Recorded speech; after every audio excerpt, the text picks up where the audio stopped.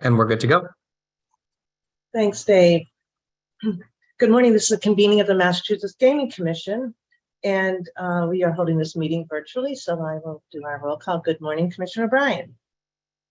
Good morning, I'm here. Good morning, Commissioner Hill. Good morning, I'm here. Good morning, Commissioner Skinner. Good morning, Madam Chair. And good morning, Commissioner Mayer. Good morning, Madam Chair. Okay, we'll get started. Day after Valentine's Day. I hope everybody had a nice celebration and a little bit of a pause. We are convening public meeting number 501, and we have some minutes to share. Thanks, Commissioner Mayer. Thank you, Madam Chair. I move that we approve the minutes from the May 8th, 2023, May 10th, 2023, and May 16th, 2023 public meetings that are included in the Commissioner's packet, subject to any necessary corrections for typographical errors or other non-material matters. Second. Any comments? I do have a request for an edit to one of the sets. May 10th. Just one second, Commissioner Skinner, because I realize it hasn't quite loaded up here. Yeah, and Sorry about that. Yeah, I should probably point it to And then the page, because we can go to the bookmark, the second set. It's the second set, and it is page 4, so that would be page 31. 31 of our packet. Okay. Second paragraph, the very last sentence.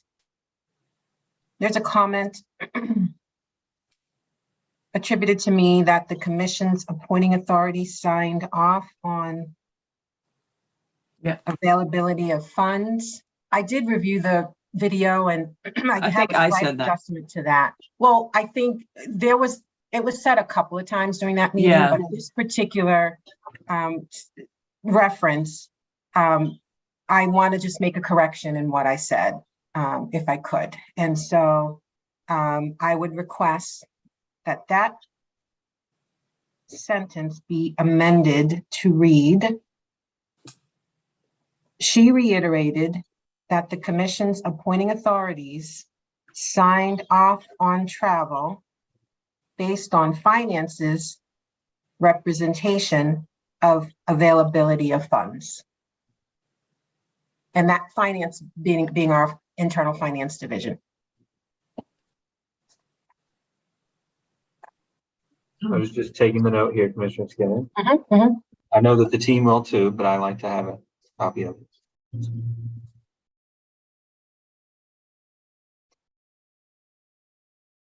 I accept that amendment. Thank you. And then the other one, just one more, it's a small one, I think. It's page 8 of the same set of minutes, so that would be page 35. And it is the second full paragraph.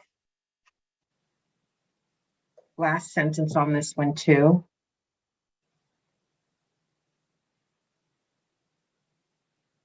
Commissioner Skinner expressed that she respectfully disagreed with the chair's recollection and recalled that at least one former commissioner.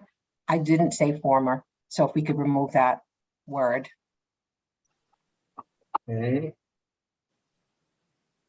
Can you just, I'm just looking again, is the last paragraph? It's one paragraph after. I think it's the third paragraph. Oh, sorry. I thought you said the Third paragraph, second full paragraph. Second full paragraph, yeah. Last sentence, Madam Chair. Just asking that the word former. Oh, I remember. Yep. I read these a little bit ago. Yep. Okay. Okay, and that would be it for me, Commissioner Maynard, if you'll accept that amendment as well. Also accept that. Thank you.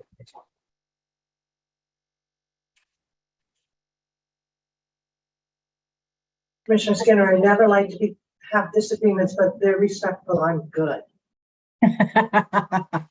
Thank you so much. Okay, so with those two edits, we have, you've accepted those amendments, and then the second was Commissioner O'Brien. Did we? Yes. I was the thank second, you. yep. For the record, I want to make sure it's clear for both of the amendments. With that, any other comments? I would like to just make one comment. We were speaking right before we got on, just recognizing Autumn Farrelly. She is the initial transcriber of all of our minutes, and she sits outside our offices and just is so diligent and does really performs this task with a great sense of humor and a great sense of professionalism, a rare combination. So I just want to acknowledge her good work and thank her, because it's not an easy task. All right, so with that comment, Commissioner O'Brien. Aye. Commissioner Hill. Aye. Commissioner Skinner. Aye. Commissioner Maynard. Aye. And I vote yes. So 5-0 with those two amendments. Thank you. And we want the minutes to reflect my comments about Autumn. All right. She can't get out of that. All right. So then we're now turning to an administrative update. I think Interim Executive Director Grossman, you're all set this week. Yes, Madam Chair, we certainly have a robust agenda today, so I'll cede any time and we can continue on. Right. I knew you had an item and we decided to roll it over for our next on the non-disclosure agreement discussion. So thank you for that. Then turning to item number 4, that would be on page 63. We have the draft annual report to review, and I want to thank you, Tom, and Dave Souza, and of course Grace Robinson, who was a major contributor. And then of course this is the effort of the entire team. So everybody gets a nod, but to you right now, Tom and Dave, thank you. Thank you, Chair. We appreciate the opportunity to present the Commission with this near final draft of the 2023 annual report. As you mentioned, the draft is in the meeting packet today and had been previously distributed to the Commissioners for their review. And, I'd like to give a nod to Grace and Dave as well. Grace did a bang up job getting this to a really great place before her leave, and Dave has been instrumental in working with our vendor to pull the version in front of you today together. The division heads, as you mentioned, their teams and our licensees provided a great deal of information to complete the annual report. So thanks to them. Once this version is approved, David and I will work with our vendor on any final touches, edits. You'll notice that the table of contents isn't final. That's intentional. That'll be finalized once approved, and we'll make any final copy edits. The report will then be printed and shared with key legislative leaders and posted to the Commission's website. So we're happy to take any questions now or take any direction. And again, thank you to everyone who helped in this process, and to you, Commissioners.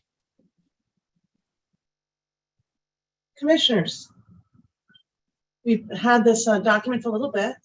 Do you have any specific edits that would be helpful? I think we can avoid, the minor things, but big edits that you want to raise. Commissioner Skinner. Madam Chair, I'm sorry to ask this, but I haven't had a chance to review the annual report. And so could we roll this over until our next meeting if time permits? Certainly. I'm mindful. Oh, one minute, okay. I'm getting a call from one of our colleagues. Just 1 minute, please.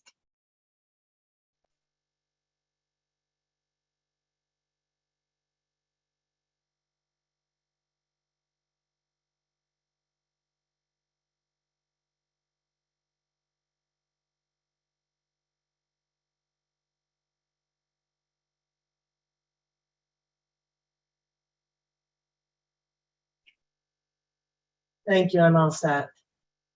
No emergency, which is good news. Thank you. So I am thinking, Commissioner Skinner, of The production, this is a filing that we need to make to, of course, the legislature. We have a few meetings coming up this next week. Rather than waiting to the 29th, would we be able to accelerate your review perhaps tomorrow, and then I would attach it to the agenda that we have 3 agendas that are getting posted by tomorrow morning for 9 o'clock because of the holiday. So maybe we could do it, add it to the 21st. Would that work for you? That would work, Chair. Thank you. All right, thank you. And that I think helps Dave with his vendor and all. Okay. Mills, is that good, Tom? That works great, Chair. Thanks. Okay. Commissioners, are we all set with that then? All right. All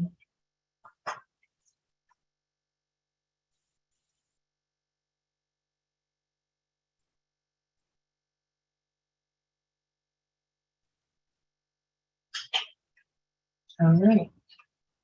And we're going to turn to our Research and Responsible Gaming Division. Interestingly, we might be early for them. There's Long. When we see, I see I'm on 2 pages today, which is a little bit of a challenge. I see Marlene, I see Mark. And are we ready, Long, with the GameSense advisors? There they are. Before we get started, I am going to make my own personal apology to you for 2 weeks ago when we ran so long and you have been so patient the entire day. I have to say, I was just getting nervous over your well-being and the time that we took from you. So thank you, and we are delighted to start our day with your presentation. So thank you again for your patience with respect to our very long meeting last 2 weeks ago. So thank you. Good morning, Mark, and good morning, Mark. Good morning, Madam Chair. Good morning, Commissioners. Today I'm going to introduce GameSense for their quarterly report. Before I do, I just want to give a little brief introduction. So GameSense is readily available to all guests virtually on GameSenseMA.com live chat and in the Massachusetts casinos, Plainridge Park Casino, MGM Springfield, and Encore Boston Harbor. The GameSense advisors promote the responsible gaming strategies by 1, creating a responsible gaming workforce by facilitating the new hire and annual responsible gaming trainings for the staff at the gaming and sports wagering operators in Massachusetts. 2, preventing problem gambling through the demonstration, interactions, and enrollments with patrons on responsible gaming tools from Play My Way, the first budgeting tool on electronic games in all 3 Massachusetts casinos, to the voluntary self-exclusion programs.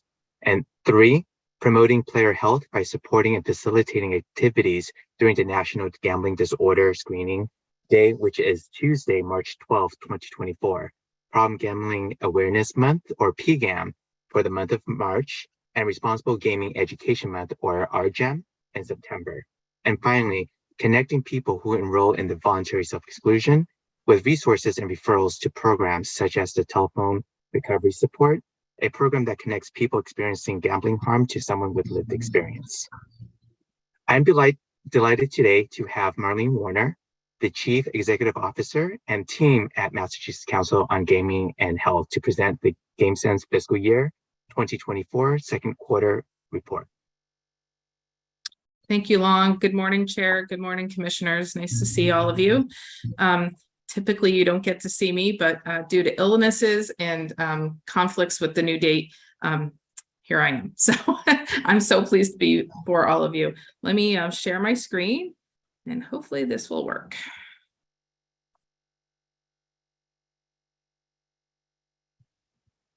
Can everyone see it? Yes, great. Okay, so again, I'm not Chelsea Turner. I do want to give a shout out and best regards to Chelsea, who's definitely very much not feeling well today. So she's on her way to health, but she's sorry she can't be here in Odessa, who ended up having conflict. But I am so pleased that Jolynn Baruther and Lulu Slovency are able to join us today. And Jolynn and Lulu both joined us in July in the summer. and have been amazing additions. Jolene comes to us with over 20 years of experience in the field, and she has just been an amazing addition. First starting off as an evening manager, and then now moving to the daytime manager role. And Lulu came to us from EVH and their security department, and she is a ball of energy. You'll see when she's presenting the awards just what an amazing addition she's been to our team. Let's see, and I apologize because normally Phil Sherwood's also here doing this, but he also had a conflict. So I'm going to minimize you guys. There we go. Topics for today. So Chelsea is always great about putting a number snapshot together. We'll talk a little bit about the numbers and what that means. Jolene will then go into the GameSense Information Center activities and some of the ways that we're engaging patrons, and then also talk about our engagement out in the community, both through some volunteer efforts and some other efforts the GameSense team has been really putting forth. We'll then turn to Lulu, who's going to talk about the Champion Award winners. I know always a favorite for the commissioners. Again, Odessa can't be here, otherwise she would be the one talking about the RAB or the Recovery Advisory Board, but I'll fill you in on that. And TRS is the telephone recovery support and some of the efforts happening through the GAM line. Finally, I'll follow up on marketing highlights and some staffing updates. And you already heard a little bit from Long that PGAM, or Problem Gambling Awareness Month, is happening in March, but we'll talk just a short while about that. So in general, things are looking great. You know, I always wonder, as you know, the person leading this effort, whether we've hit our max, and my team continues to amaze me and surprise me and surpass those numbers. So simple interactions, again, the interactions where you're connecting someone to directions or telling them how to get connected to a service they're looking for in the casino, those interactions are up 23%. And while they're not substantive, they often lead to other substantive interactions. So that's great news. Demonstrations are up 31%. And we know quarter two over quarter two this year versus quarter two last year, in total, the substantive interactions, which include demonstrations and exchanges, are up 14%. So we're really excited about that. Those are conversations. Those are, you know, the staff really having a one-on-one or with a group engagement around a substantive topic. And so the fact that, you know, we know gambling literacy is something we're really trying to hone in on, and that those type of efforts are happening in those demonstrations and exchanges. It's fantastic news to hear it's up 14%. I want to draw your attention to the VSEs. VSEs are up 58%. And again, at this time, we know that people last year were, you know, sports wagering had just launched in the brick and mortar. Some folks immediately decided to voluntarily self-exclude around sports. So we're going to continue to see increases, I think, for a while. I don't know if we'll see a leveling off, but we would maybe anticipate that. But certainly one of the things that has helped tremendously is the public awareness campaigns. Phil Sherwood, our Chief Communications Officer, has been very diligent in his messaging and how he's targeting that digital messaging to drive people to get the messages around voluntary self-exclusions. And the other thing I'll say is that because we were able to hire Jolene in that overnight manager role, 70% increase in overnight voluntary self-exclusions. And it's just at EVH because there are only 24-hour staff. So they're the ones answering them. The people aren't necessarily solely gambling at EVH, but the overnight voluntary self-exclusions, whether they're remote, you see 107% increase in remote VSEs, or just the staff who are present on site at VSE or on site at EVH are doing those. Those are tremendous, tremendous numbers. Again, it's not the GameSense advisor's only job to do voluntary self-exclusions, but being there for someone in crisis and need who wants to do something about their gambling, minimize their harm, voluntary self-exclusions are a great opportunity for us to connect with patrons.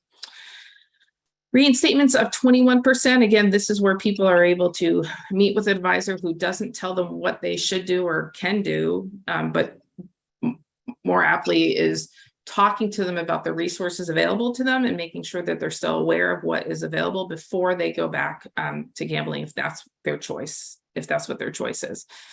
So again, we've seen increases in those.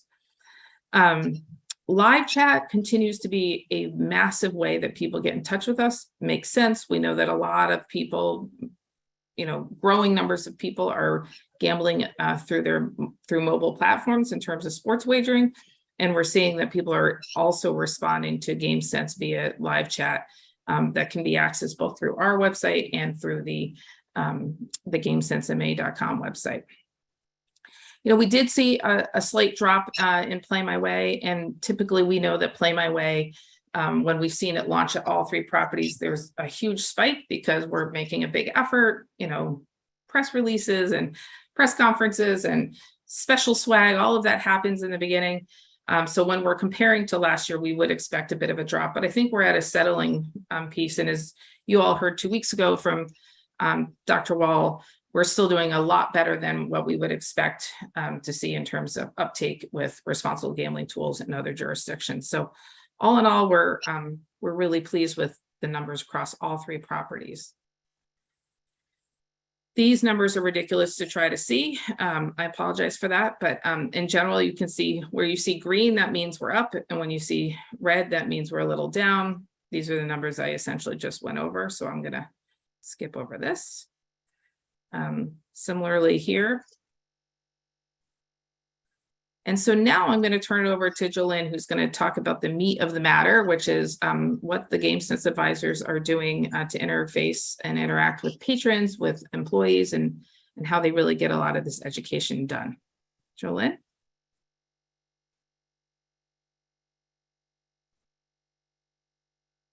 Sorry, we had someone walk in the office for a moment. Good morning, Madam Chair and commissioners and guests. I really appreciate your time you're taking with us today. So we'll just kind of get right to it. Some of our activities that we have here. Throughout this quarter, we've continued to expand our library of responsible gaming activities. We introduced 15 new activities this past quarter. These activities, like everything we do here, are aimed at promoting healthy play in the casino environment and sports betting channels. So we're kind of focusing more on sports betting than obviously they had in the past. I think that's a real focus for us now. All of our activities are grounded in extensive research, ensuring that we stay at the front line of responsible gambling practices. As a foundation for our activities, we adhere to the 4 elements of positive play: personal responsibility, gambling literacy, honesty and control, and pre-commitment. These elements serve as pillars in helping to create an environment that fosters healthy play. We also incorporate other research, such as the lower risk gambling guidelines and the responsible gambling framework. As Marlene mentioned, I'm a GameSense manager here at EVH, and I'm happy to report firsthand that our team has a steadfast commitment to responsible gaming and supporting the responsible gambling efforts and mission of the Massachusetts Gaming Commission. We're a community that values transparency, education, and research. Together, we continue to help create an environment that supports everyone enjoying gaming as a form of entertainment. But if someone starts to struggle, we are there to help connect that person and their loved ones if needed, with services that are most comfortable for that individual in need. So it's been a real joy working here and learning all the ins and outs, especially considering my experience. And I think next we're going to move on perhaps to some of our community efforts that we do. So first, up on the top left with the goat, this is Anna. She's one of our overnight EVH members. In November, she went and volunteered at the Unity Farm Sanctuary in Shelburne, Massachusetts. This is a nonprofit organization that only provides safe homes for farm animals, but it also educates the public and fosters a culture of kindness, which is what we really want to promote here. Anna's dedication aligns with the GameSense's commitment to making a positive impact in people's lives and the world around us. below with the squid hat on is Lulu's. And also with a couple other members of the Massachusetts Council. Between November 19th and December 1st, as many of us as possible participated in Encore's Feed the Funnel. These packing parties resulted in putting together and distributing over 1 million meals for local pantries in 2023 and 2024, excuse me. It's really heartening to see our casino staff, vendors, partners, and friends coming together to achieve such a remarkable success in supporting our community. Lastly, in December, their GameSense teamed with MGM and PPC for the NCPG McGill University's Give a Child a Toy, Not a Ticket campaign. This initiative educates adults about the importance of not giving lottery tickets to kids and encourages donating a toy instead.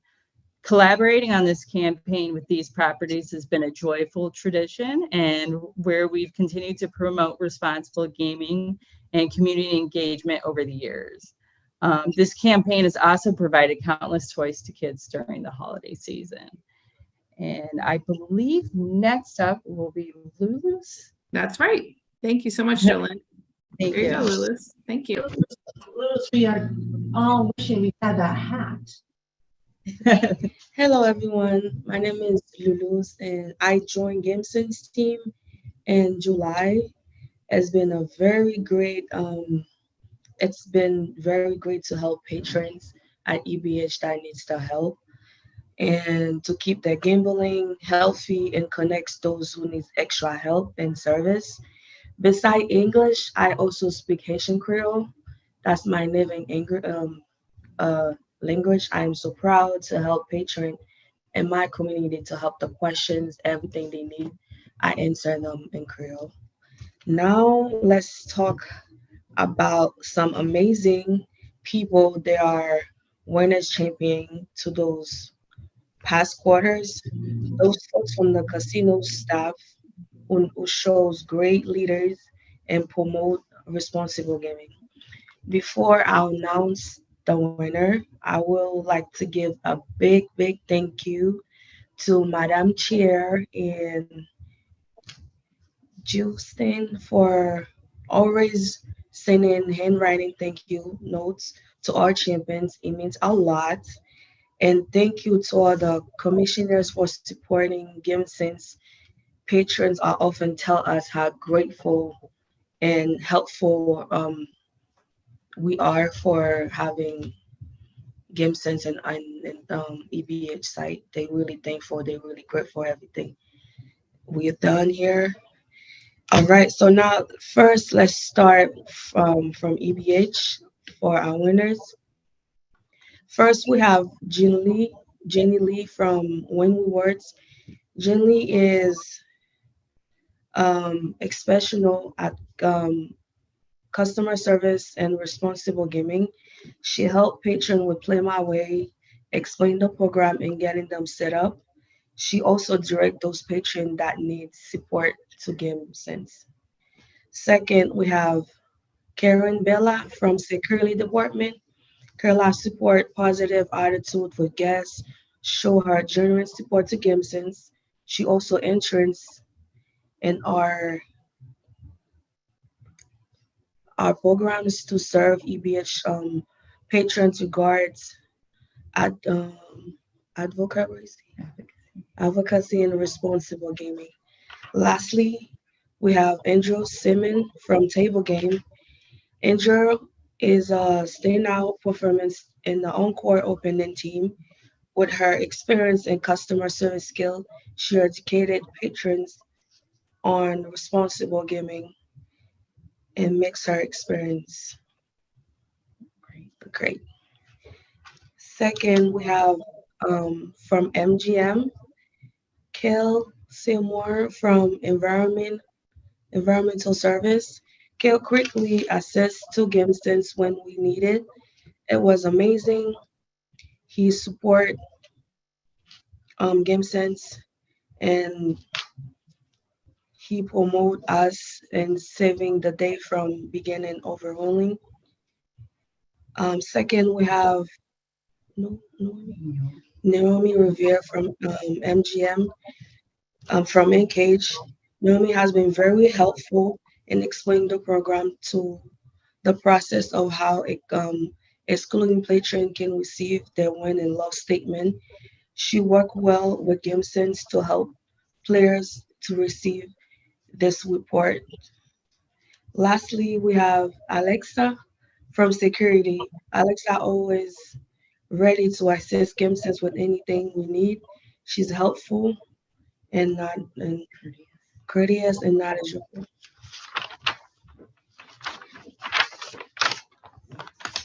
And we have the last one from PPC, Kel Moore from security. Kel Moore went beyond and above to help patron understand self-exclusion option.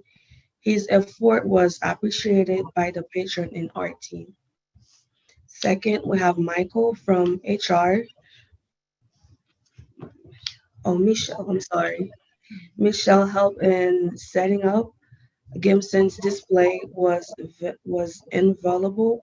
She also reached out for Montreal to inform staff and guests about responsible gaming. And we have Peter from Sports Bar Manager. Peter actively support our mission of responsible gaming. His true assist to the gaming commission. Thank you for the time for today. Now I'll pass it to Marlene Arch. Just okay. They know who I am. It's okay. Thank you, Lulus. That was terrific. I really appreciate it. And Jolynn, I think one of the amazing things about these champion awards is that we continue to see new names. And I think that's really important, right? That we don't keep having the same repeat staff members, that new folks are constantly learning and being drawn to GameSense. So I really appreciate everyone's time with that. And I appreciate the individuals. I also want to say thank you to the three properties who spend a lot of time and energy in addition to the chair's notes that I've heard multiple people say that they hold on to and really treasure. You saw, I think last time Anna talked about how she holds on to the note. So Chair Judstein, nice job. It means a great deal. And the properties appreciate it and the staff appreciate it. So thank you for that. Okay, so let me talk a little to you about the Recovery Advisory Board. So this is something that we, I'd say we formalized. I mean, in many ways, we've always, we were started by a gentleman in recovery, Thomas Cummings, 40 years ago. But we decided to more formalize this. And the Recovery Advisory Board is made up of 13 individuals, both directly impacted and then affected others, meaning typically family members who have some lived experience.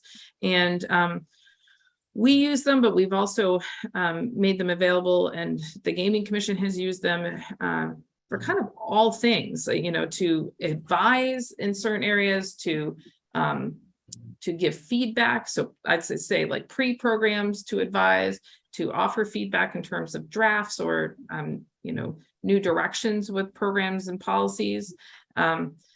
They really offer us a perspective that even folks who are on my team who have lived experience but are doing it for a job, it's very helpful. These are all volunteers, very helpful for these volunteers to really get an opportunity to offer some of their feedback. So there was this effort to recruit a wide, diverse group, and we have done that. 2 meetings have been held so far in FY24 in the fall.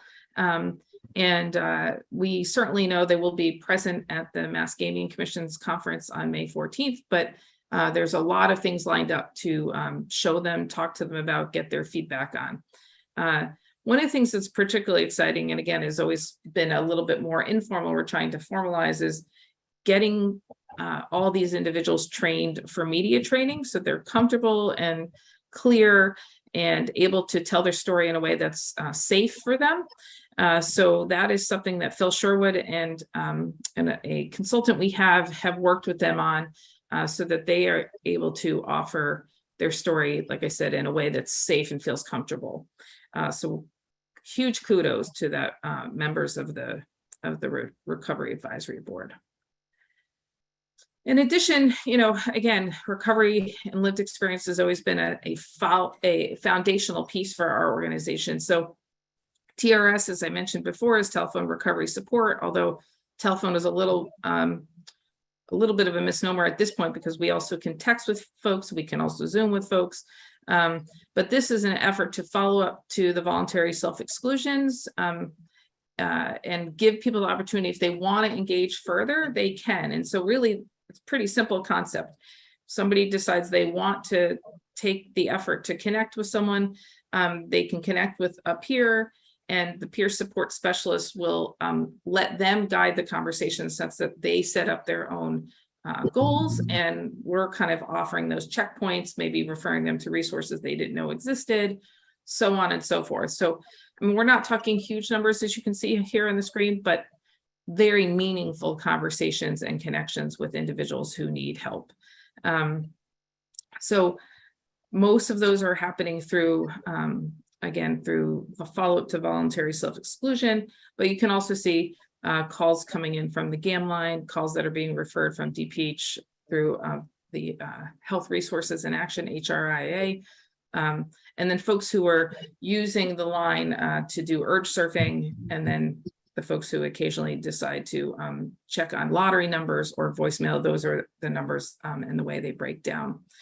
So another way that we're engaging with community that's in need.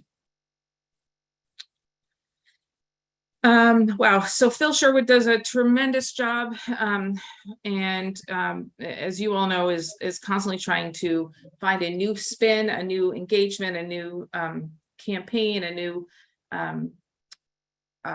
way to take some of the subject matter and make it interesting and fresh. So he has done in this quarter 200 social media posts for GameSense that goes out under the GameSense MA brand. But in addition, the Mass Council brand, he's also put 48 posts out. And then again, those digital ads that I talked about earlier that are really driving those voluntary self-exclusion numbers. We know that just in those two campaigns that are pretty short money, 74,000 impressions. And that again, doesn't include the impressions on GameSense MA platforms. That's just through the Mass Council ones. And then one of the things we've been hard at work at, and we're really excited for all of you, is working with the MGC staff on the conference, which is entitled Using Research to Rewrite the Playbook. So right now we're sending out materials and information to vast amounts of groups across Massachusetts to fill the seats at the May 14th conference. Again, very excited about that. Last, but certainly not least, I want to say that we've had some departures that I believe Chelsea talked about last time. And so we've hired some new staff members. So Lori Davis will be at MGM Springfield. And I apologize because I didn't write down the information Chelsea gave me about these lovely individuals, but they hopefully will be joining us quite soon for a future meeting so you all can meet them.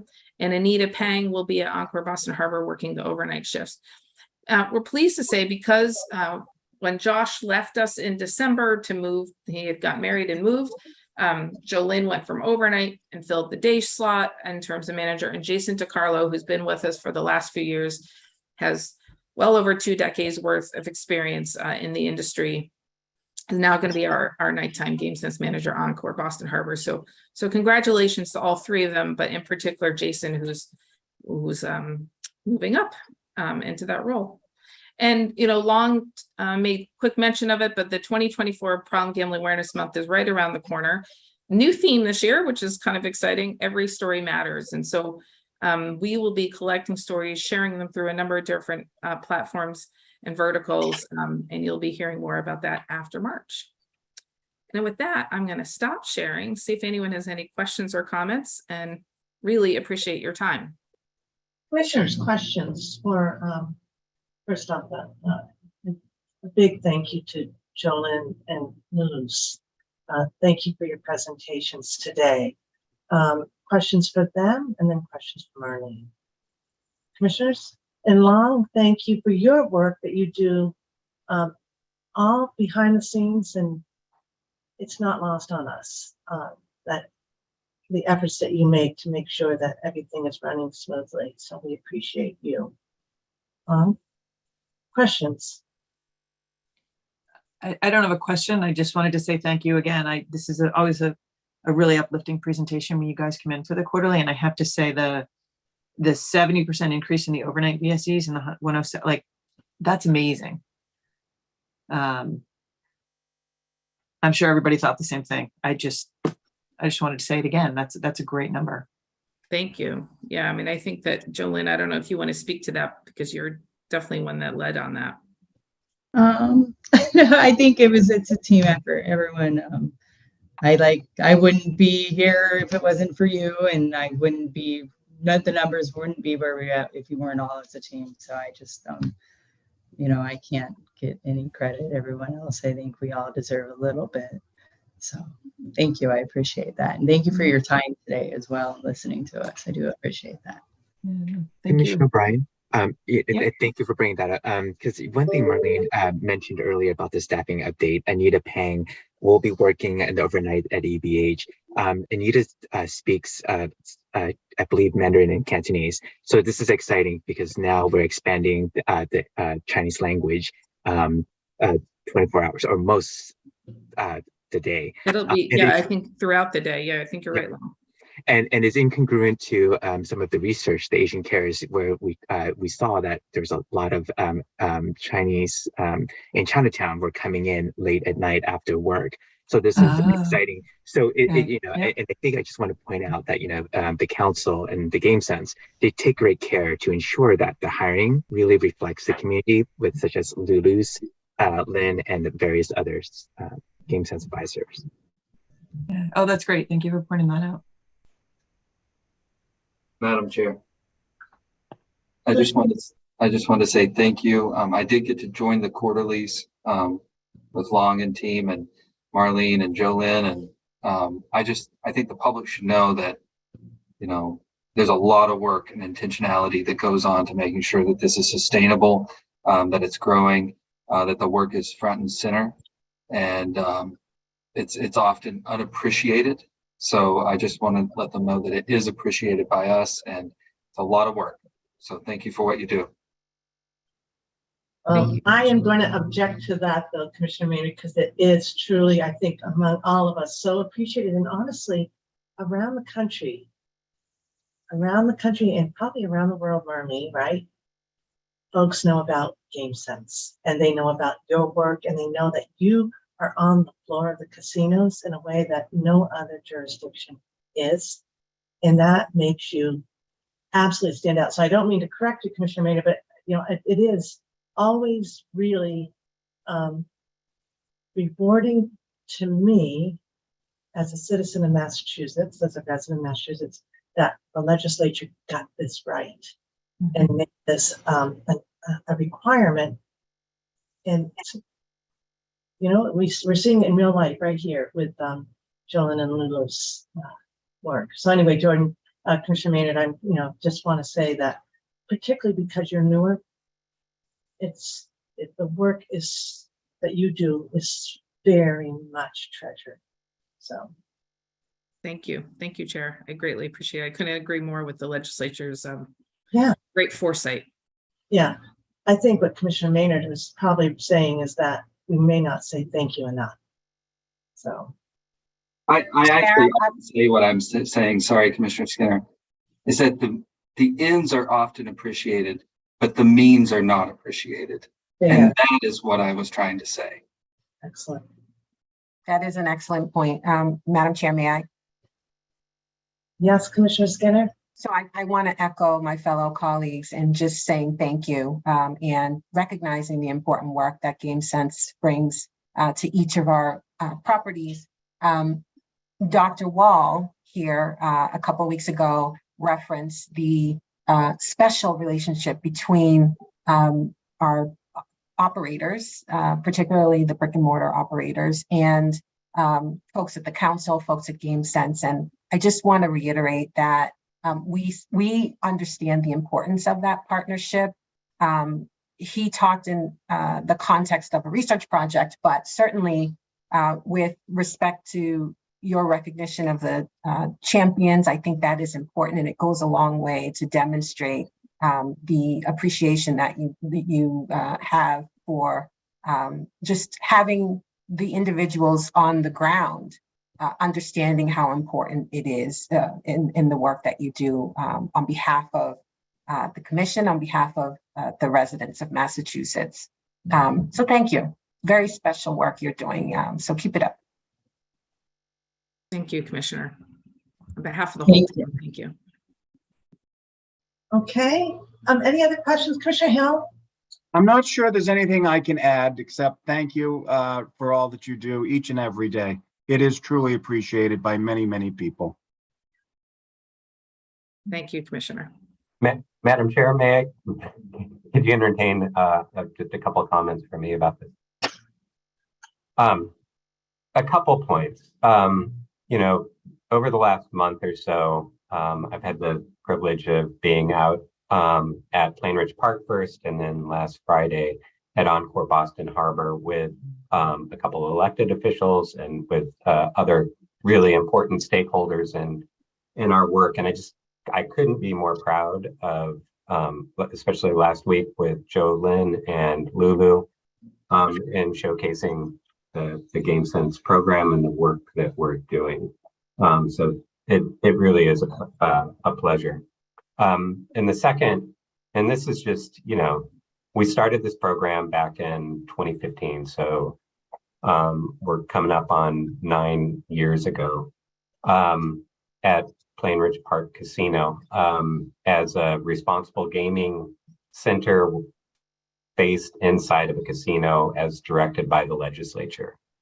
And as much as possible over those years, we've tried to kind of grow and evolve this program and let science guide it.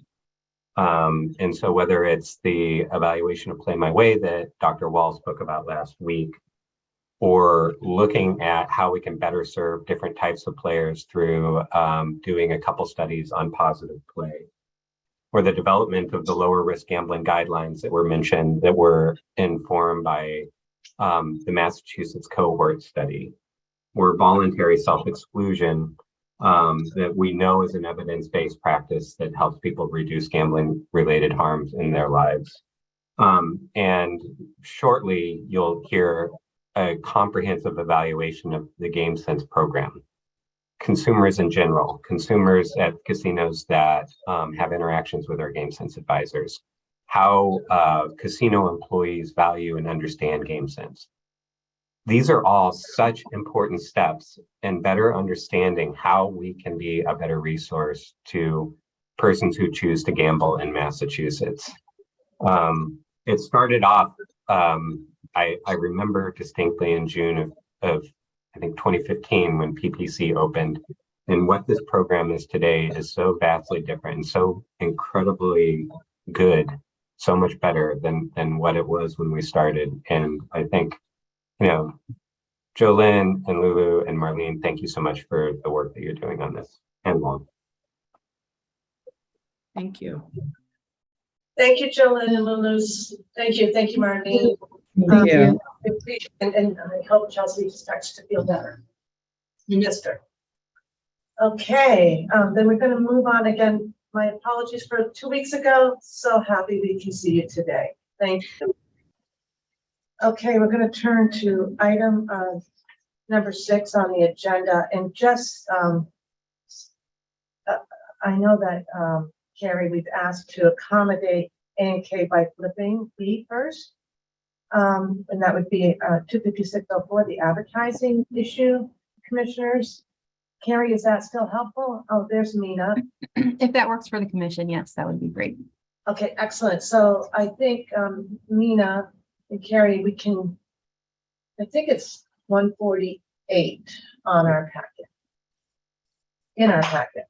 Thank you. Those That's right. prepositions continue to haunt us. There we go. Good morning, Madam Chair. And I appreciate the courtesy. I actually will be here for all three items, but my colleague Christina Marshall, who is on the line with me, is only participating in 25604. So we figured we'd do that. But first, so 25604 is coming up before you, and actually, Carrie, I jumped right in, but I don't know if you had anything else. Okay. That's fine. 25604 is coming up before you for a discussion. It is labeled on the agenda as a potential vote in case we need a vote, but there's not necessarily a recommendation that a vote is required today, or even that we'll get there. But the issue that we are presenting has to do with the provision of 25604 that relates to the prohibition on the encouragement of particular wagers, of a specific wager of any specific type, kind, subject, or amount. This is a provision that when we put in the advertising regs at the outset of the regulatory process several years ago, or actually a year ago, it feels like several years ago, we had talked in quite some detail about what exactly that means. And it certainly means, to take the easiest example, at a sports book, a ticket writer saying, the Patriots are looking pretty good, you might want to put a bet on them in the game tomorrow. That's certainly prohibited under this. As it expanded to the platforms, similar behavior, that's direct, we think this is a winner, you should bet this winner, would in our reading of it be clearly prohibited. But there had been some note among sports wagering division, a number of questions they had gotten on this regulation, and the sort of interplay between this and folks that may not be as clearly tied to the operator in making the same suggestions, and where the line is between the sort of clearly prohibited example I just mentioned and something like the Patriots are playing tomorrow, not consider, but go bet on the game, not on the Patriots, but go bet on the game. Is that a particular bet or not? So we were asked to, and working with legal and sports wagering division, to think about options for helping to clarify that, to make the point either A, easier to enforce and easier to interpret to the extent that there is any ambiguity on it, and also to try to address what I think is with more and more states doing this, and with more interaction between sports media and sports wagering, the interaction of potential encouragement from someone that might not be obviously related. And so Christina will walk through a couple of options that we are putting forward for consideration, partially to gauge where the commission would like to land on the policy issue, and then there may be further tweaks to it. But the goal is to try to bring either clarity in the existing reg that while we believe is already there, but try to emphasize the enforcement piece of, or to bring additional options that would allow patrons to know that when somebody is speaking about a sports wager, whether or not they are in some way affiliated, endorsing, getting paid by in some other way, the operator or or part of their marketing entities. Okay, so I will, good morning, everybody. I will be happy to go through the three options. As Mina said, these are just kind of suggestions that we have, covering what we view as the range of options that the commission has. And the way we thought about coming up with these options was thinking about, first and foremost, who gets to, encourage, suggest, or discuss the merits of a particular wager. And then the second question is, if we're allowing somebody to encourage, et cetera, a particular wager, what guardrails, guidelines are we going to put on that encouragement? So we've given you three options here. Option number one, the red line starts on page 151 of the packet, really clarifies what we understood to be the original intent of this provision, which is that, you know, if you're an operator or a vendor, if you're employed by one of those entities, or if you are compensated in any way by those entities, you cannot advise, encourage patrons to place specific bets. So again, that's really just intended to live up to the original intent of the regulation, but clarifying this kind of potential gray area where there are, you know, for example, social media influencers that might not consider themselves direct employees of a vendor or an operator, but are still being paid by them to advertise sports wagering. The second option, the red line you will see, is on page 160 of the packet. I'm sorry, 161 of the packet. This one takes somewhat of a middle ground that says if you are directly employed by an operator or a vendor, you cannot encourage or, you know, recommend specific bets. But if you are employed or, you know, compensated in some other way, you're not an official employee, but you still have some sort of relationship, you can encourage a bet. But if you're going to do that, you have to disclose your relationship with the operator or the vendor. And here we cited the FTC's guidelines on endorsements and testimonials and advertising, which really just require, you know, disclosure of that relationship. And then the third option is really the most on the other end of the spectrum, allowing both employees of the operators and the vendors and folks who might be compensated in some other less official way to make and encourage these types of bets, but providing that anyone who's allowed to do this under this carve out does have to disclose the relationship with the operator. And then That's on page 170. Thank you, Madam Chair. All right. And we've also just for all three of the options have included a specific reference to the disclosure guidelines in 16 CFR 255.5. So you'll see that in the language that I just read out for you, and then you'll also see that in section 25609.3. It's the same in all three options, but just so you can see it, it's on page 175 of the packet. So again, as I said, those are the three options. There's certainly a range. You could, as Mina said, stick with the original language or choose to, you know, go in any one of these three directions. Happy to answer any questions. Commissioners, questions for Christina or Mina? Hi. My question preliminarily is we were asked to do this and there were complaints or questions. Who were the questions from? Where was the ask to do this? Sure.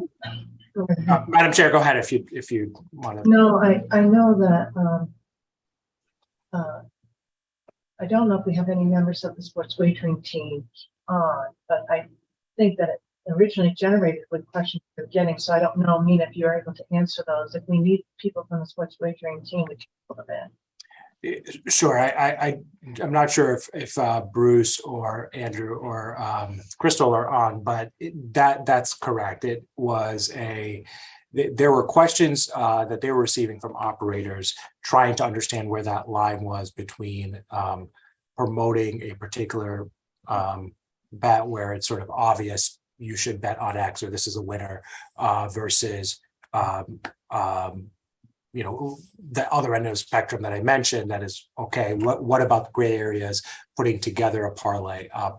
This commission has also seen some things that I know you've tried to address in other contexts, like the idea of a can't lose parlay or something like that. Right. So that's where the question was initially coming up. And I think the other piece, and I believe the commission received a letter on all commissioners received a letter to this effect, essentially asking some of the same questions from the public standpoint by an elected official, asking the question, because I think some in the public are not necessarily sure what's okay and what's not on that. So this was the reason, the genesis for the discussion.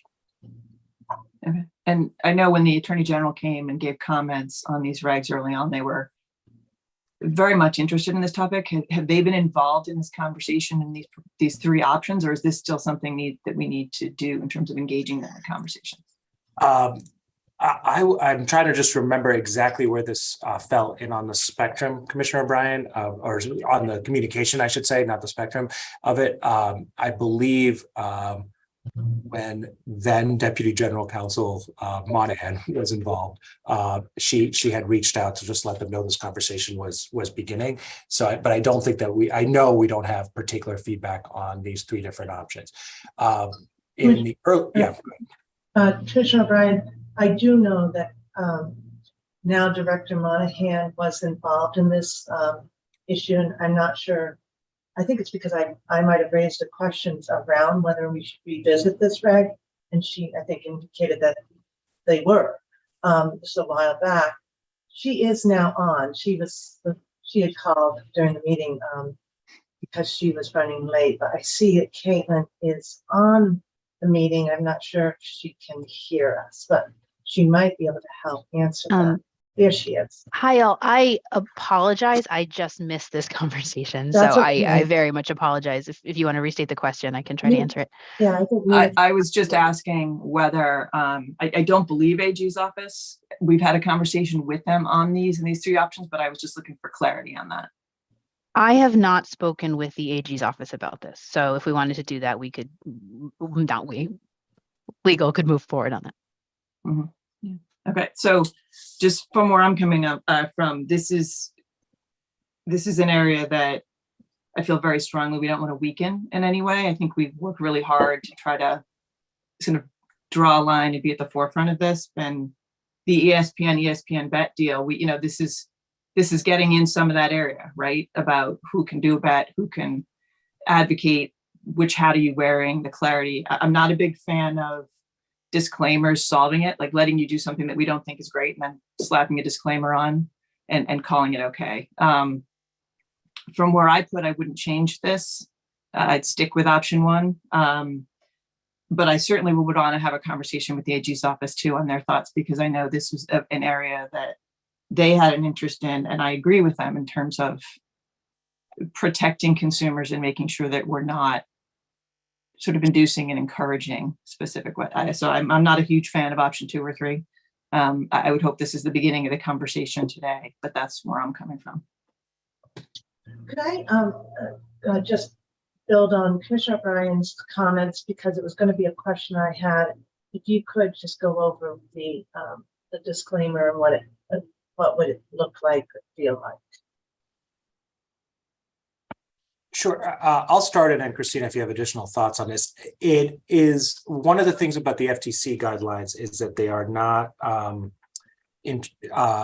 they're not overly prescriptive, and it's not like the for instance, the problem gaming messaging that you require, and where there's a specific language that is sort of expected.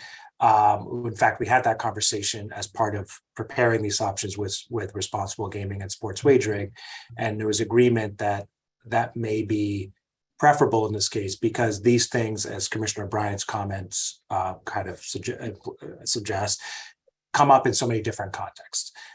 What the FTC's requirements or guidelines really get at is clarity within the framework of whatever the platform is. Those on social media may be used to, for instance, seeing a little, one word sponsored and or maybe a check mark next to a sponsored post to make it clear that although this influencer might have their normal posts about a bunch of different things, this particular post is sponsored, or this particular thing that they're plugging is sponsored. If it were in the context of, say, a sportscaster doing a segment on television, and they're talking about the particular lines being offered by the sportsbook that they also get paid to do advertising for, they might disclose that the same way you hear at the beginning of news stories, when good journalism happens, where say, just so you know, such and such company is a sponsor of our news station, right? So that's why there's that flexibility, because it really could take many different forms. And we don't want it to, and one of the other keys, we don't want to get lost in a list of disclaimers, even in that third option, or to crowd out the very important responsible gaming disclosures.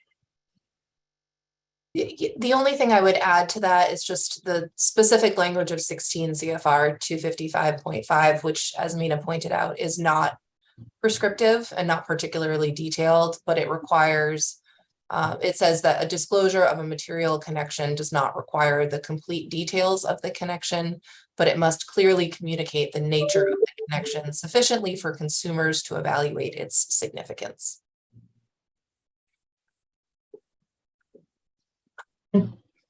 Thank you.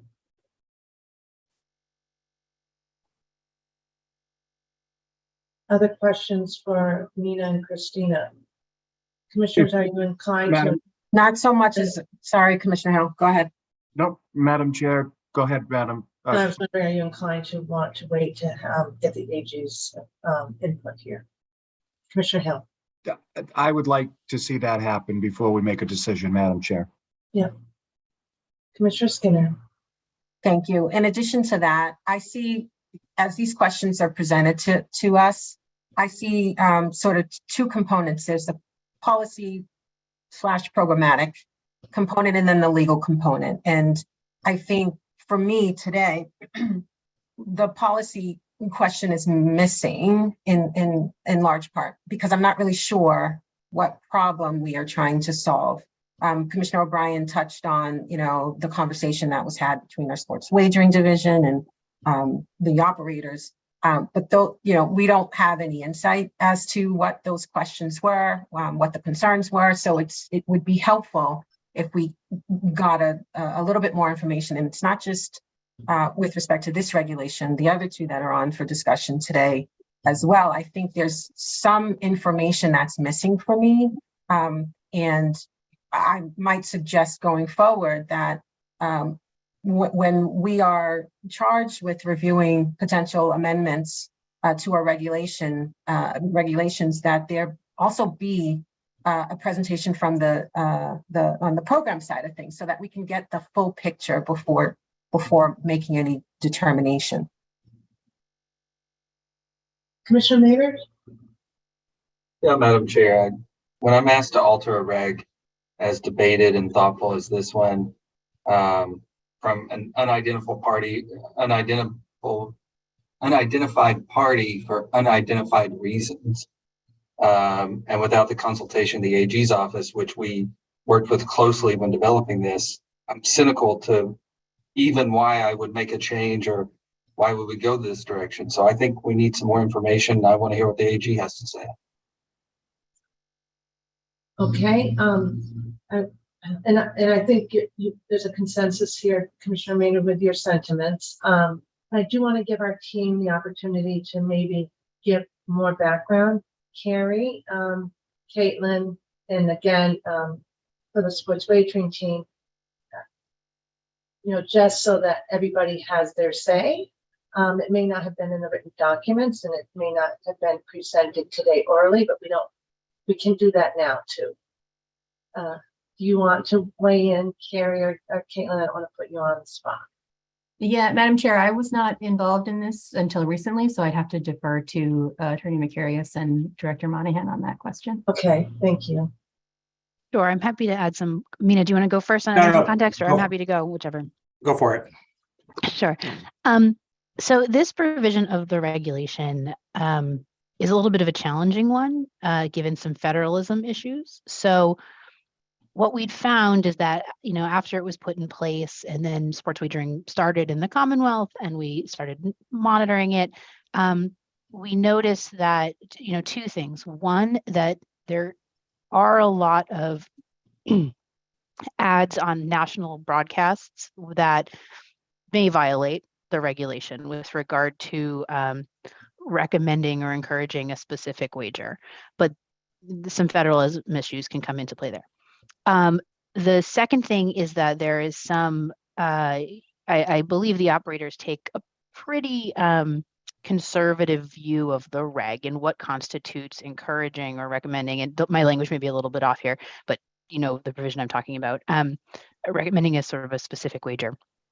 And so we started thinking about, again, this is what we've been doing with the regs, is sort of stress testing them against the environment and what's been happening. And we started to think that, you know, this one is something that we could take a look at and see if we could find a way to potentially modify it, strengthen it, and, you know, accomplish the goals that we want to accomplish with it, but maybe with some tweaks. And so that's where the conversation started on our end.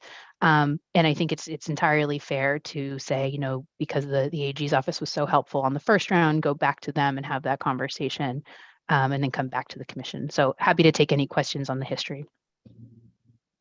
So Caitlin, I have a follow-up question that springs off what Commissioner Skinner said, which is the context, right? Is then having this conversation in the vacuum of, well, what exactly is their conservative interpretation of encourage? Right. We may take the same view, we may take a very different view. And so in terms of that policy broader conversation, I do think we need to have that conversation. Examples maybe where operators came in and said, we think this is entirely acceptable. And sports wagering said, well, we don't know. We'd have to go back and get clarity. We've never been asked those questions. So I think, as Commissioner Skinner said, that's got to be part of this process. In addition to AG's office, we need to have a contextual conversation about this. Absolutely. So I think I'm hearing you, Commissioner O'Brien, Commissioner Skinner, and I think I would admit that the same thing crossed my mind. You started with a real straightforward example, but I don't know if we have examples of the issue that are clear enough for us to get guidance or a change. I hear, you know, we did spend a lot of time on this reg and we have been on the forefront of this issue. I also know that we are receptive to pivoting, right? If we learn that a change would really benefit the Commonwealth and add clarity for our team. But I don't know if we have, I was going to ask for a whole bunch of examples, quite frankly, too, Amita. So, Madam Chair, I think, you know, to be clear, this is a reg that I think could benefit from guidance from the commission about that. So I like that idea a lot, that of sort of coming up. Some of the examples, I don't want to speak for sports wagering about particular questions I've heard, but I will use the example that was somewhat public, which is the you know, an idea of a influencer or a sports personality who's not an athlete, you know, is permitted to do this, putting out what they're going to wager, and suggesting that they believe strongly that wager is a good one. And if you go back to when we had the conversations with the Attorney General's office in the public meetings, there were concerns raised about what an average patron or a reasonable patron might expect if a sportscaster who's around the team or whose job it is to watch sports professionally believes a certain bet is better than others, what that might imply about it. And if that person is a sportscaster entirely unaffiliated with any of the entities, that is simply, you know, input, right? It's just a data point that somebody might care about. If the patron knew that person was also getting paid by the sports wagering operator, that might influence their thinking. As I read the reg, I would initially, I think I would say that those kind of bets, or those kind of, messages would have been at best problematic, if not outright prohibited, and they certainly should have had the FTC disclosure requirements from the beginning, because those were already referenced. I think the question that was coming up is just how far that goes. The commission, as Director Monahan pointed out, the commission has to also grapple with who's in its jurisdiction versus not. The operators are, licensees are, vendors are, marketing affiliates are. The ESPN broadcaster, on a national game that says the line is here, and wow, that's I can't imagine they don't beat the spread today. We don't necessarily have that jurisdiction over them unless you know that the operators are compensating them, and that's where the nexus comes in. So we were trying to avoid, and I know some of the examples sports wagering was concerned about were coming from the operators of where do they draw that line, or perhaps a read. And Caitlin, I believe this is what you mean by conservative read, of how rating it narrowly. On the flip side, members of the public say, how can that sportscaster talk about the line? Isn't that a problem? And the short answer is, while you might there might be people who would like that to be regulated, that may be outside the scope of what you're regulating if they're not affiliated to your licensees, vendors, et cetera. So that's part of this was also coming from, as the public sees more and more conversation around sports betting. And candidly, the ESPN bet issue, I think, was another sort of reminder for us to look at this one again, because when we first talked about this, some of the media platforms the operators were talking about were coming from companies that were recognized publicly by folks as operators first and media second. I think it would be hard to say that ESPN's history is just the opposite, right? And so that at least triggered the thought of, should we be looking at this again?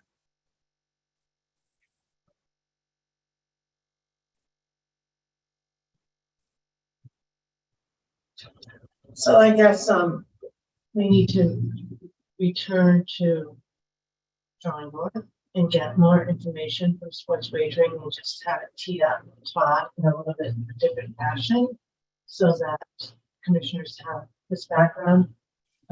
Nina, thank you for explaining. I had remembered during our discussion, I think I may have even said, should it be a disclaimer of sorts? And then, of course, wasn't appreciative of the FTC's regulation. And then I guess that we would leave it to the legal team to coordinate with the Attorney General's office.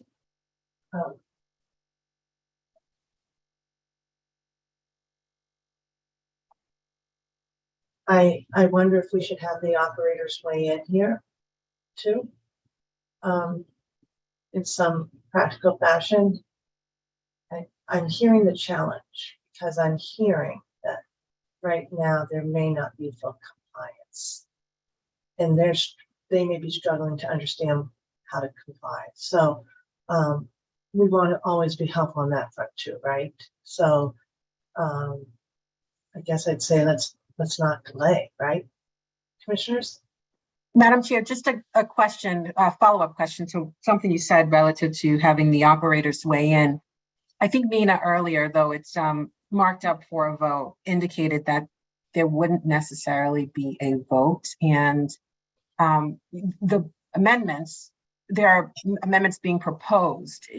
Just process-wise, are these proposed amendments, had the commission or should the commission take action today on one of these options? Where does it go from there? Does it go out for public comment? Carrie, go ahead. I can weigh in there if that's helpful. Yeah, of course, we included the vote, as Mina mentioned, in the event that the commission, was happy with one of these amendments and wanted to move forward. But of course, understanding there may just be a discussion today. If you were to vote today, it would begin the promulgation process. Nothing would be filed. It would go out for public comment, for public hearing, and come back to you for final vote and discussion of the comments in 2 to 3 months. Okay. So I think you raise a good point, Madam Chair. Just it would be helpful to hear from the operators on this. Yeah, I would agree. It's the context that we're missing, right? It's what sports wagering looking at, what are the operators saying? I think that's part of the context question, really. And there's a reason why Christina Marshall's involved here. There's some important federal implications and First Amendment implications. So, so the legal really is also driving these issues. Commissioner Mayer, Commissioner Hill, because I think this is a good discussion for us to make sure we give all the direction we want for the team so that when they come back, we don't have more questions. I'll always have. I was gonna say, I don't think we're gonna avoid that. It's just, we can categorize them. But, you know, just to be really helpful to the team. Anything else? Commissioner Maynard, Commissioner Hill. Nope, I agree with everything that's been said. Yeah. Carrie, what do you think? Caitlin? Yep, I think that all sounds great. We can take this advice from today and follow up, and we'll bring it back for future discussion. I want to thank you, Attorney Marshall, for your work today to help us at least initiate this conversation.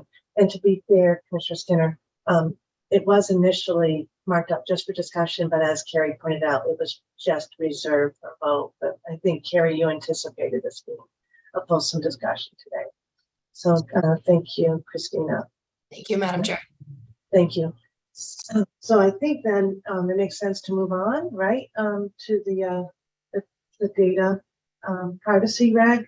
Mina, you're going to handle that. That's 6A on our agenda. Thank you, Caitlin. Thank you.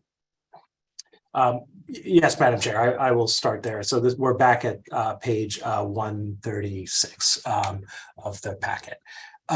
So for framing and context on this one, this is a data privacy reg. As you recall, late 2023, we had a fairly lengthy conversation about multiple waivers that were requested and to extend the timelines for compliance on a variety of things as the operators started implementing some of these data privacy provisions.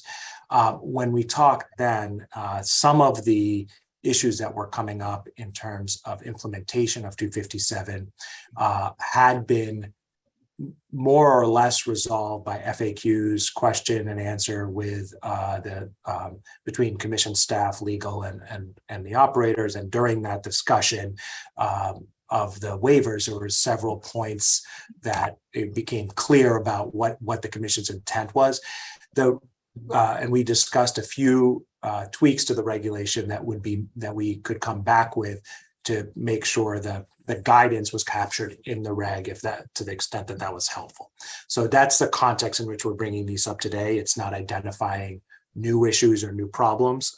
It's taking from the waiver process, as I believe the first sets of waivers that do exist will start to expire in the spring, making sure that kind of interpretive questions that were answered are reflected in the reg appropriately. So that's the purpose of this. And I can walk through the reg unless there's questions about the framing and context before we start. Any questions on the background and framing? I think walking us through, Lita, makes sense. And I know this is, so thank you so much. Sure. So 257 02 at the bottom of page 136 has a couple of changes.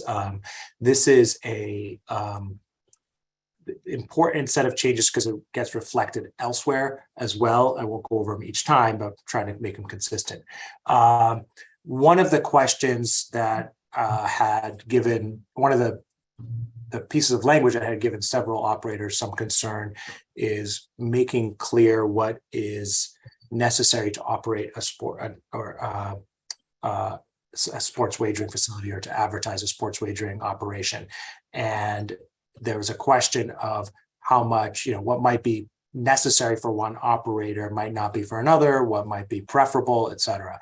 So we added a slight modifier here for reasonably, which does have some inherent vagueness in it, but it does at least capture that businesses might make different business decisions about what data they need to hold and retain.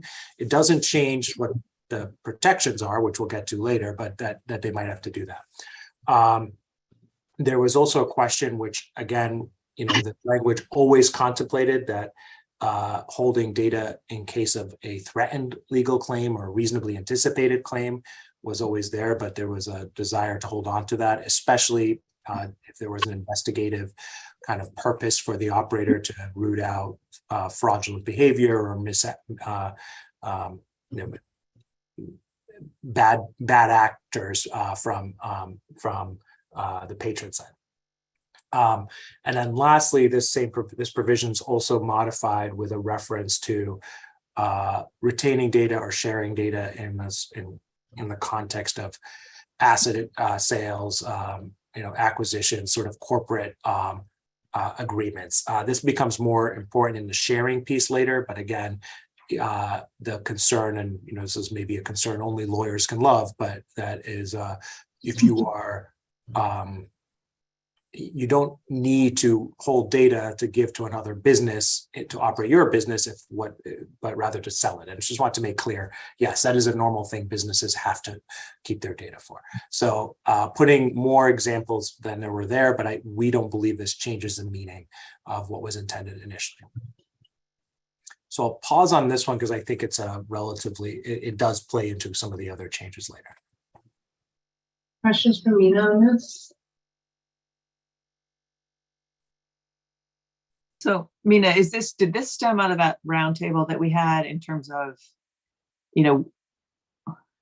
what is necessary? I mean, because I thought that we had clearly conveyed to them that the language that we had incorporated all the issues that they had. So why the need to add reasonably before necessary?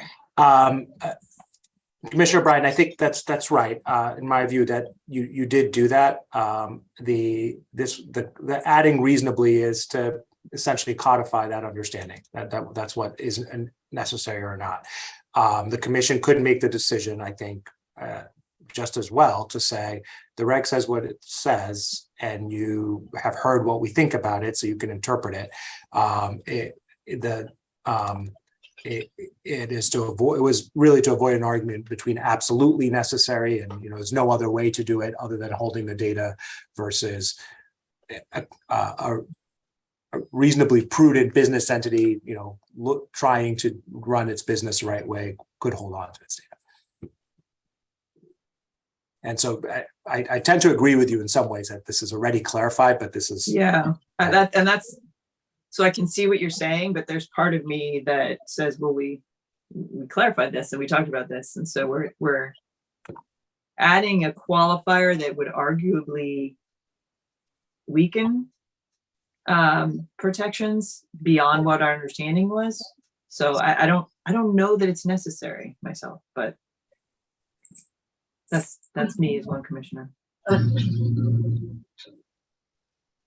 I think adding reasonably probably does reflect our discussion. I'm not uncomfortable with it. At some point in time, this spread will stand the test of time. I don't think any of us, I know that they struggled with what this meant. I don't think any of us would have thought at the time using reasonable would be really watering it down. In terms of the last edition, I know that we touched on that, and I think it's helpful. I think it's helpful for me to see that codified too, Mina.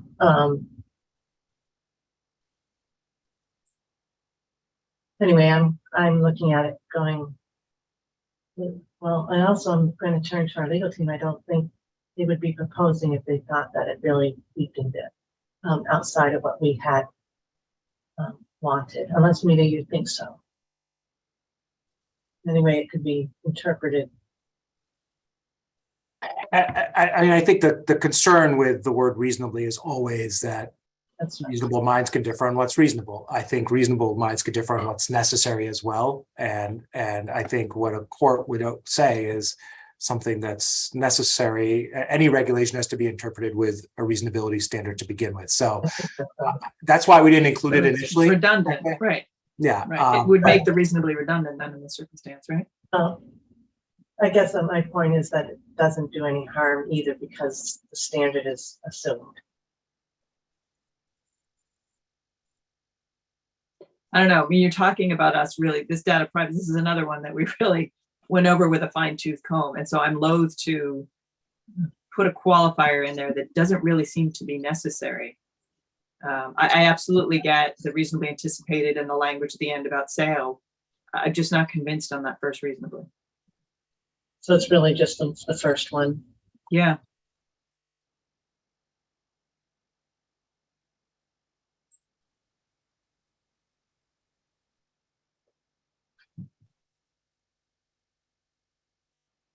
Commissioners.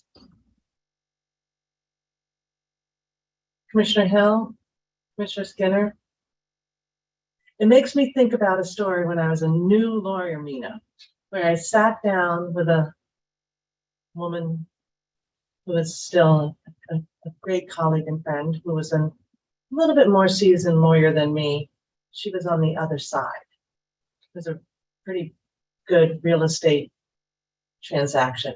And it was just, I was brand new and she had maybe 3 years on me.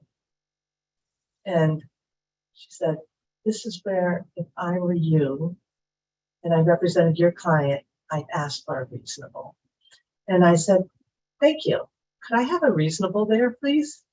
And I'll never forget that she coached me on that, probably not necessarily in the interest of her client, but in the interest of sort of the standards that had come to be expected at the time with these types of transactions.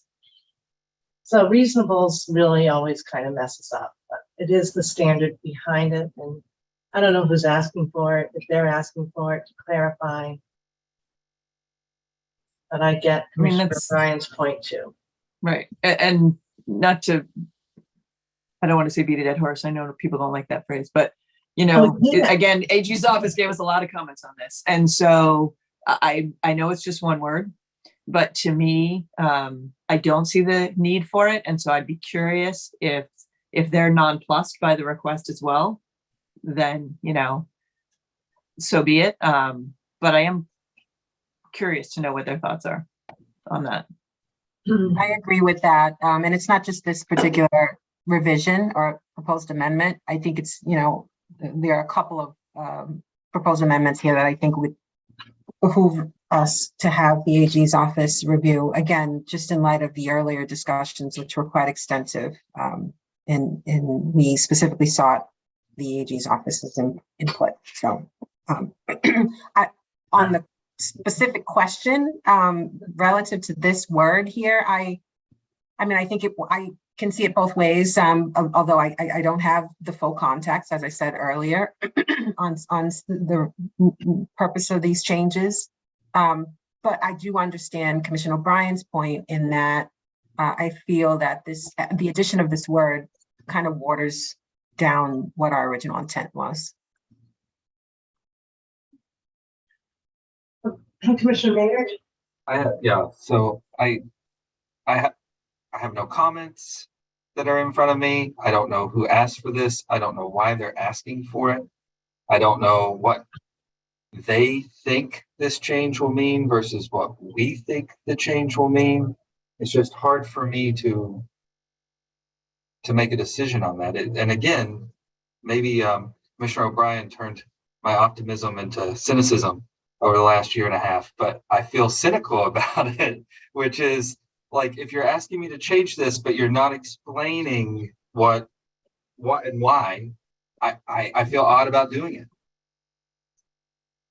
Sorry about that, Commissioner O'Brien, for the No, I was going to say, my apologies that my cynicism has rubbed off on you. Well, I think let's shift from the word cynicism and just say maybe we need more information, and it's fair. I don't think it's cynical. You know, if you want to understand, you know, I'm looking going, who asked for reasonably? Was it really our team who said it would actually be helpful? I don't know, right? Mina? I can answer that, Madam Chair. I without getting into a specific operator, because that I don't have as a reminder. The request to add reasonable in front of many things came up in the comments before this was voted on. We mostly, for reasons that I articulated before, said no in the drafting, or the commission said no, but we presented those when we presented those comments. All of these changes are coming up again just from the conversation that was had with the roundtable and the waiver request discussion. And so this is intended to reflect where we thought there might be, I hate to use the word, but reasonable changes that would reflect that guidance that came from that discussion with the commission at that point, so that you aren't getting more requests for waivers on them. I will say, of the changes here, from just my 2 cents, I'm not sure that this is the one that is particularly of the most importance. It is how I would interpret anyway. I think you now are on a tape recorded meeting and there'll be minutes reflecting that you believe it means what it means. So that is, that's sort of where it's coming from. But the comments were framed, Commissioner Maynard, and I can't speak to, maybe I don't want to use the cynicism word either, but I can't talk to people's intent on it. The comments were framed as a concern that, well, what if you tell us something wasn't necessary and we thought it was necessary? And what I would say to that comment, I guess on both sides, is perhaps this is already implied in there. And, realistically, an agency taking administrative enforcement action would have to prove that there is an issue, that it wasn't necessary to do something. So there's always going to be some interpretation that the regulated entities have to do with their counsel explaining, and they may come to different conclusions, or conservative and less conservative counsel out there. So that's a long way of saying you could decide not to put that word in. I don't think it would be as important as some of the other changes that were requested. And just one more thing, if I could, to Commissioner Skinner's point on the AG piece, we did review all the comments as they were coming in, and with the AG's office initially. And so our changes here are guided in large part by those discussions of what we understood to be their views on different parts, and their advice on different parts that are more within their policy bailiwick on privacy and data privacy issues. So it's, again, this is these amendments, I think, Carrie, correct me if I'm wrong, would be processed in the normal course as well, right? These would not be emergency amendments, so there'd be opportunity to comment afterwards. That's right. So what Mina's, if I'm understanding correctly, this work reflects really the issues that we raised during our discussions during the waiver process, that we're also taking into consideration the comments that we did see as part of our packet.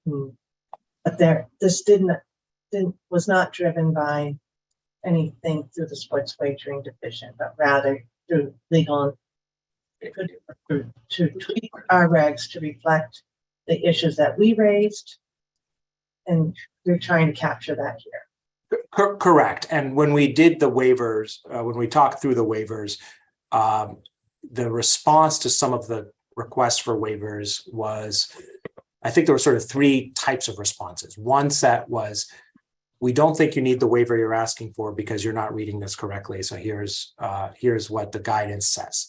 And that resolved some issues. Some said some of the waivers were handled with, we understand that this does mean what you think it means. And if you need more time to implement that, here's a waiver that the commission is willing to give you. And that's the ones you voted on.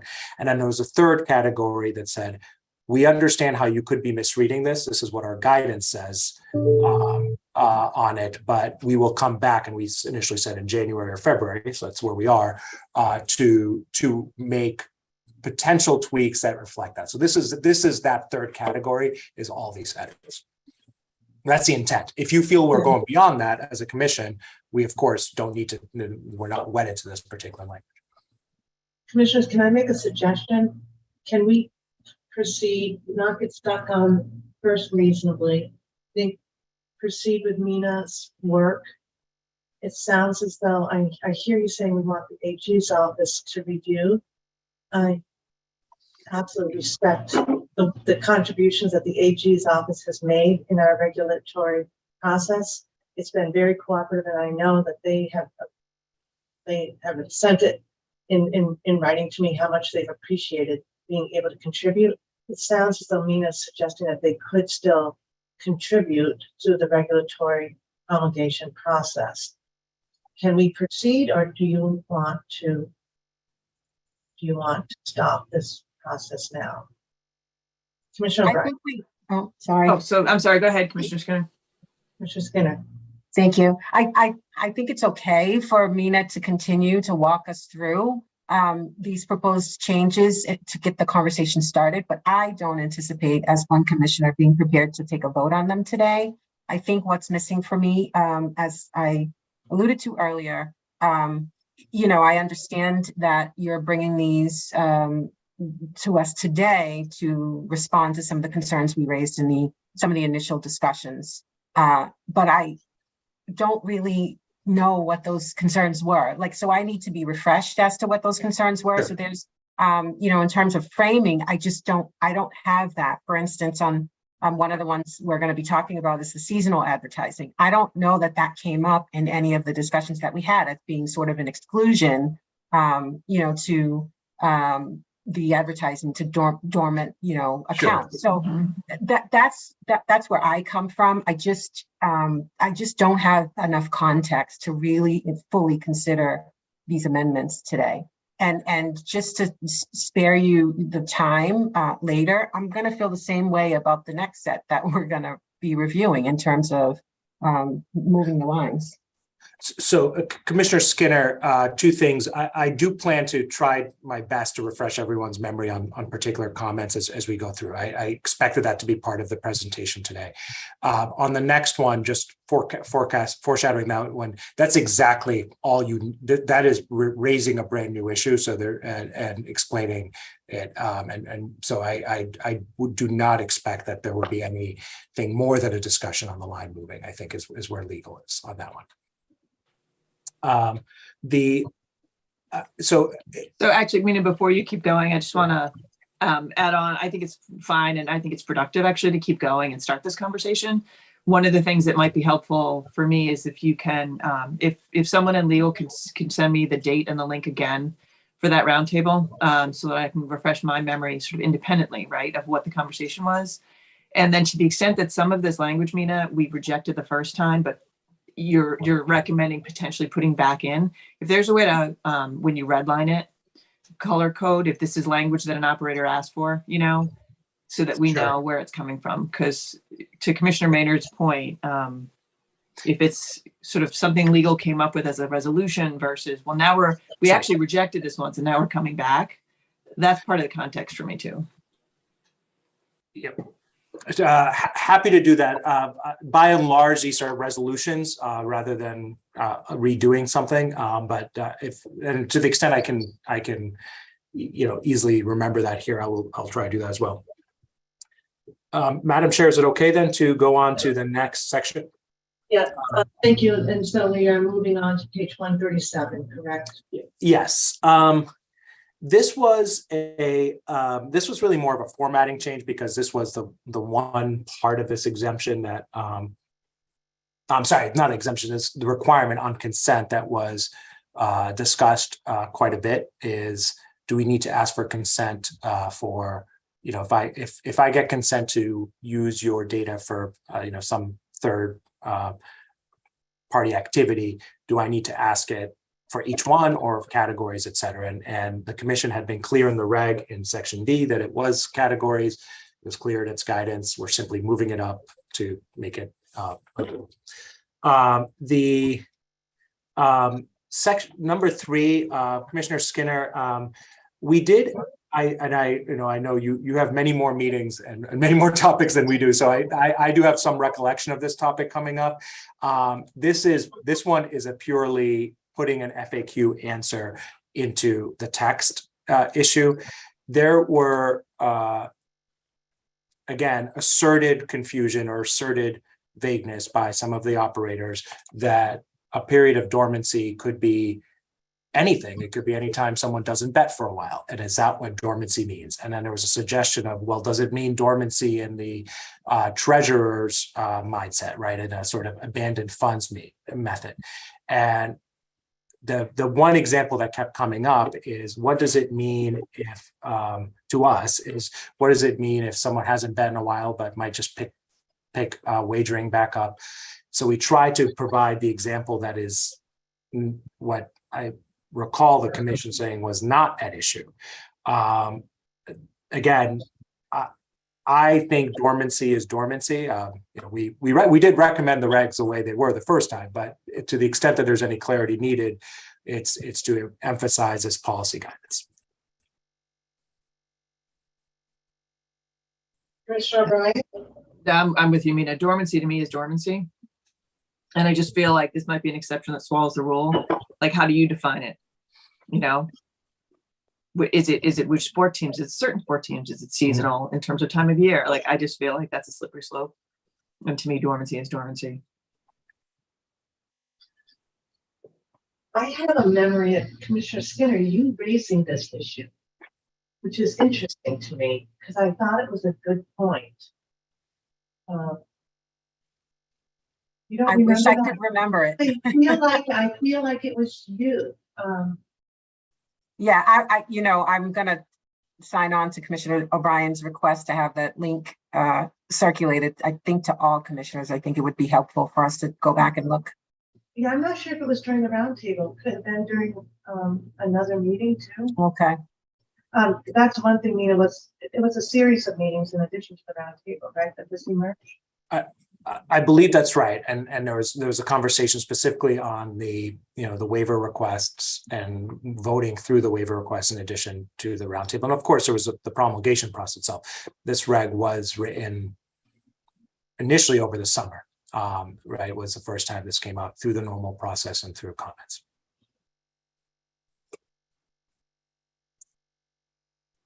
This is a good time to say, Madam Chair, that to the executive director, this is why it's very important for us to keep pushing these minutes out. Yes. Grab those quickly. Thank you for saying it, Commissioner Maynard. Thank you for saying it. Yes, yes. Thank you.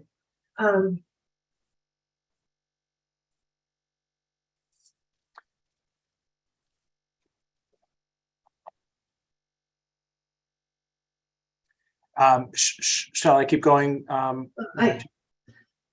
I actually felt that this clarified that discussion in a helpful way, Nina, but I might be on my own here.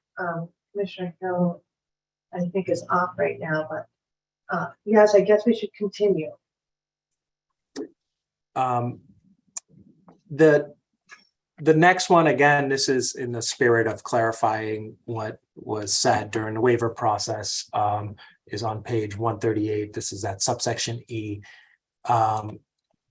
There was one of the prohibitions is using patrons' personally identifiable information to promote or encourage specific wagers or offers based on an algorithm that is known or reasonably expected to make the platform more addictive.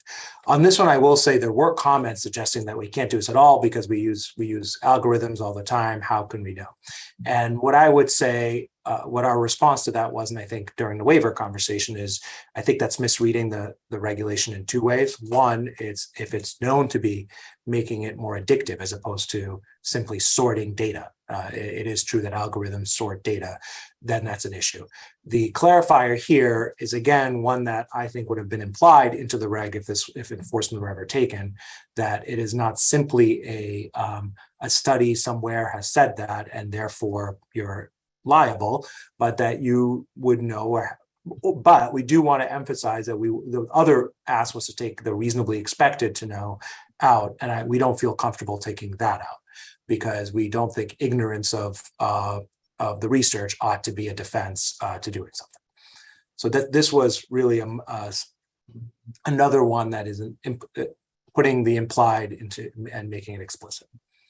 Was a suggestion. The next deletion is really only a deletion because to try to avoid any daylight between how data is stored, retained, shared, that we keep kind of consistent uses. It's now captured into, it's clear that's captured into 257.02.1. It didn't need a separate section. So this was more of a correction on the formatting than anything else. There's nothing lost with it. There's not an intent to lose anything with it. Subsection 4 on 138 came from actually a question that was raised by Director Vanderlyn and a consultant on responsible gaming, if you recall, at the roundtable. We had said that the operator initially in our draft that collect and aggregate confidential information, and that was taken from other kind of models where there's reporting on, say, healthcare data or other things to make sure that you're not including in public records and public files the sensitive information. What the responsible gaming folks advised was that they were concerned that if we sort of suggest aggregating at this threshold point, it might limit the access to individualized, say, anonymous single entries or something else that might help provide for interventions on responsible gaming. So they were pretty adamant that we remove aggregate from it. We did up front and instead added the intent here was to make sure that if the commission is going to get a report that reviews, it's not going to have somebody's personal identifying information in it, right? So that was the correction to that reg. That came from responsible gaming. On Commissioners, I'm just going to assume you'll chime in if you have a question or comment. Okay.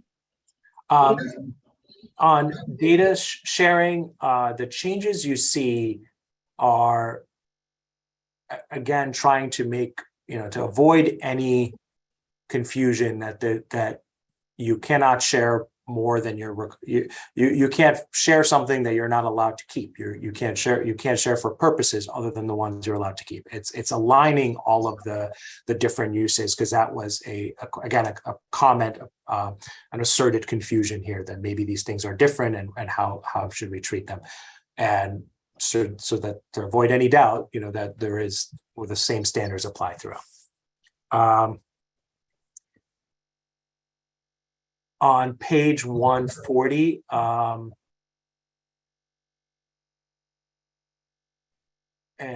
the question that came up during the roundtable comment, I believe this might have been BetMGM, but I may be misremembering that, had suggested that they were their counsel was wary of being required. They read this as potentially suggesting that there would necessarily be civil and criminal penalties for noncompliance with some of the data security protocols that employees would have to face. I think any and potentially, again, probably mean the same thing, but we try to clear that up with our suggestion to make it clear that it's sort of if any. So that's really what that's there. Number 4 was one that the operators had also asked about during the roundtable, had mentioned. In fact, I believe one of the operators had asked for a permanent waiver, and this was in response to that as technology evolves, encryption or hashing may be state of the art one day, but may not be another day. And so that there be some method to basically demonstrate to the commission that something just as good will work and maybe even better on a protection. On this particular one, we talked with the commission's IT, we thought about it at legal, and this particular one, we wanted to put here for this group's discussion, whether it's needed. It is suggesting that an operator can ask for approval to do something different. Of course, an operator can ask to do something different by waiver already.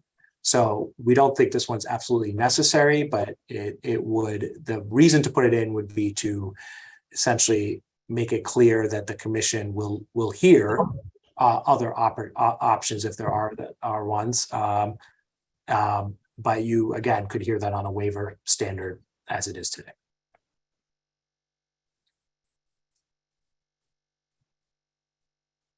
So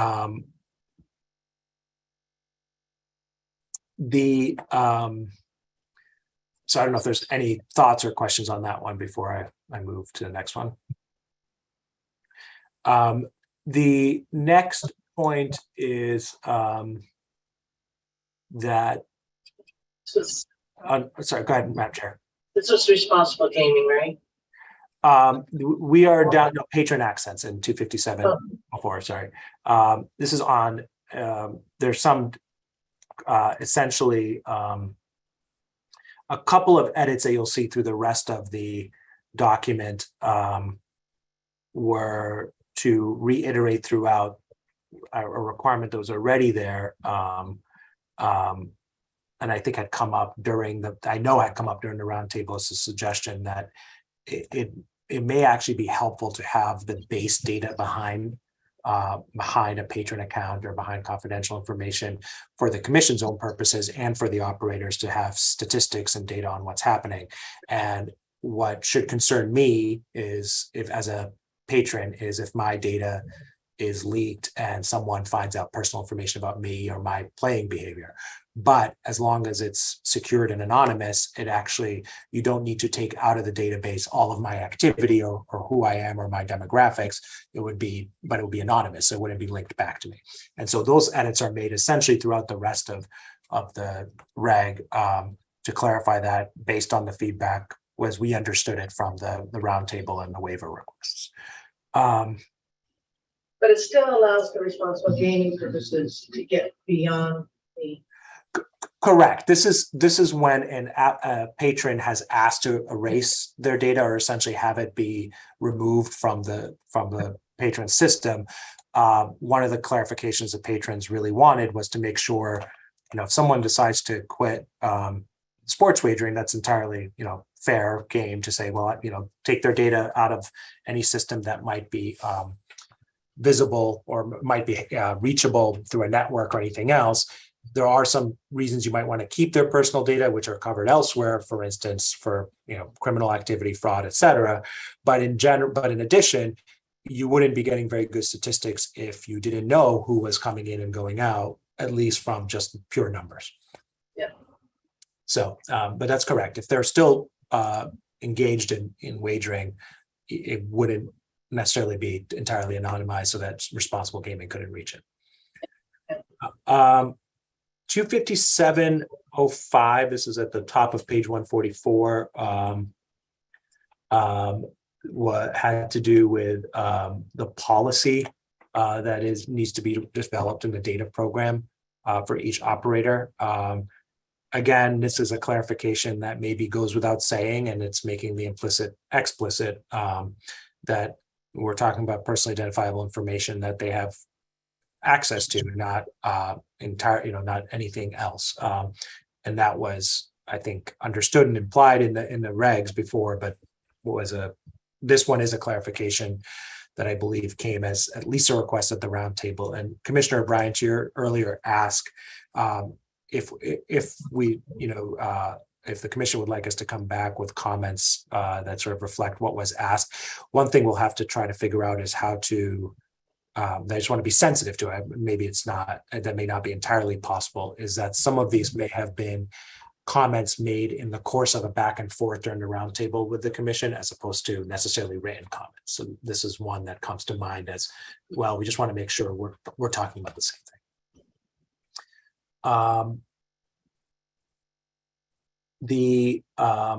Page 144, I view this one as and I suppose a couple of these are in the nature of making explicit something that's implicit again for the sake of avoiding a red herring. There was a concern that was raised that, well, we can't publish our data security policies, that would undo them.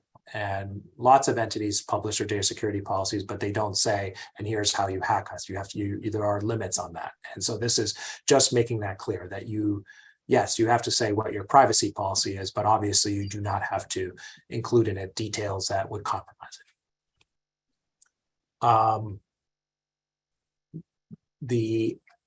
I think the only other edit was just a typographical one at the end. So that's really it. Thank you, Mina. I do recall a lot of these issues that you are seeking to clarify here. Commissioners, I understand that you may want more time to go back and look at our work beforehand. I'm looking for some guidance from you. My apologies, Madam Chair. I thought that's where we had landed, that we were going through this to start the conversation and then we would. Well, I'm Yeah. just confirming. Yeah. I'm quite certain that Mina would have loved it to be like, okay, let's move, but that's not where we landed, I think.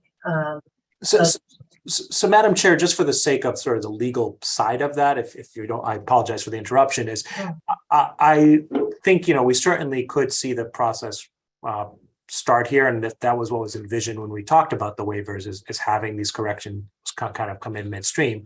But again, I would just be very clear that in our view, none of the changes here are intended to change or reduce obligations.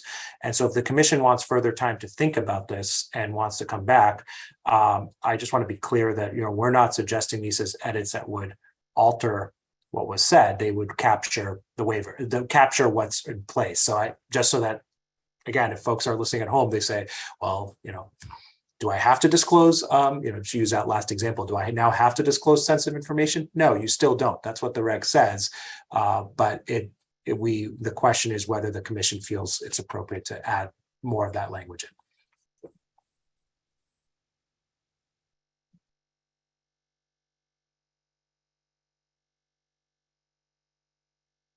And that's the case, except for a few minor like typos or corrections. That's the case throughout. That's certainly our intent. Yeah. That's, you know, there are additional, you know, minds, and it's ultimately your decision if you think we did do something in a suggestion here that altered a meaning. That's obviously, but that's the intent. Okay. Commissioners, I'm going to ask, what is it that you would expect the team to do or deliver differently after you've had the chance to go back to our tapes, both the roundtable and any other relevant meeting? What else would you need to get comfortable to consider what you know, Mina's describing as really enhancing the clarity of our regulation? Anything in particular, because we want to make sure it's productive next session.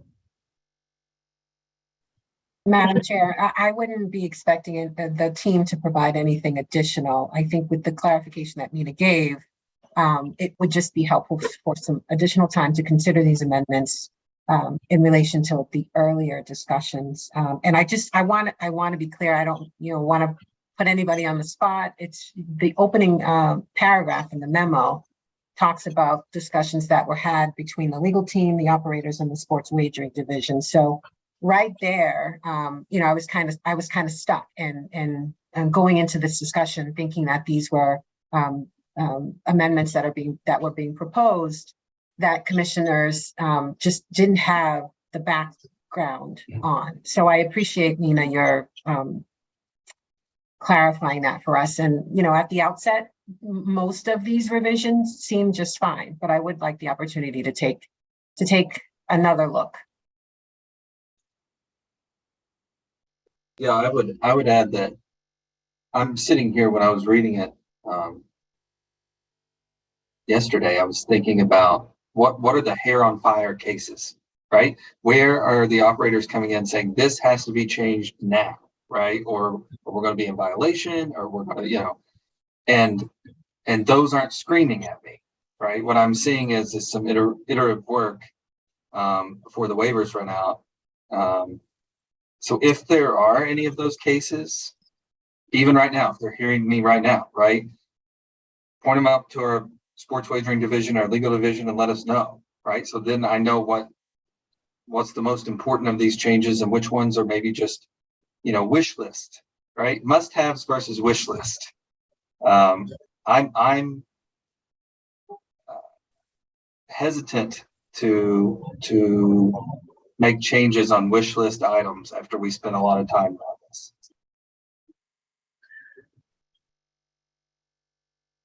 I think what I'm hearing from you is that it might be more clarified than necessarily and some alteration of our initial intent. And I would just caution that, again, to the extent that these regs stay in place for the next 10 years or the next reg review, right? If there's an opportunity to clarify and be helpful over the course of 10 years, that's not a bad thing. We want to add clarity for our team's sake too, never mind for the operator's sake. So I'm hearing that folks want a little bit of time to go back, look, and then Commissioner Maynard's point, if there's something that's critical, we should be knowing about that. Commissioner Skinner, not a particular deliverable. What about the AG's office? Do we want them to give their input along the way, in the ordinary course, or do we want them to weigh in advance? Again, with the understanding that they, in many ways, it's a courtesy to us, and it's a cooperative thing. But I don't want to impose on them either.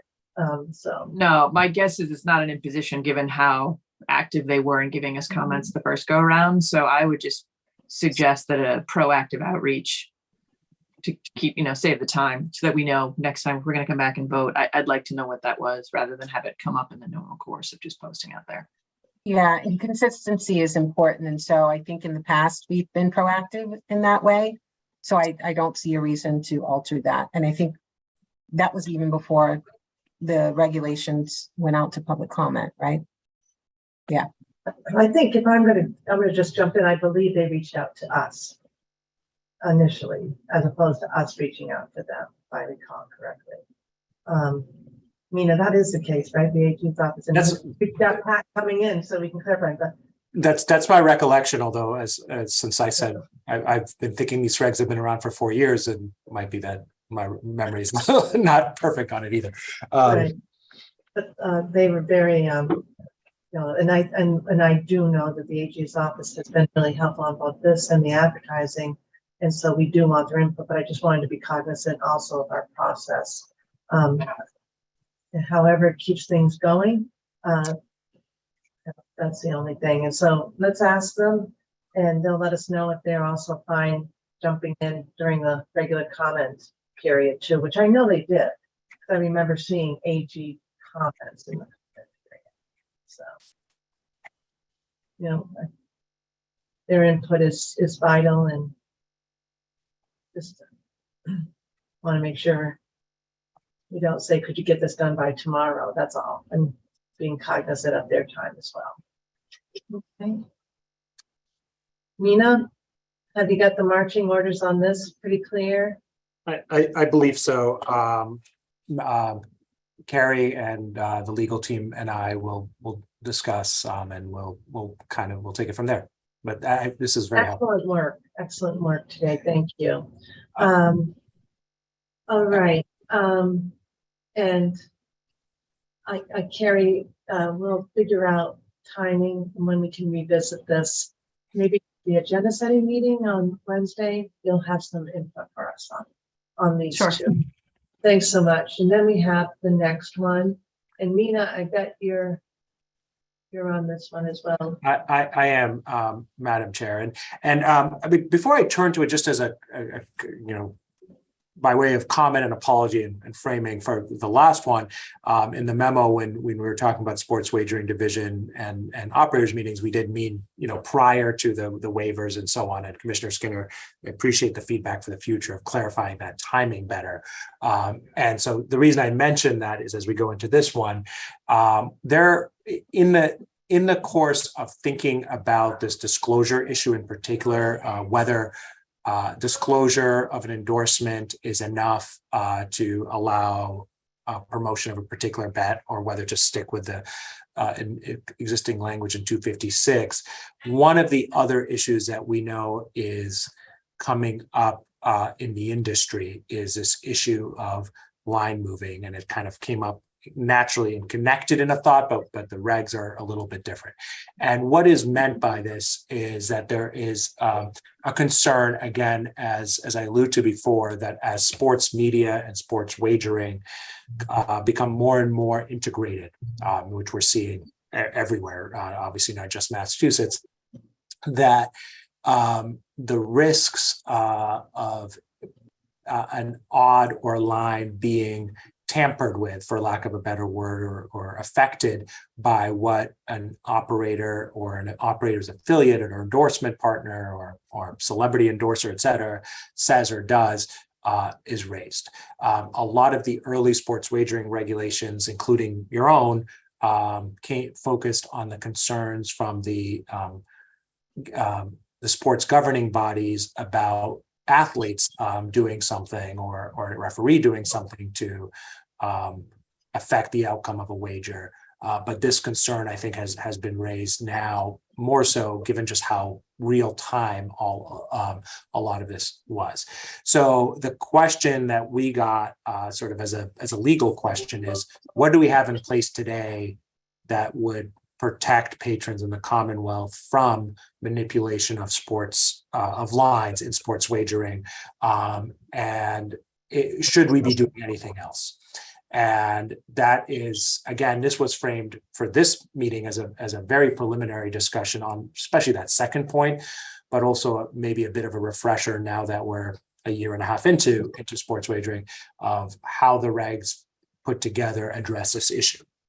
And that's really what the intention is of this discussion today. So we went back on our end. Sorry, Madam Chair, I didn't know if you. No, I was going to say, and it is marked up solely for discussion. Okay. Yeah. And so this starts at page 179 with a brief memorandum on this, but then the regs accompanying it are not regs that are being changed. There's no suggestion to change them, but they're just here for reference. So we know, so you know what we're talking about with the particular regs.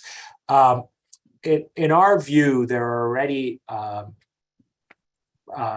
several protections against this behavior, and an operator, an affiliate of an operator who does believe it's okay to do something like this, or to try to affect lines with their comments or what they put out in the media, would be violating their regulations. I start with 247, which is the standards for sports wagering. There are a couple of provisions in here regarding how wagers are identified and the odds and lines are set that get into get at this issue. For instance, in the first instance, when you're reviewing whether the commission can approve of a particular wager or wager category, there are criteria. Whether the outcome can be verified, whether the outcome is it's phrased in the negative. Is there an issue with it being affected by the wagers placed? In other words, is this more likely to be a win or lose, or a particular payout based on the wagers that go into it? So at the outset, the commission has the authority to look behind particular wagers and say, that are being offered, and say, or being proposed, and say, are these appropriate given that? The second is that there are sets of standards that would allow the commission to prevent placement of wagers on events that have been affected by unfair play, line moving, or other behavior.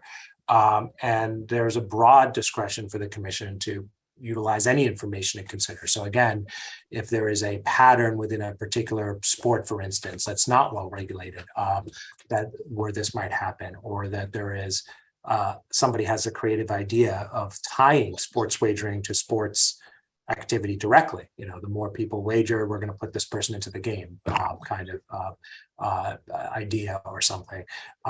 You could very easily say no to that as a starting point.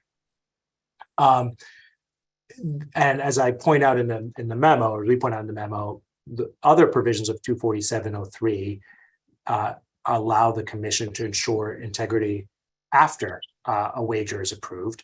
247.03, 10 through 12 allow canceling or prohibiting bets if it becomes clear that wagering be contrary to the interests of the Commonwealth. That's a very broad standard.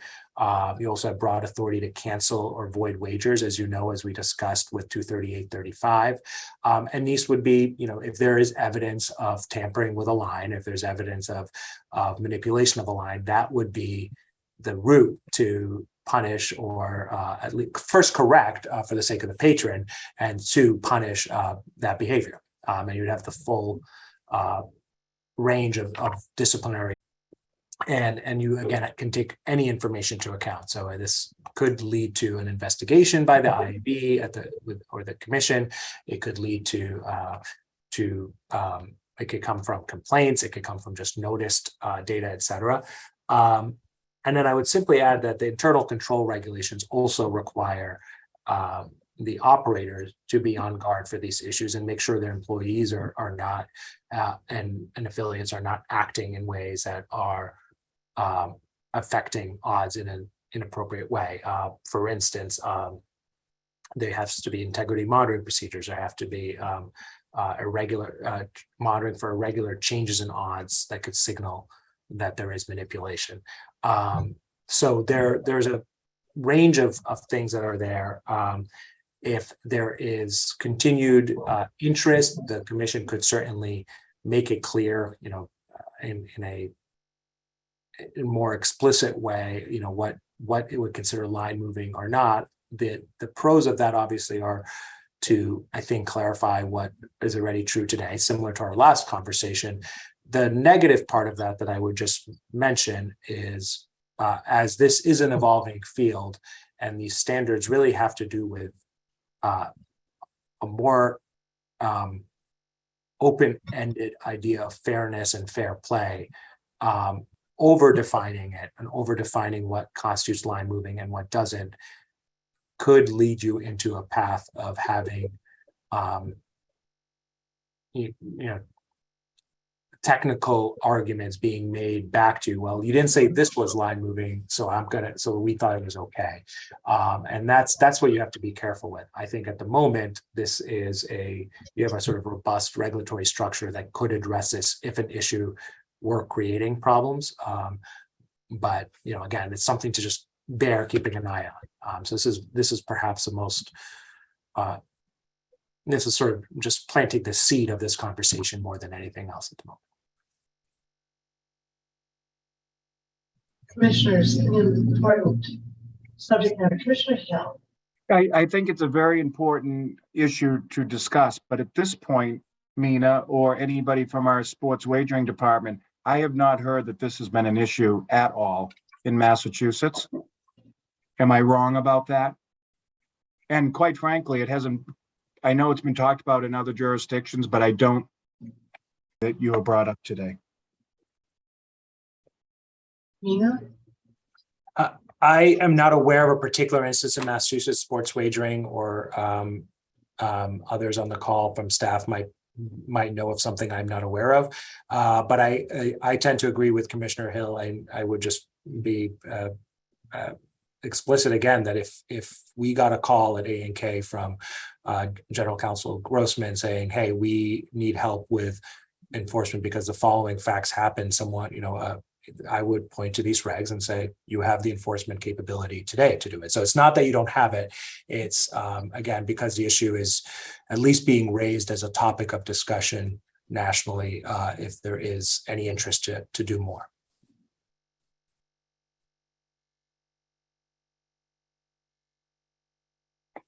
I think the topic was raised for insurance purposes, Commissioner Hill. So that's the good news, because you make a really important point. And then what we've got is a legal analysis saying we're in good shape.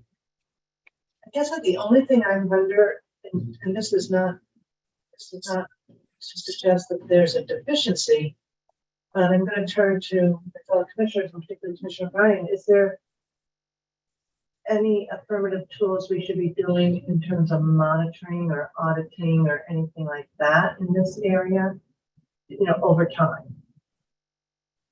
So it's funny. I mean, as all this talk about AI and algorithms and everything else, I was thinking about that. Like, is there just something that we should be thinking about keeping abreast of in terms of, are there more proactive reviews that can be done? And I would think and hope that the operators themselves, would be at the forefront of this to protect the integrity of the system, but And all the independent monitors. Right.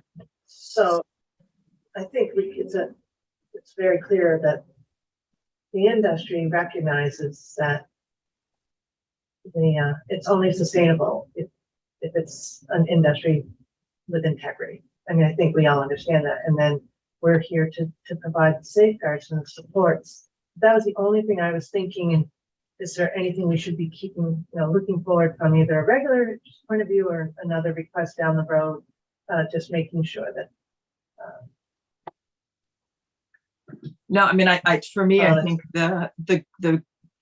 the most vulnerable area right now is what we talked about in the very first reg, right? Which is this, whether you call it cross-populating integration of the media and the betting markets. That's where the risk comes from. And I think that that's developing, right? So that's something that I think we all are going to keep our eyes on. I think everybody in the industry is, but I think, I mean, from what Mina's saying, I think our regs would allow us to jump in and be proactive or to respond if an allegation came in after the fact that we needed to void bets based on something like that.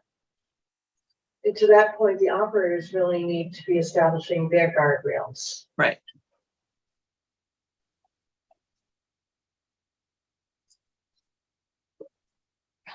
Anything else, commissioners? I mean, I think Commissioner Hill led with the right observation. Commissioner Skinner, I think she went, did we lose her or is she just off?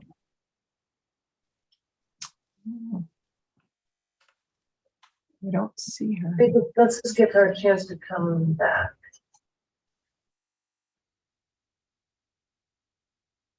She may have had a technical issue.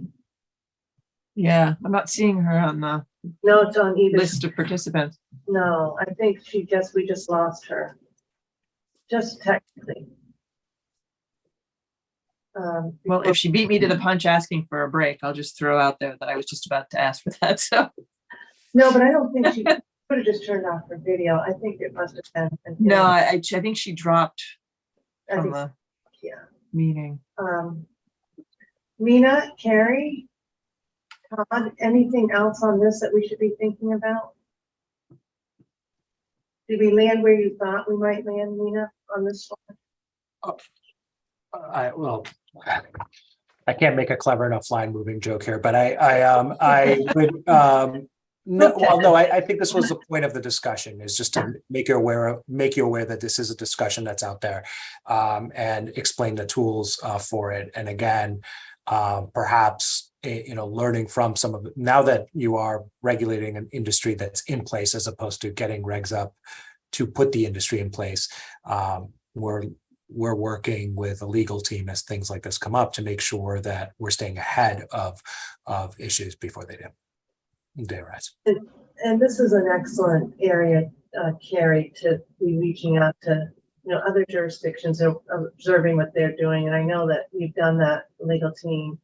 But again, anything innovative is welcome.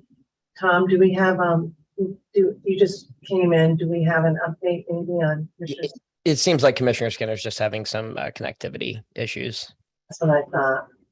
All right.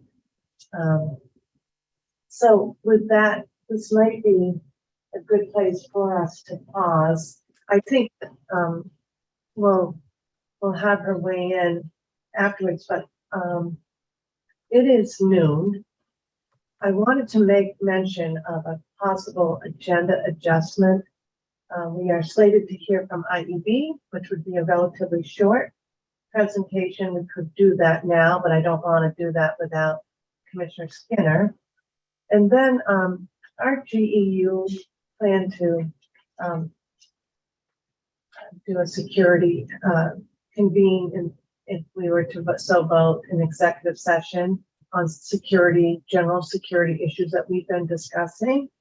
At the end of this meeting, as you know, there had been a death in the family of one of our GEU members, and folks do want to get to the wake at the end of the day.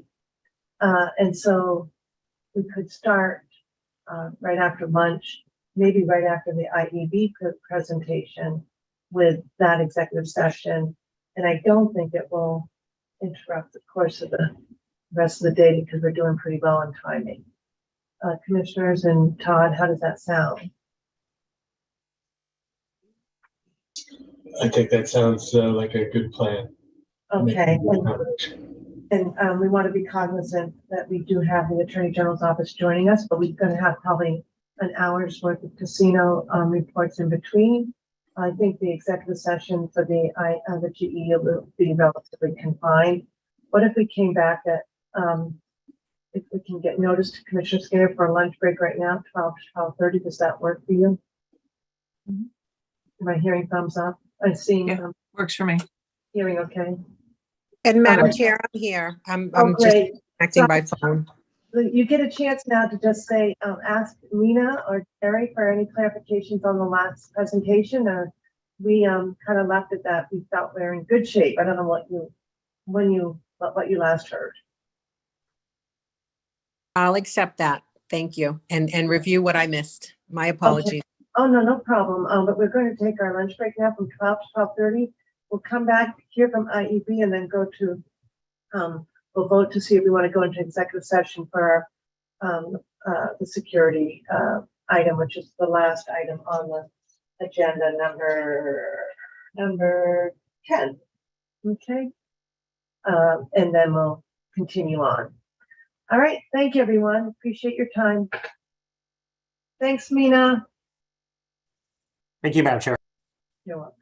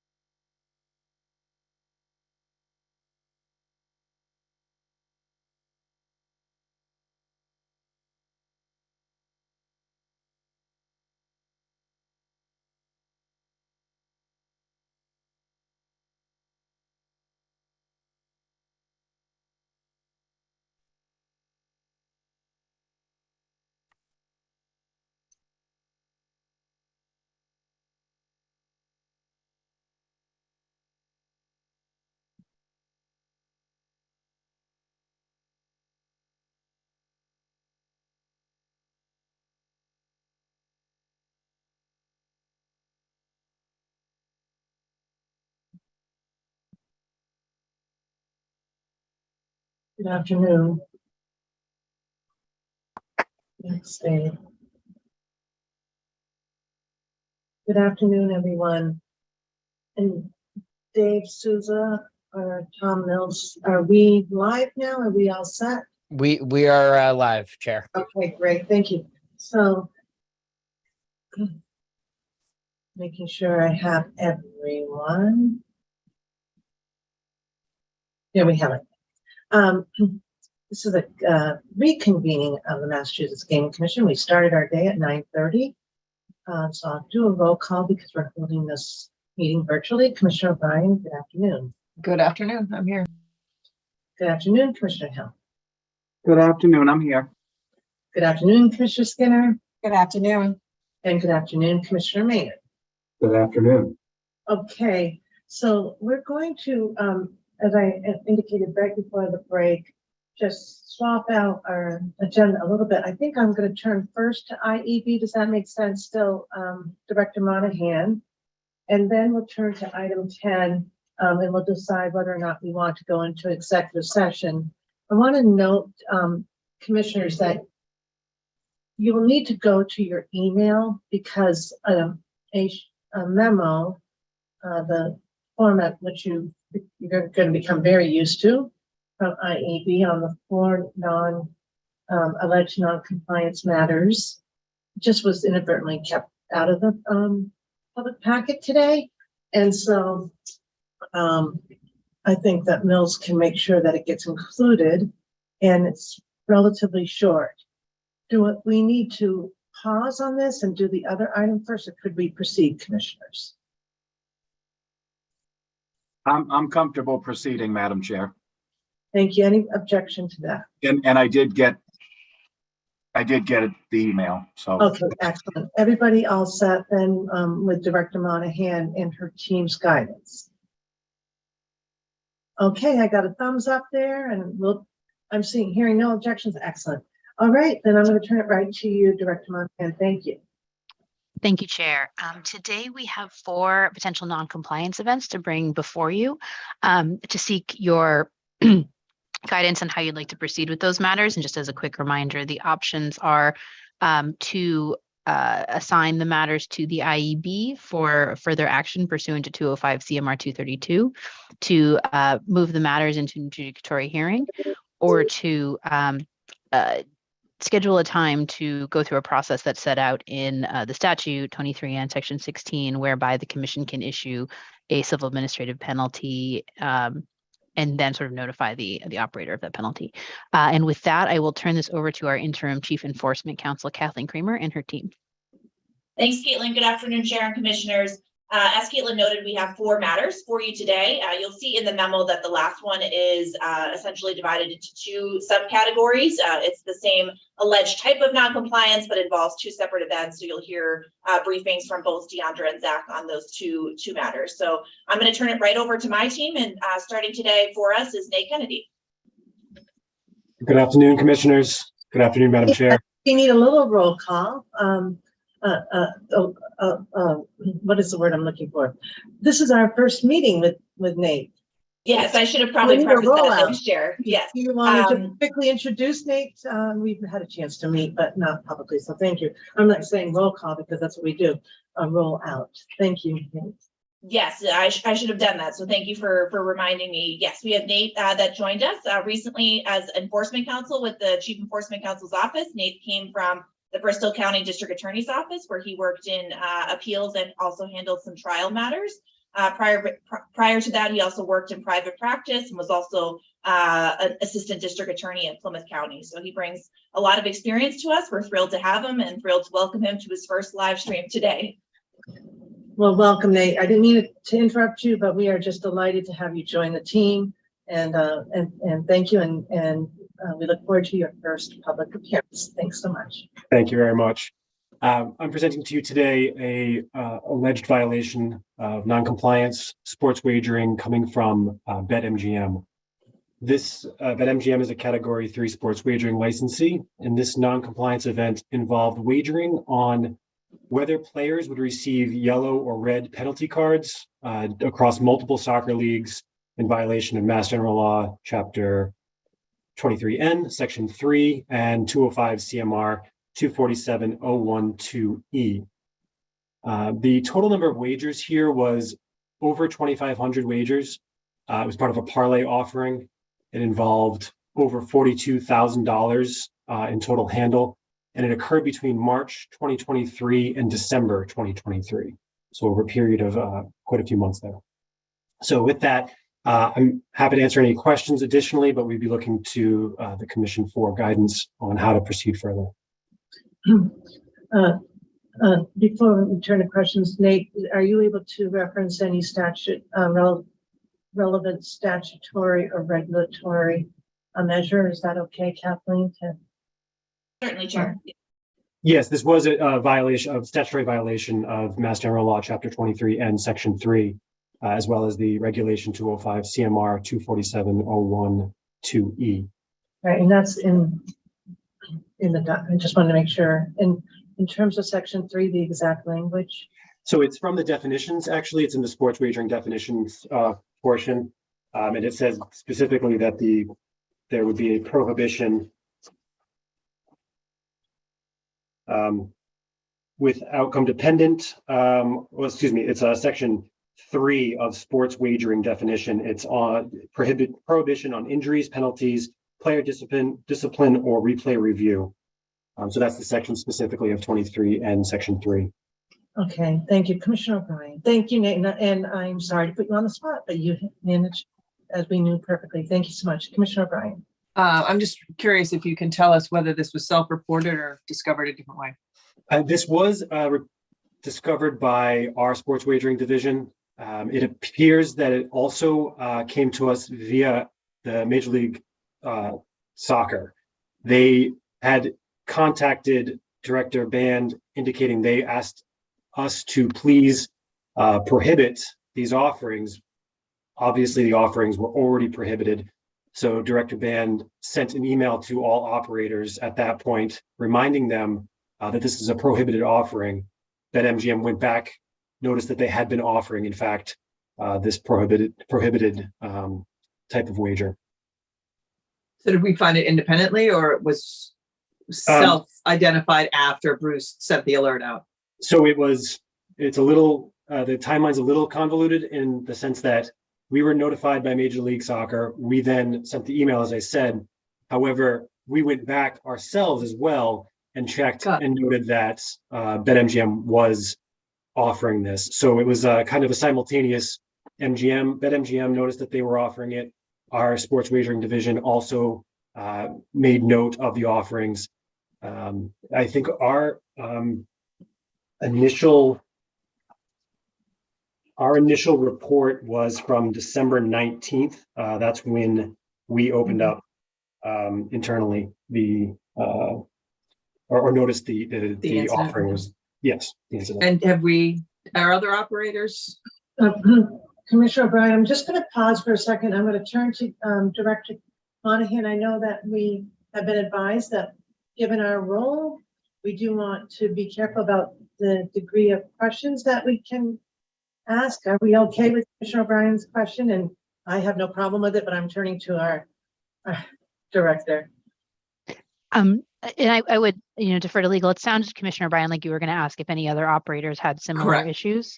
Right. Like, are we going to see a strand like this, or is this a question in isolation for us to determine which path to take?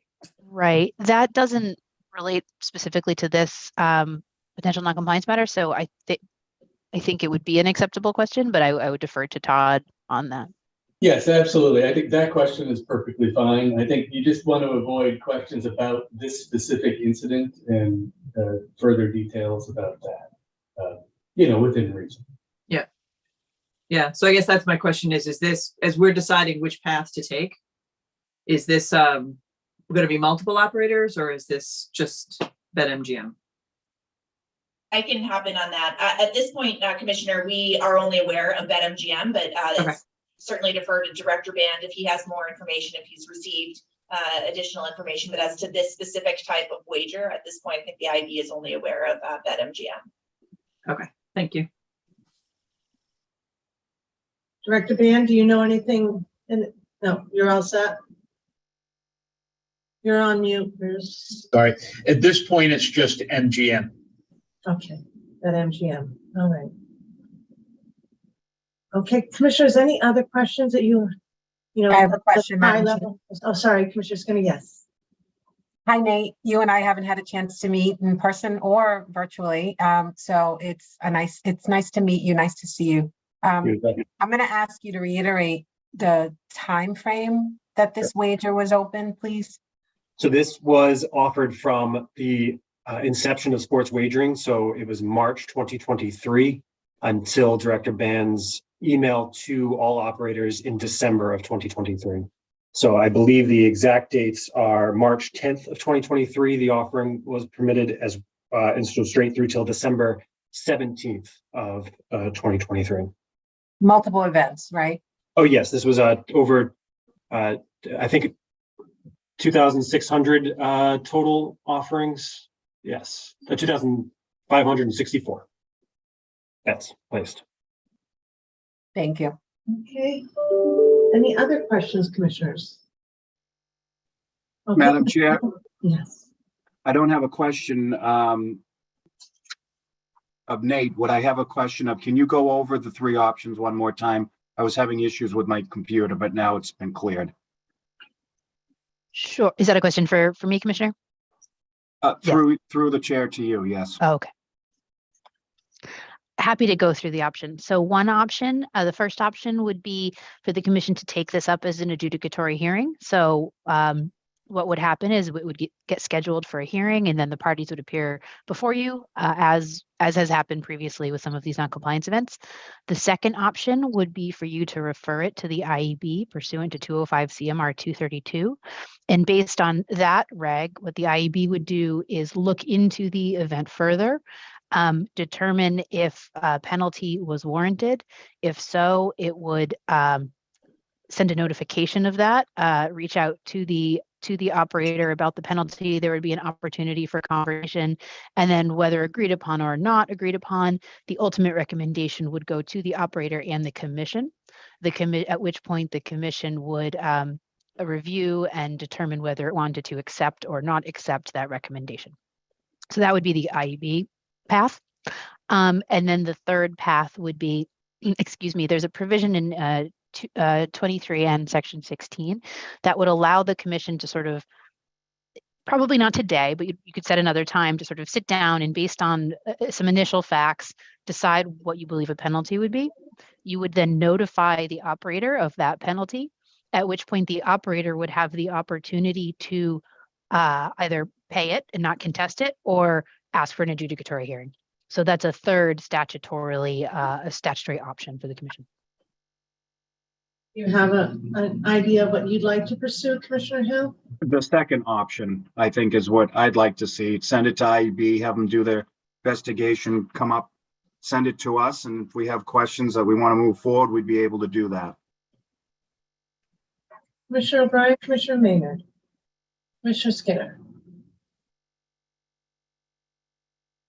I'd want to see this move to an adjudicatory hearing. I think we haven't heard a case of this kind at this point, and I'd like the opportunity, first and foremost, to really understand what happened here, because I do consider that an extended period of time that the wager was available over multiple events. And secondly, I'd like the opportunity to set the tone as to how, I feel, and this commission feels, that those cases should be handled by IEB, really just to set some guidance in that regard.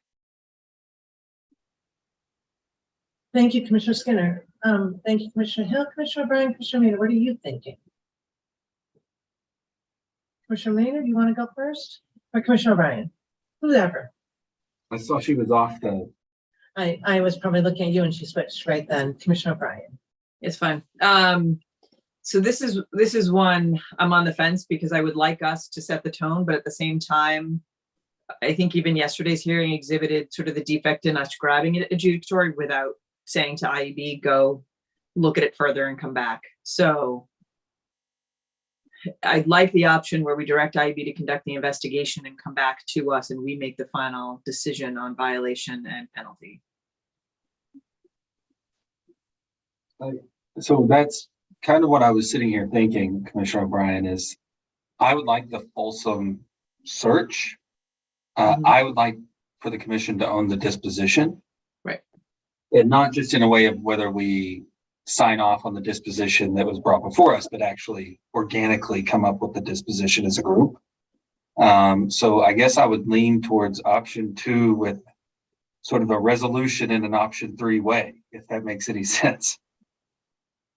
I'm going to ask the question of Caitlin. Option 2, IEB does an investigation, they come up with a recommendation, it comes to us. That means that there's no presentation of evidence before the commission in an adjudicatory hearing setting. So correct. We would have to kind of accept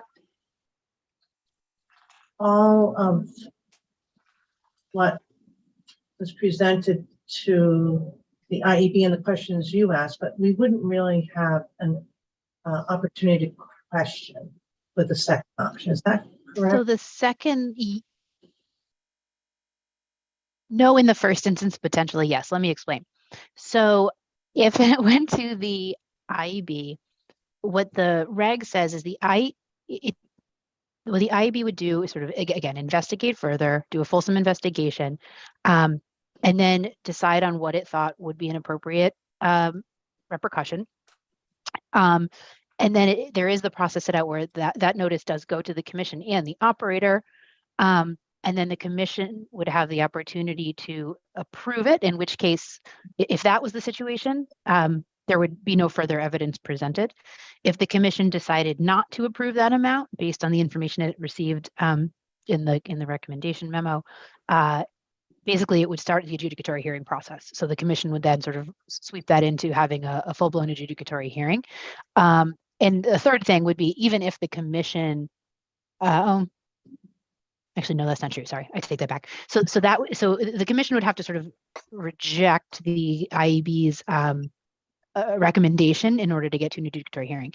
If the IEB chose, or if the commission chose an adjudicatory hearing, as we know, it would just go straight to an adjudicatory hearing. You'd hear witnesses and gather information. So it's, and I may be misunderstanding you, Commissioner O'Brien, but I don't think there's a middle ground where we can just present more without a full hearing, and without a recommendation, if that makes sense. Can I ask this question, please, and then I'll turn to Commissioner O'Brien. We did have this issue pop up yesterday where we wanted a more fulsome investigation on certain, to learn more facts, and to question additional members of the operators team as witnesses. And IEB has been instructed or directed by the commission to do that. I'm going to come back with that fulsome report. Could we right now, if we were to adopt the same approach as what we were doing with that, could we right now ask for that fulsome investigation? And then that's used for the our adjudicatory hearing. I'll tell you what I'm thinking.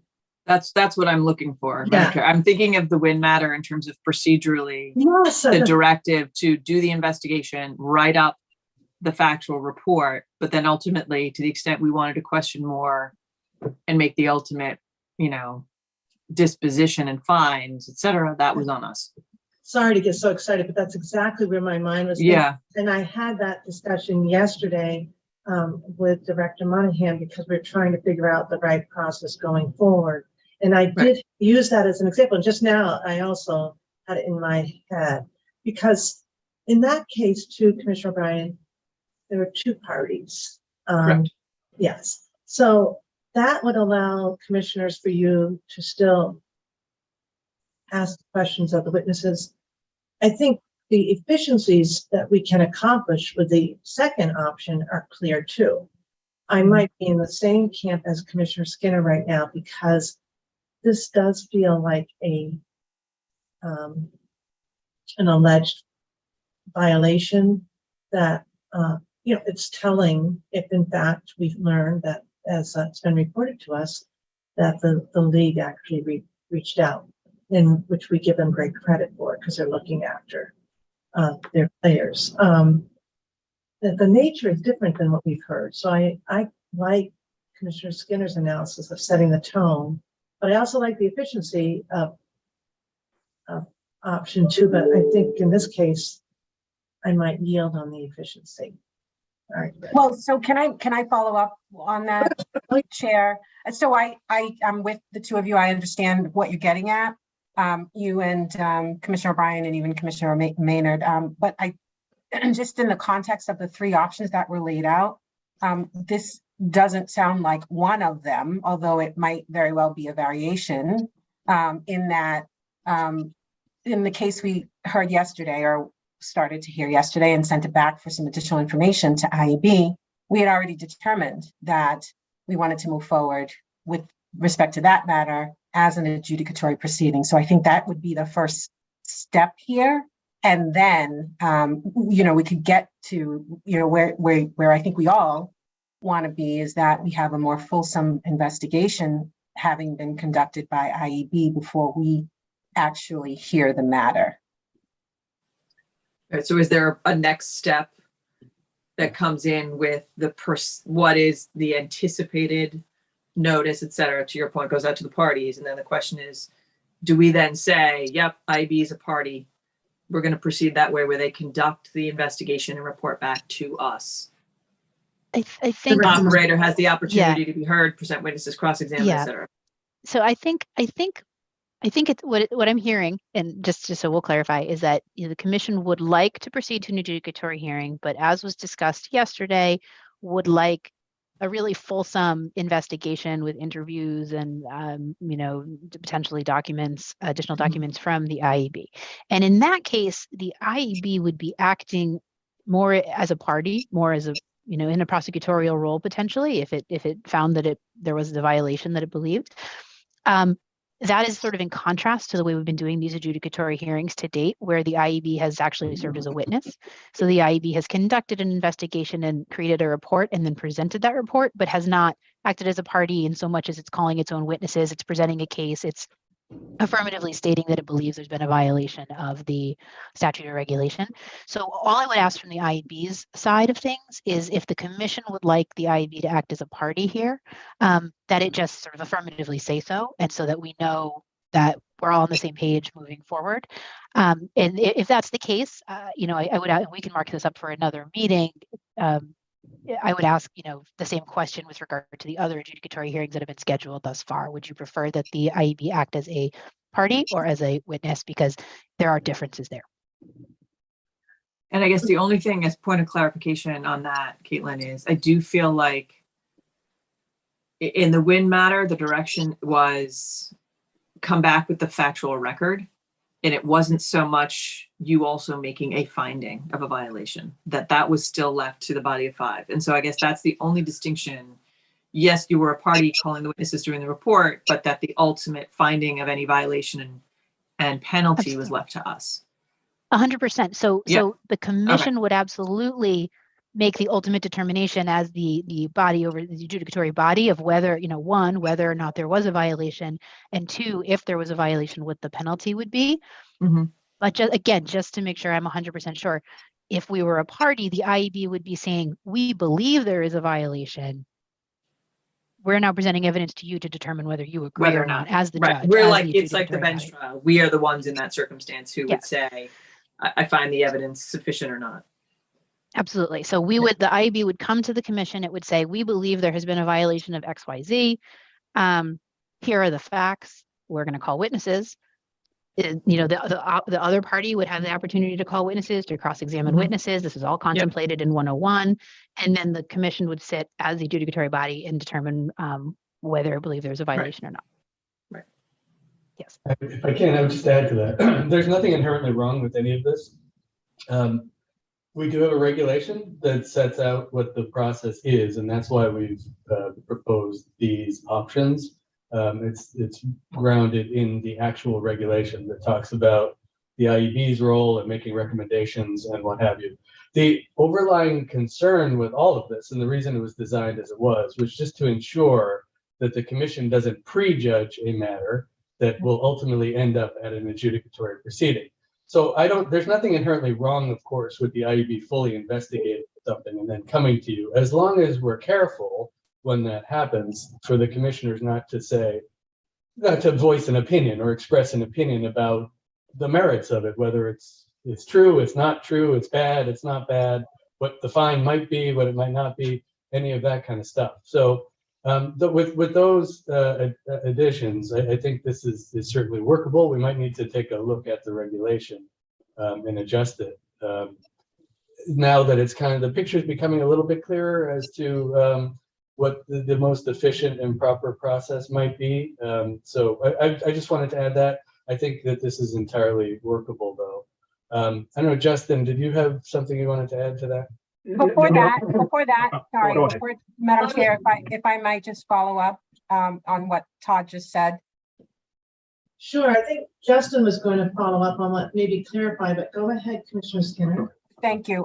Todd, I'm glad you mentioned that, because that's exactly what I was sitting here thinking when we shifted to this new approach, whereby we're getting an oral sort of summary from IEB to decide which path we want to take to consider.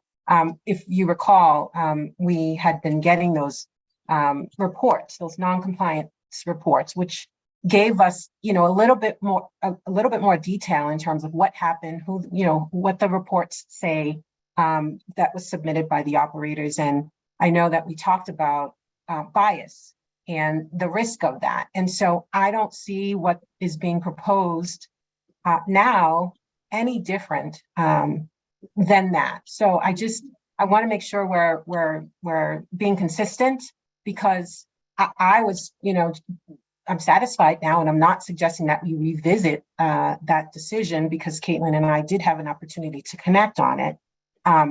But I think that process is just as good as the one that we're proposing now, and that at least we would have a lot more information on which to base a decision as to which of these three paths we want to take. Sorry, Justin, and thank you. No worries, Commissioner. Now, just a second, what sort of Caitlin said here. I've had conversations. Justin, like that. Yes. Justin, you might have an echo, so we want to hear you. Sorry.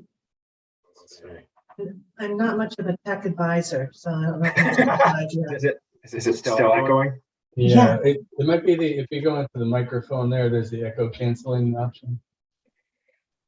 Or try muting your dock, maybe. No one gets nervous over this. Take your time. Do I still have an echo? I just tried switching. Oh, you got it. Okay. Good. Right. Thank you. No problem. No, I was just saying, I did have conversations with Caitlin about this and the posturing of these non-compliance events from a sort of party versus witness aspect. And I'm in full agreement. I think logically, it makes sense for IEB to function as a party with these non-compliance events in the way that's being laid out. It does make sort of the collection of the record and the assembly of the materials that the commission will review a little more straightforward, because you have a moving party, and the commissioners will essentially be sitting in judgment as the body that will eventually oversee and render whatever, essentially verdict in the matter. So it makes a lot of sense. I have no objection, and legally I think it makes it's quite logical. Justin, can I ask a follow-up question? Councilor Grossman suggested maybe we need a reg check, reg fix. I felt as though perhaps in my conversations with you, really preparing for yesterday, this question came up only because of in terms of my role of chairing. That was it. It's always been a little bit of a challenge when it's not party. And so are we okay on the reg, or would we be able to proceed all right? Madam Chair, I'll double check it, but I don't think there's an obstacle to doing this within our regs. Because there are many instances when attorneys for the commission do function as parties in other lower level adjudicatory hearings before they come before you. So having that at a sort of a higher level with these, I wouldn't see as necessarily being a legal obstacle, but I'll do a comprehensive review just to make sure there's no snafus in any of the regulations that would seek to, be a limit on anything we're doing here. And I can also confer with Director Monahan about that. Right, and bring in Todd, because Todd hasn't been thinking about this like the two of you, because it just is kind of a new issue. Commissioner Skinner raises a fair question about consistency. And I'm also feeling that we don't have an issue there, but could you address that, Caitlin, please, Director Monahan? Absolutely. So I understand what you're hearing, saying, Commissioner Skinner. Just to be clear, it would be consistent with the process that we put in place a few weeks ago. So you'd continue to be getting these sort of shorter overview briefs of potential noncompliance matters at the point at which you're deciding which path it should take. If you choose for it to go to an adjudicatory hearing, you will receive the IEB's report either as an exhibit or a pre-hearing brief. We would just have to sort of, again, figure out the posture as a party, but you would be getting that in the context of the adjudicatory hearing, which makes it the appropriate time for you to start digging into the facts and getting all those detailed facts, because you are then sitting as the adjudicatory body. So now we're back to our choices. Commissioner Hill, you started with the more streamlined one through IEB. Then we looked at the nature of it again at a high level. Just what are you thinking? I haven't changed my mind. I'm still where I was before. Okay. Commissioner Maynard, Commissioner O'Brien, what are you thinking? I would like it sent down to IEB for an investigation and then brought back to us, a la Win. That's where I am. Okay, and so that's really option one. Is it though? I thought it was option 2. Well, option one always went to IEB for the investigation. It's just the level of investigation. It's the level, I guess, and that's basically the sticking point for me is what we've gotten back is sort of a cursory higher level that then has required us to do the Q&A in that matter, maybe during deliberations come back out, ask for more information.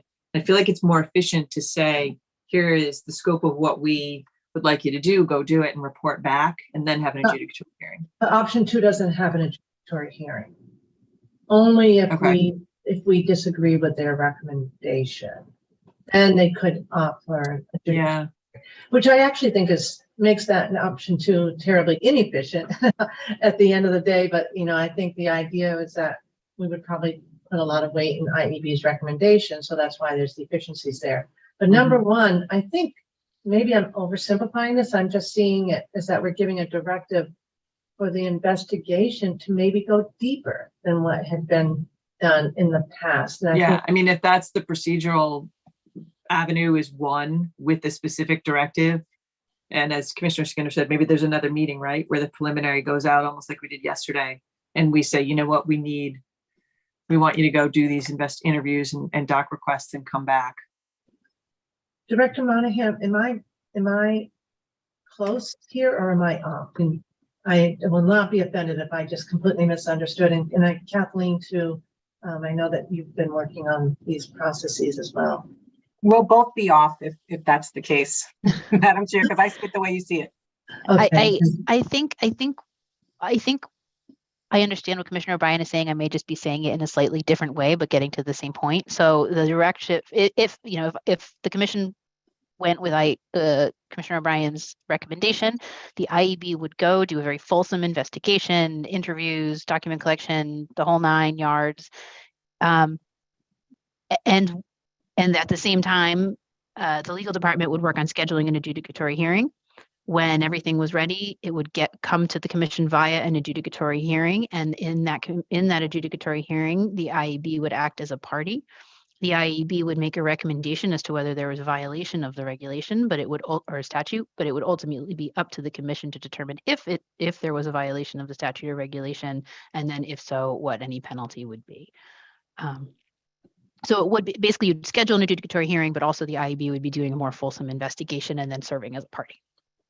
Yeah. And in the scheme of our options, we're not creating one that's new under our regulation, or are we creating do we have 4 choices? I think we're just clarifying I think we're just clarifying the role of the IEB as a party or as a witness. And I think that is entirely fair for the commission. As Justin noted, the IEB functions as witnesses and as parties in different hearings at different times. So clarifying the role is I think appropriate. Okay. Well, I don't really care if it's 1, 2, or 3. I like how she described it. That's what I must say. So Commissioner Maynard, thank you for nodding your head. Help me out here so we can move this along. Yeah, and when we did these regs a few weeks ago, I worried about this exact conversation coming up, right? And I hate to be hamstrung by regs that we just put out 2 weeks ago, right? And then say, well, should we go back to the regs? I just want it done the way that I think Commissioner O'Brien has described, Commissioner Skinner. I've heard the chair, right? Like, that's the way I want it done. So, looking at our general counsel's office, however we get to there is how I want to get there. I don't care what we call it, 1, 2, 7, 12. I don't care. I want to do it that way.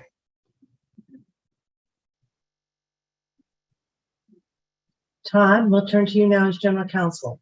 Yeah, might need to digest some of this a little bit because we want to make sure, of course, that we are getting the commission the information that you would like so you can make a reasoned decision. That's the bottom line, period, in the story. The question is, like, which option is this? How much information do you want at the outset, like in a setting like this here today? What would the expectation be as far as this presentation is concerned? Of course, there are resource issues that come into play at some point. But I think Commissioner Maynard and all, I think we get the point for sure. You've been very clear. So that's very helpful. And maybe if we can move through these 4 today, we can circle back and make sure we have a really sound process in place for the next go through. Could we do this instead of having to circle back? Because I think I'm like, we're having a lot of circle backs today. Could we presume that this works and then you circle back if there is a question? Yeah, as long as everyone's clear as to what this is. Then I think Caitlin really outlined it well. Okay. I see the other commissioners are nodding their heads. Commissioner Skinner, are you nodding your head? Commissioner Hill, I think we're hearing you, but I think there's just expectation for a little bit more in this case. So could we do it that way? Consensus, move ahead pursuant to a plan set forth by Director Monahan. Should there be a problem, we mark it back up and revisit. And then we get things going. This is, thank you to Nate for bringing this matter to us. And we'll get going on it. Thank you. Thank you. Okay. With that, I think we're fine then. Okay. Thank you. Thank you. Just a different approach. Thanks so much. Okay. Then that was 7A. And just to clarify, so I believe if I'm counting correctly, I have at least 3 commissioners in favor of moving to an adjudicatory hearing with the IEB as a party, but just want to clarify that that's where we are. I think we had Commissioner O'Brien, Commissioner Maynard, Commissioner Skinner. Are you nodding your head? And I'm nodding my head. Commissioner Hill was asking for the original option 2. Thank you. I don't think we really vote on these. We just give direction to consensus. Thanks. Appreciate it. Thank you. All right, now we're turning to item B. Caitlin? Yes, thank you, Chair.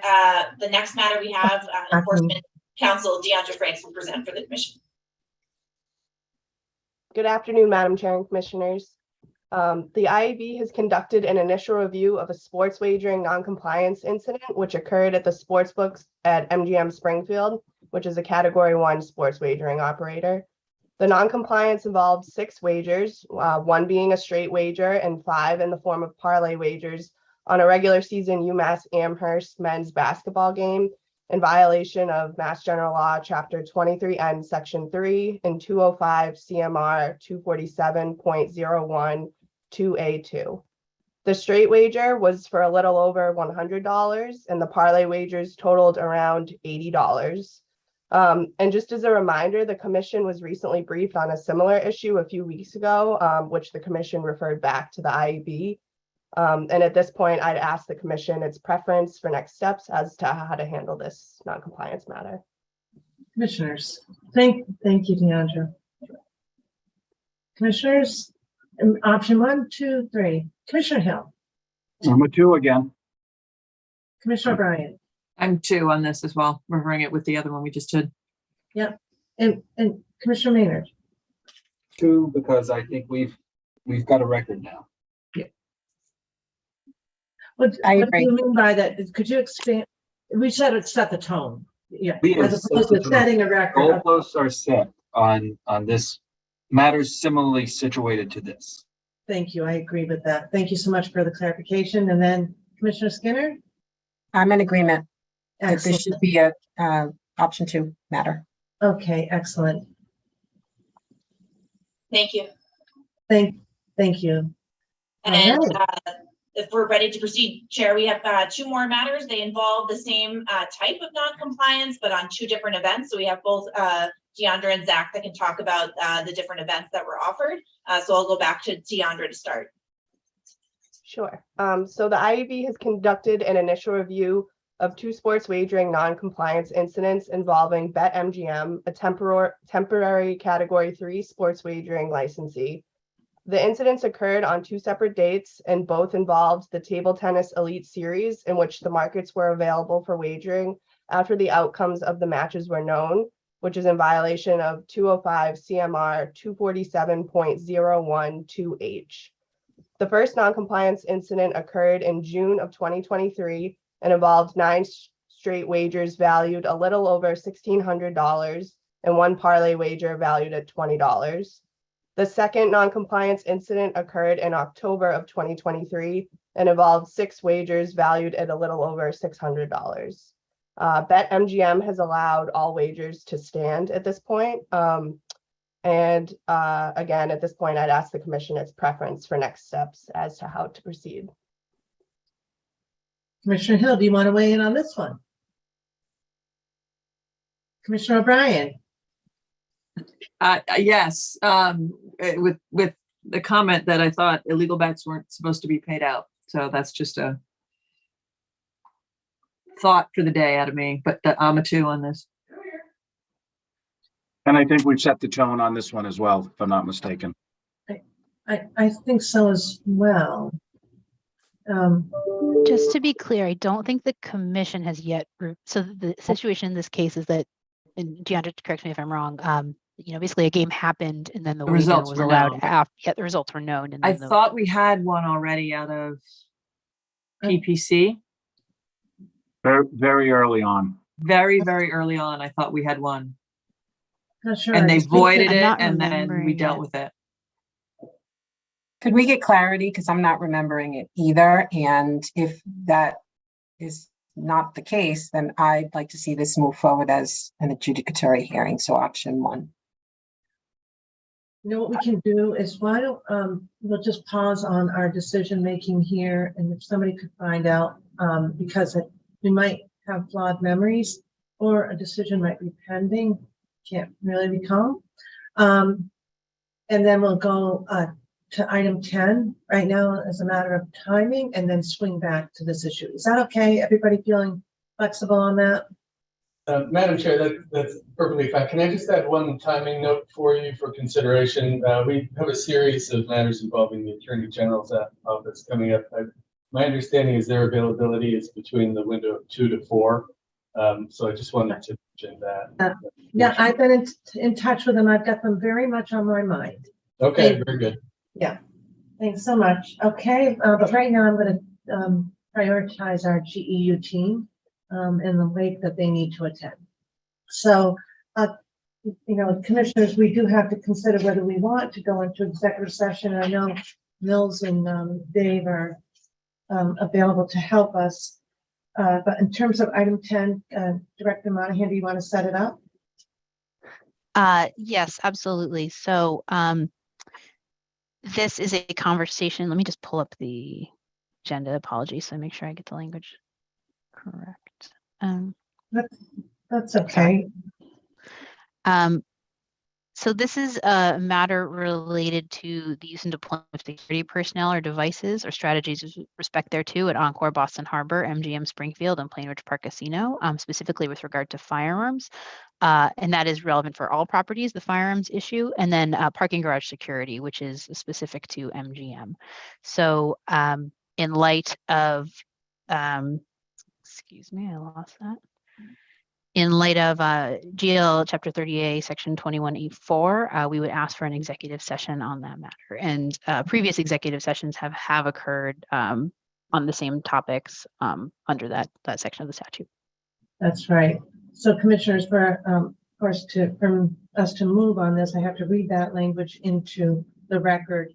And it's the commission anticipates that it will meet in executive session in accordance with GL Chapter 30A, Section 21A4 to discuss the use and deployment of security personnel or devices or strategies with respect thereto at Encore Boston Harbor, MGM Springfield, and Plainridge Park Casino, specifically with regard to firearms at all the properties and the parking garage security at MGM Springfield. And in this case, unlike at the agenda, the public session of the commission meeting would reconvene at the conclusion of the executive session. And I do see now Detective Lieutenant Leo and Lieutenant O'Brien. Thank you, gentlemen. Do I have a motion, please? Madam Chair, I move that the commission go into executive session on the matter for the reasons stated by the chair. Second. Any questions? Thank you, Director Monahan. Commissioner O'Brien? Aye. Commissioner Hill? Aye. Commissioner Skinner? Aye. And Commissioner Maynard? Aye.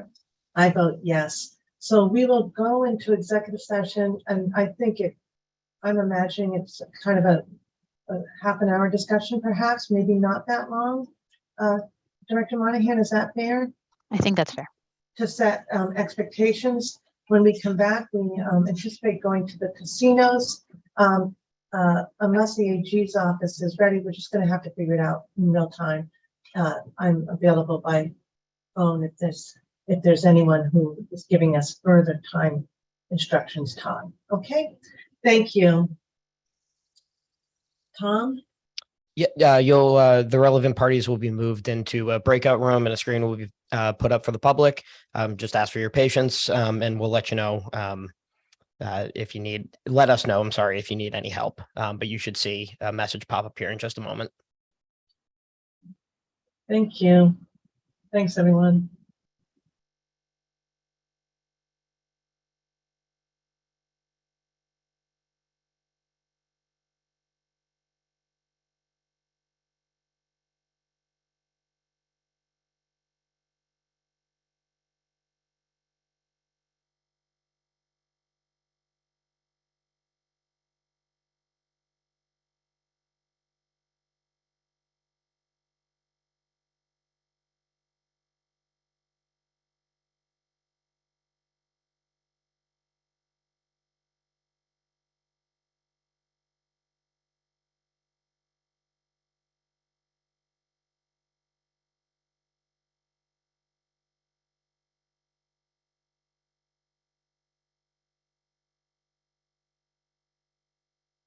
All right, I think I've got everybody in there that was included on my list. If you have not received an invitation to join the executive session, either just chime in here or feel free to send me a message and I can move you over.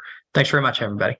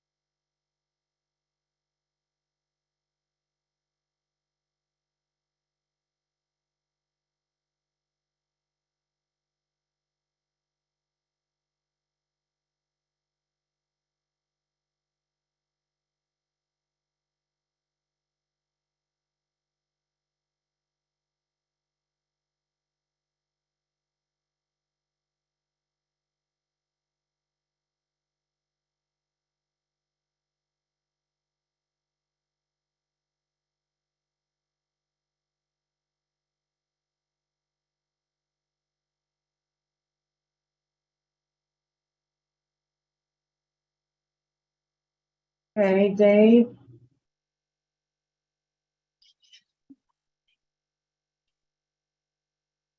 All set. wait, I flipped back on the screen. Thank you. Okay, this is, thank you, everyone. This is a reconvening of the Massachusetts Gaming Commission, and we do have to do a quick roll call. We just got done in a productive executive session, and we thank everyone for their patience.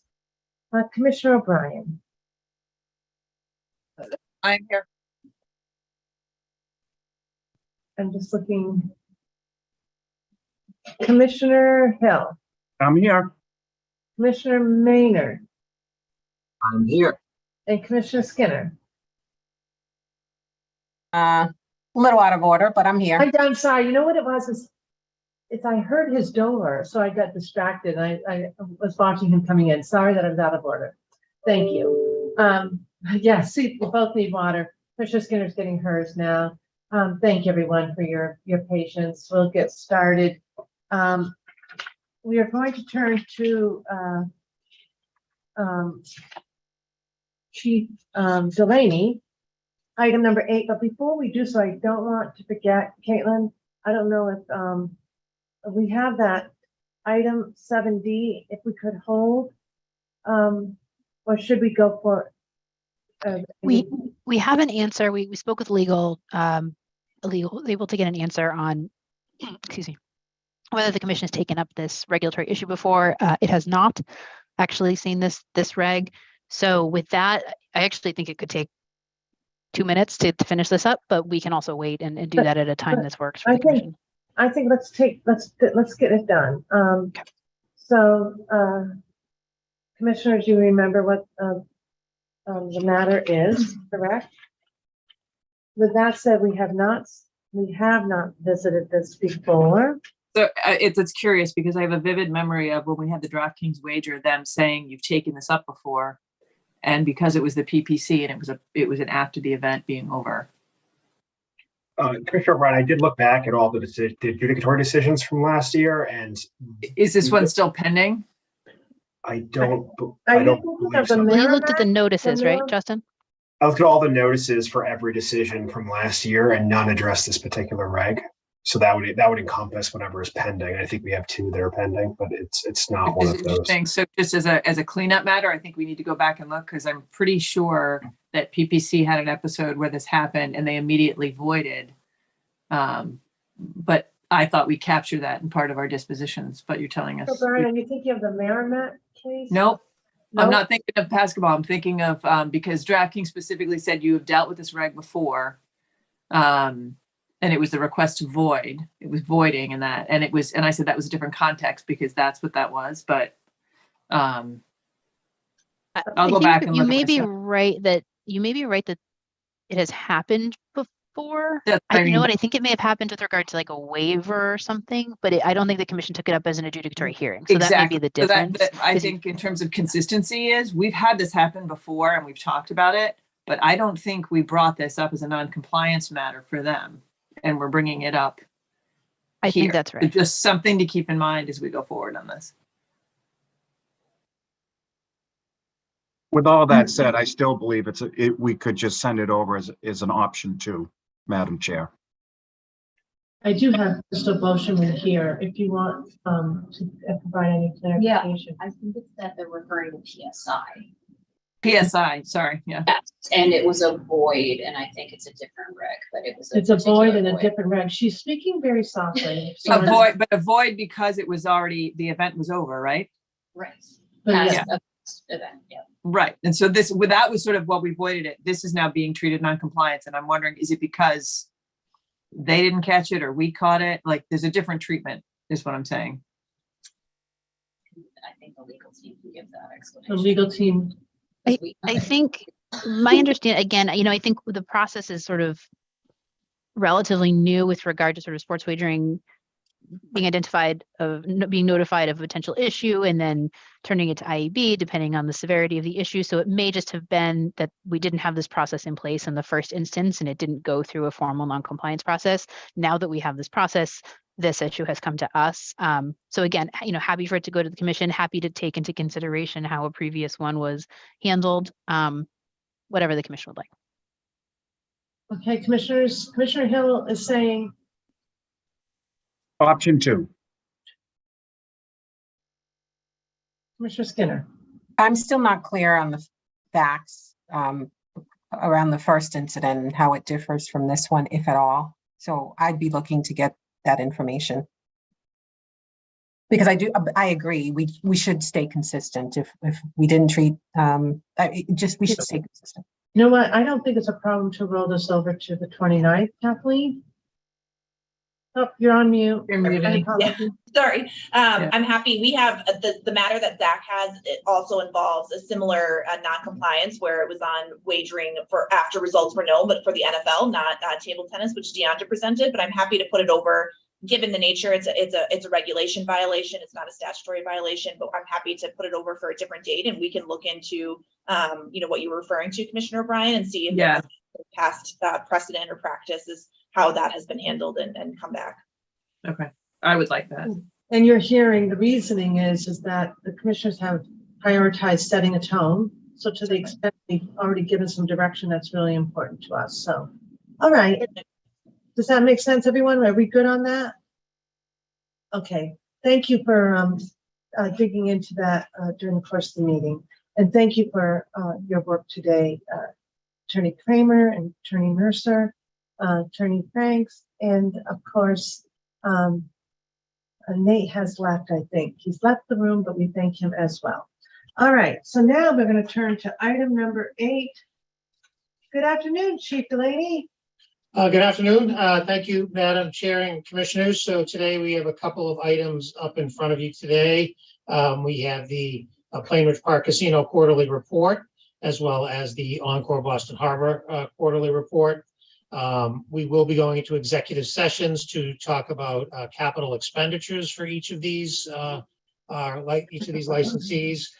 So with that, I will turn this over to PPC. And for PPC, we have with us North Groundsell, the general manager. We have Heidi Yates Akbaba, who's Vice President of Finance, and Kathy Lucas, Vice President of Human Resources. And with that, I will turn it over to North. Good afternoon, North. Good afternoon. Just 1 minute. Let me get my screen share going. Okay.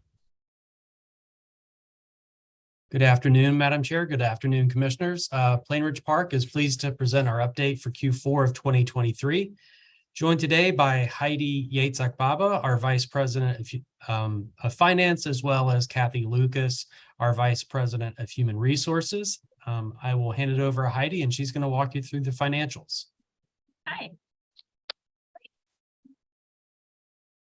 Okay, so you can see that we are very pleased with our first year of performance for sports wagering. We ended the year at $3 million in taxable sports wagering, with total taxes paid to the Commonwealth of $462,000. In gaming revenue, we are also pleased with our performance in 2023. In Q4, we had $37.9 million in slot revenue versus the 36 in prior year. State taxes of 15.1, racing of 3.4, and total taxes in Q4 of 18.4. This is a total of $931,000 in taxes over prior year quarter. For the year, what we've done is the $155,000 in total slot revenues, total state taxes of $62 million, race taxes of $14, and total of $76,261,000, an increase of $6.1 million in year-over-year taxes paid to the state. Lottery sales. So Q4 we ended at 594, 279. Q2 was of last year. Q4 532,016, an improvement of 62,000 over prior year. We did have one little thing that we did in Q4 that improved sales a little bit. We were able to upgrade 5 of the machines and reposition a couple machines on the floor, and that led to improved sales for our lottery. So these next couple of slides, I'm going to talk about where we ended Q4 and then where we ended the year as well, in terms of some of our goals as well as performance. In Q4, our total qualified spend was 1.9 million. 1,252,000 of that was spent in the state of Massachusetts, and 655,794 was spent outside the state. For the year, our total qualified spend was 6,439,000, of which 3.8 million was spent in the state of Massachusetts, or 59%, and 2.6 was spent in states outside of Massachusetts. So our local spend, so of the $1.2 million that I spoke about for Q4 earlier, 43,011 was spent in our host and surrounding communities. And then for the year, of the 3.8 that I referenced before, that total for the year in spend was 339,350. So our vendor diversity. So Q4, we did meet our goal. You can see that we missed in our women's spend and the minority spend, and then surpassed in our veteran. We do have a reason for that, and that is that we lost a vendor right in the middle of Q4 that was both a WBE and an MBE.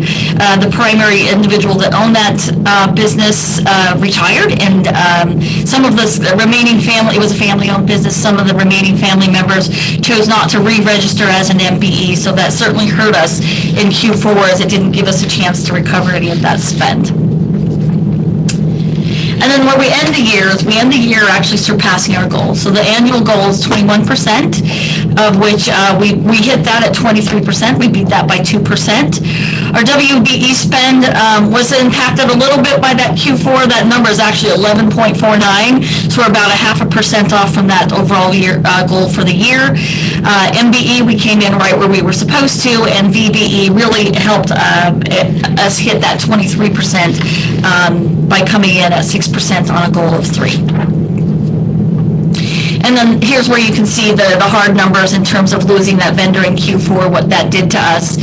You can see that we're down in the WBE and the MBE by 78 and 52,000 respectively, but the VBE, we beat that spend related to a capital project we had going on in Q4, and then the total qualified spend at $1.9 million, and then Q3 of 2023. Last year, $1.7 million, so total qualified spend up 119,000. Great, thanks Heidi, appreciate it. So on the compliance side, in Q4 of 2023, PPC prevented a total of 211 guests from entering the gaming establishment. Of that group, 17 were minors, 36 were underage, and 158 had expired, invalid, or no identification. There were 2 underage or minor patrons escorted from the gaming area, and 1 underage patron found gaming at a slot machine. There were no instances of underage patrons found or wagering in the sports wagering area, and there were no instances of underage alcohol service on the property. So with that, I'll pass to Kathy. Thank you, North. Good afternoon, Madam Chair and Commissioners. As we look at the employment side, you'll see in Q4, we had 438 team members. That's a little less than last quarter, primarily because of the end of racing season. We continue to exceed our diversity goal of 15% in Q4, with 29% of our team members being diverse.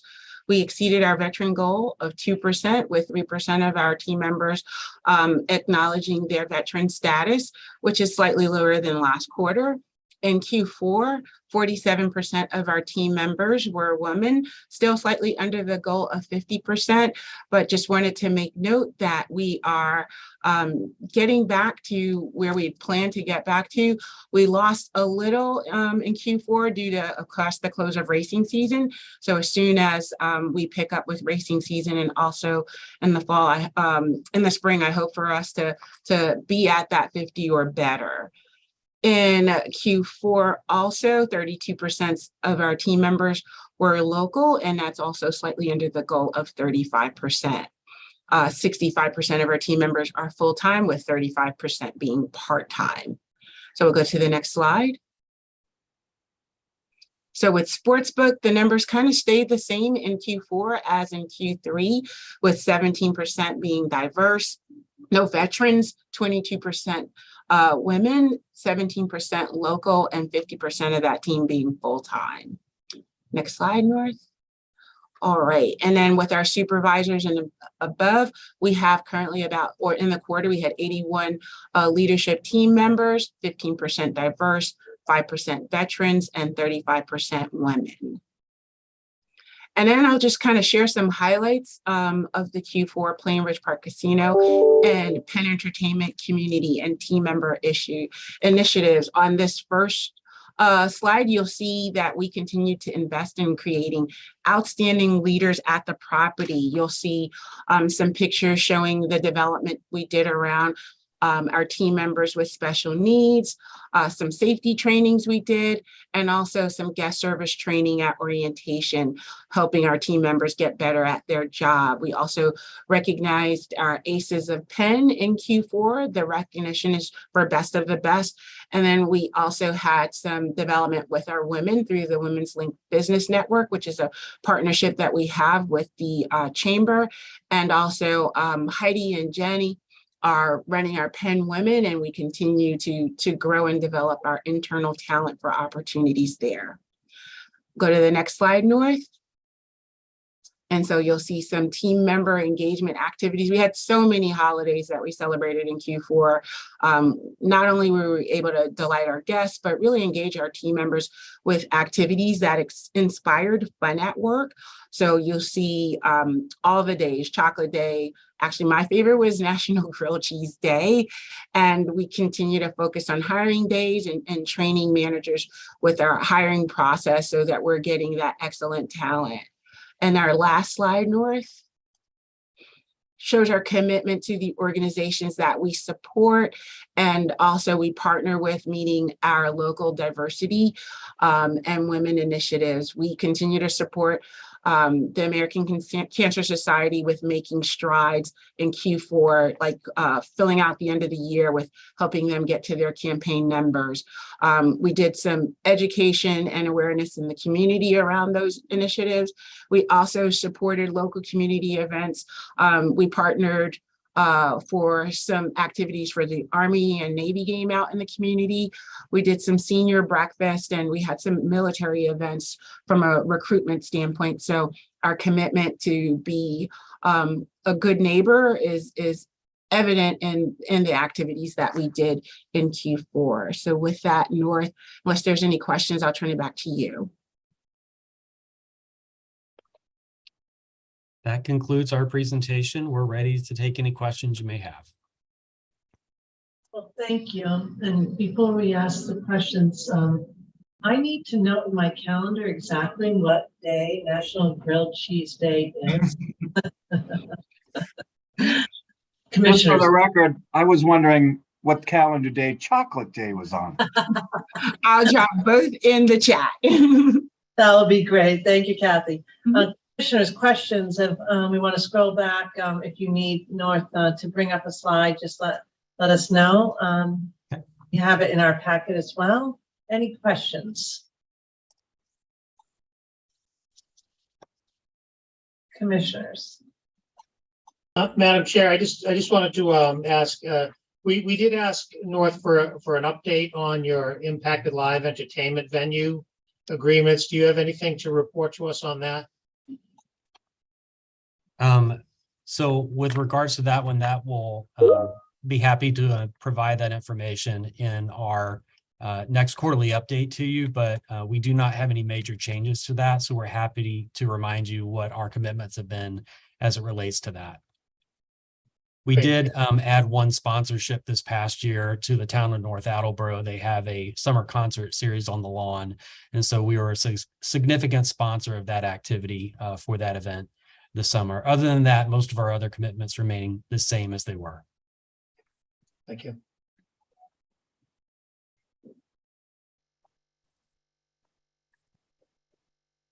Madam Chair. Yes. Heidi, I was actually having a difficult time hearing you. There was something wrong with the volume. Could you elaborate a little bit more about the businesses that you lost in regards to women-owned businesses and things of that sort? Sure. Can you hear me a little better now? Much better, actually. Okay, great. I think you had a jet going through your office right then, Heidi. Oh, possibly.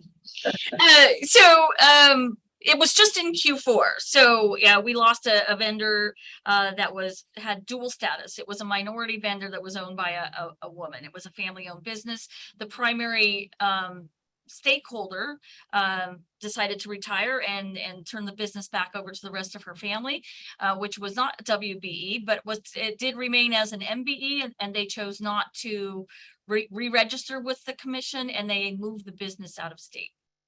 So, and they did that sort of middle of the quarter. It really gave us no chance to recover timely enough to hit the quarterly goal on those. Thank you for that further clarification. Do you mind explaining what the service was, or It was a food and beverage vendor. the food and beverage? But there's an opportunity there. There right? is. And our team that manages that's already on top of that and digging for that spend. And they've always come through in the past. I expect they will do the same this time. Okay. Other questions or comments? Madam Chair, just to thank you to you, North, Heidi and Kathy, for your presentation. And Madam Chair, to answer your question, for me, National Grilled Cheese Day is once a week. Yeah, no kidding. I just think that this is something that Chief Muldrew needs to put on our cultural events here at the Gaming Commission. The compliance record, commissioners, we're pleased with that. And the capture of 158 expired, invalid, or no IDs, right? Folks are still trying. Thank you for catching them. So Absolutely. all right, and then I know we all truly appreciate your commitment to community initiatives and the community's well-being. So thank you for that. With that, an excellent presentation. We do have some more business though to attend to, right, Joe? Because this is the fourth quarter. Yes, we need to, we will need to go into executive session to discuss the capital expenditure plan. All right, so commissioners, in order to take care of that part of business, we do have to consider going to the executive session. And I have to read this language. The commission anticipates that it will meet in executive session in accordance with GL Chapter 38, Section 21A, subsection 7, to comply with GL Chapter 23K, and interestingly enough, also Section 21, subsection A, subsection 7, for the specific purpose of reviewing the proposed multi-year capital expenditure plan described in 205 CMR 139.09 and any corresponding materials submitted relative to Plainridge Park Casino, as discussion of this matter in public would frustrate the purpose of the statute and associated legal authorities where the capital expenditure plan issues covered by a non-disclosure agreement between the Massachusetts Gaming Commission and Plainridge Park Casino. In this case, the public session of the commission meeting would reconvene at the conclusion of the executive session. Do I have a? So moved, Madam Chair. Thank you so much. Do I have a second? Second. Thanks, Commissioner Maynard. Commissioner O'Brien. Aye. Commissioner Hill. Aye. Commissioner Skinner. Aye. Commissioner Maynard. Aye. And I vote yes.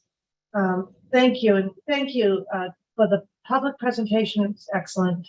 And now we'll go into the executive session. We'll just wait for Tom to direct us. Dave Souza's inviting us. Yep, there you go. Just hit join. Thank you so much.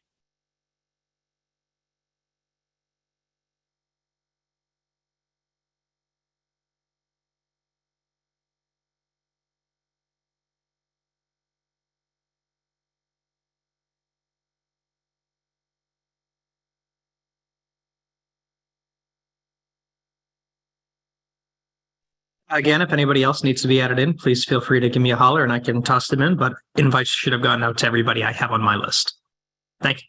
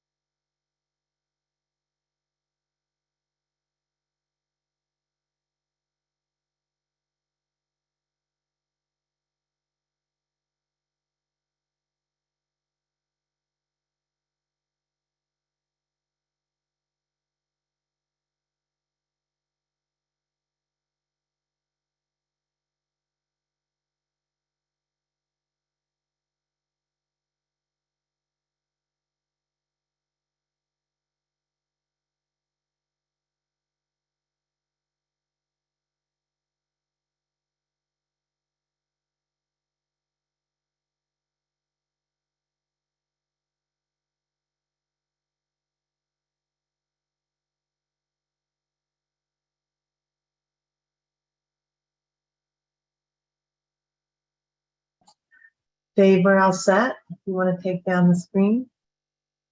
All set. Thanks so much. And I think I've got everyone. So this is a reconvening of the Gaming Commission. Got to do a quick roll call. Commissioner O'Brien. I'm here. Commissioner Hill. I'm here. Thank you. Commissioner Skinner. I'm here. Commissioner Maynard. I'm here. So we're all set, and we appreciate everybody's attention. We just had a executive session. Now we're going to hear from Chief Delaney again with respect to Encore. Good afternoon.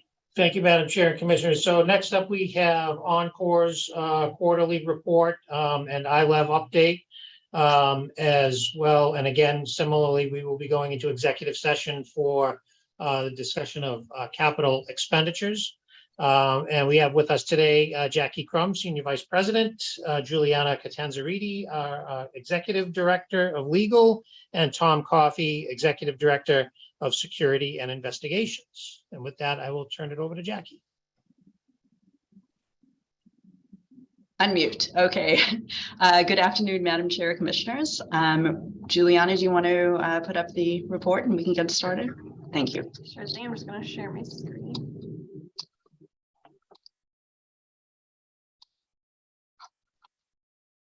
Everyone can see? Yeah, it's on just so you know, there it is. There, full screen. Thanks. Perfect. Thank you. Good afternoon, Madam Chair, Commissioners. We appreciate the opportunity for you to present this quarterly report to you today, and thank you for your time. So to begin with Q4 gaming revenues, our total gross gaming revenue for table games was about $86 million and about $104 million for slots. That was a total gross gaming revenue of about $190 million, which resulted in about $47 million in state taxes collected.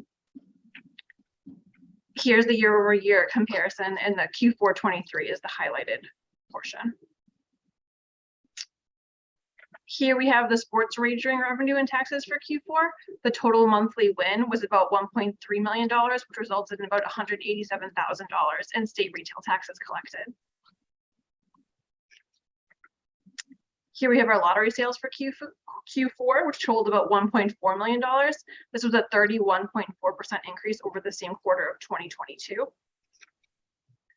And then in this year-over-year comparison, you can see that there was a 51% increase year-over-year. So moving on to workforce, if you recall during our last report, we noted that there was a discrepancy that we found in our reporting of diversity statistics. So that has been corrected. And then in an effort to present the most accurate picture of our workforce, we've also sort of reconsidered and revised our reporting for diversity statistics. I'll go into detail explaining that. And this chart specifically details those employees who are not related to sports wagering. So to make it easier for this explanation, to start with the minority numbers first. So we've revised this for every quarter. So starting with Q1 here, these will all be new numbers. And we'll just use Q4 as an example here. So the issue generally is that there's a relatively large group of employees who do not specify whether or not they belong in any minority category. So instead of just lumping these people in as non-diverse, which doesn't really give us an accurate depiction of what our workforce looks like, we've essentially removed them from the equation for the minority numbers. So if we look at Q4 as an example, so we had a total here of 3,437 employees. The footnote here, number 4, tells us that 585 of those employees did not let us know whether or not they identified as a minority group. So instead of just lumping them in there, we actually subtracted that 585 from the 3,437 total. So then when you do that math, the total is 2,852. So that's really the number that we're working from for purposes of minority statistics here. So that's really the base. So the total number of employees who self-identified is this minority number right here, 2,069. And 2,069 is essentially 73% of that 347 minus the unidentified 585. It's a little bit hard to follow, so I'm happy to answer questions or explain again if that would be helpful. Juliana, I just had a quick question on that. Is that a standard practice in other industries? Is that something that you've run into before? Joe, I think I can answer that. I don't know if it's a standard practice, but our concern was we were underestimating quite drastically the number of employees who may be diverse. Because if we were using the bigger number and those people hadn't specified, we were essentially assuming that all those 600 people were not diverse. That's what we were struggling with. So we thought this gave a more accurate picture. And if you apply the same percentage perhaps to that remaining number, the 600 or so who didn't specify, it's most likely in the same range. Thank you. And just to clarify, we applied the same methodology when we did the calculation of managers above and supervisors and above.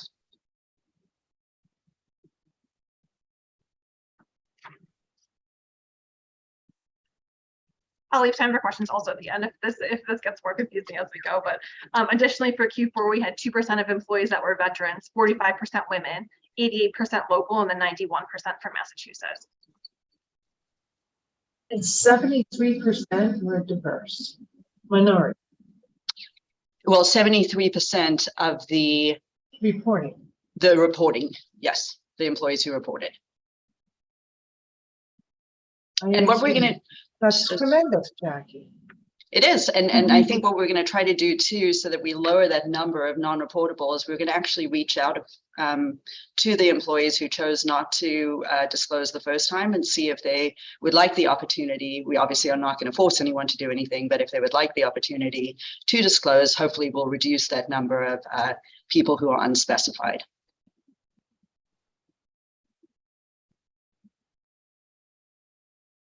This is a written explanation of what we just went through, if that makes it any easier.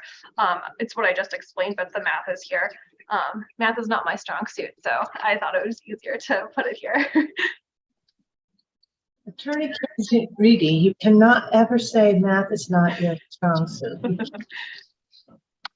And then, as Jackie mentioned, these are the numbers for managers and above. And to make this sort of a little bit easier, we added this column at the end. So this number is the number of employees who did not specify for each category.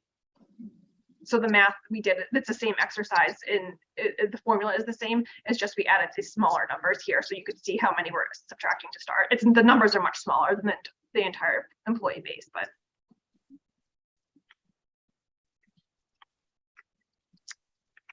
And here we have the breakdown for sports wagering related employees. These are obviously much smaller numbers, but the same method of calculation has been applied. So you can see that the total number of employees that engaged in sports wagering related jobs was 46. For Q4, 6 of those didn't specify. So that leaves you with 40. And then 62% is 25 of 40, if that makes sense. It's a little easier to see with these smaller numbers. Juliana, just a question, Madam Chair, if I may. Yes. So you were underreporting in all of the categories that you report to us. And so by how much? Is that easy to ascertain? I mean, I don't remember distinctly what your numbers were, at least in the minority category, which I'm particularly interested in. Can you give us a sense of, what the difference is? How this has helped, how much this has increased your prior reporting, I guess. So Juliana, you want to handle this or you want me to respond? No, sure. So they generally hovered around 50-ish before this.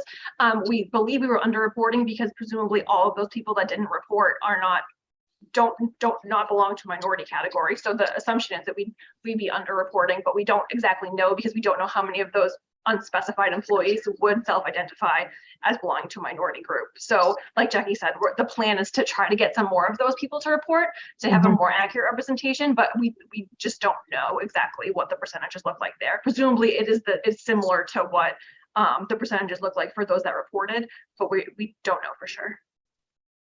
Commissioner Skinner, I just glanced back at the Q1 report from 2023, and that was reporting 58% minority. Okay, and so it's a pretty significant increase to 73%. Yeah, and so am I understanding it correctly? You have 585 individuals that you have yet to account for, at least in the minority category. Okay, well, for the fourth quarter. For the fourth quarter. Well, it's only up from here, so Yes, and you can see the numbers actually hover similarly around who has it reported. So Yeah. Q1 was 641, 613. They're all in the high fives, low sixes. So it seems to be a relatively stable trend.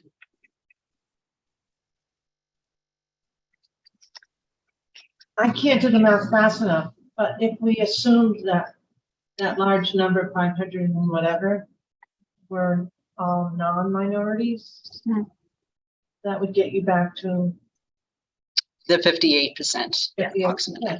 Right. That's what we were doing essentially until we realized that that really didn't make much sense. That's good clarification.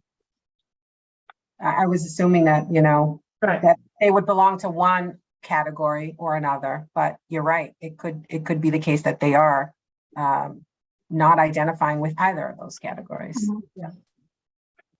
Okay. So here we have the sports wagering numbers that we were just briefly going over, and then the same for supervisory and above employees here. We again pulled out the numbers who haven't reported. For managers and supervisors and above, again, the numbers are obviously much smaller, but there was actually none that didn't report. Not to interrupt your presentation, but Joe, this is something for us to think about with respect to the other operators, okay? Yeah, I think it might be worth having a conversation with all of our licensees so that everybody's reporting, in a consistent fashion. Right. And again, before we move on from this point, I'd like to thank Commissioner Skinner and the audit team, because we wouldn't really have understood this issue had we not gone through the process of demonstrating our numbers to them. So thank you. Good. I just have one question. In the future, can we also see the raw numbers to do the calculation that the chair just did? I mean, I'm just thinking, I'll just be honest with you, this wouldn't have flown my time with the governor had I presented it this way, right?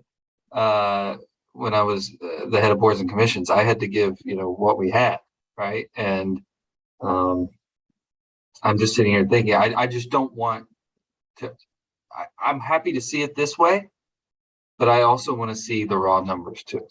Sure. Okay, so moving on to operating spend. During Q4, we had discretionary spend of about $22 million. Here's a Q4 operating spend in each category. And then we have a year-over-year comparison here. The numbers are very similar. Here's the same for local spending by community. And then we have another year-over-year comparison. So you can see, again, the numbers are relatively similar.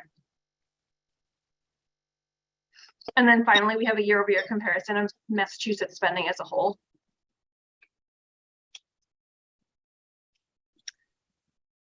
So with that, I'm going to turn over to Tom Coffey, our Director of Security Investigations, and he'll go through some of our compliance numbers with you. Good afternoon, Madam Chair and Commissioners. Thank you for having me. I just want to summarize our report on protection of underage minors. We had 24 underage individuals on the floor during the fourth quarter of 2023. We scanned 272,373 IDs and Veridocs. And I like to break down these underages sort of. Tom, yes. Sorry to interrupt you, but the number that Tom just provided, he said we scanned that many IDs. That does not account for all the patrons that came in and out of the casino. We only scan IDs for people who appear to be below 35. 35 and under. Yeah, thanks for correcting that, Jackie. Thank you. So there's a far greater number of people who are coming in and out. Sure. Thank you for that, Jackie. Jackie. Very well done. Thank you. So out of those 24, 12 were either fake IDs or ID swaps. And we address those accordingly with the officers. If it's someone that didn't look like the individual they're presenting the ID, there's progressive disciplination on those. 6 of the individuals jumped over a railing, and 4 of them went into a restroom, and they were soon brought back to the garage and were instructed to leave. 4 of the individuals made on the floor. There were non-security employees who believed falsely that underages could go to Shake Shack or Red 8. So we were able to stop those individuals from gaming or drinking, but they were going to Shake Shack and Red 8. So so that makes up for 4 of those. 2 of the underages on the floor were security officers did not ask for any identification. Those were fails on our part. They were issued progressive discipline and remedial training on that.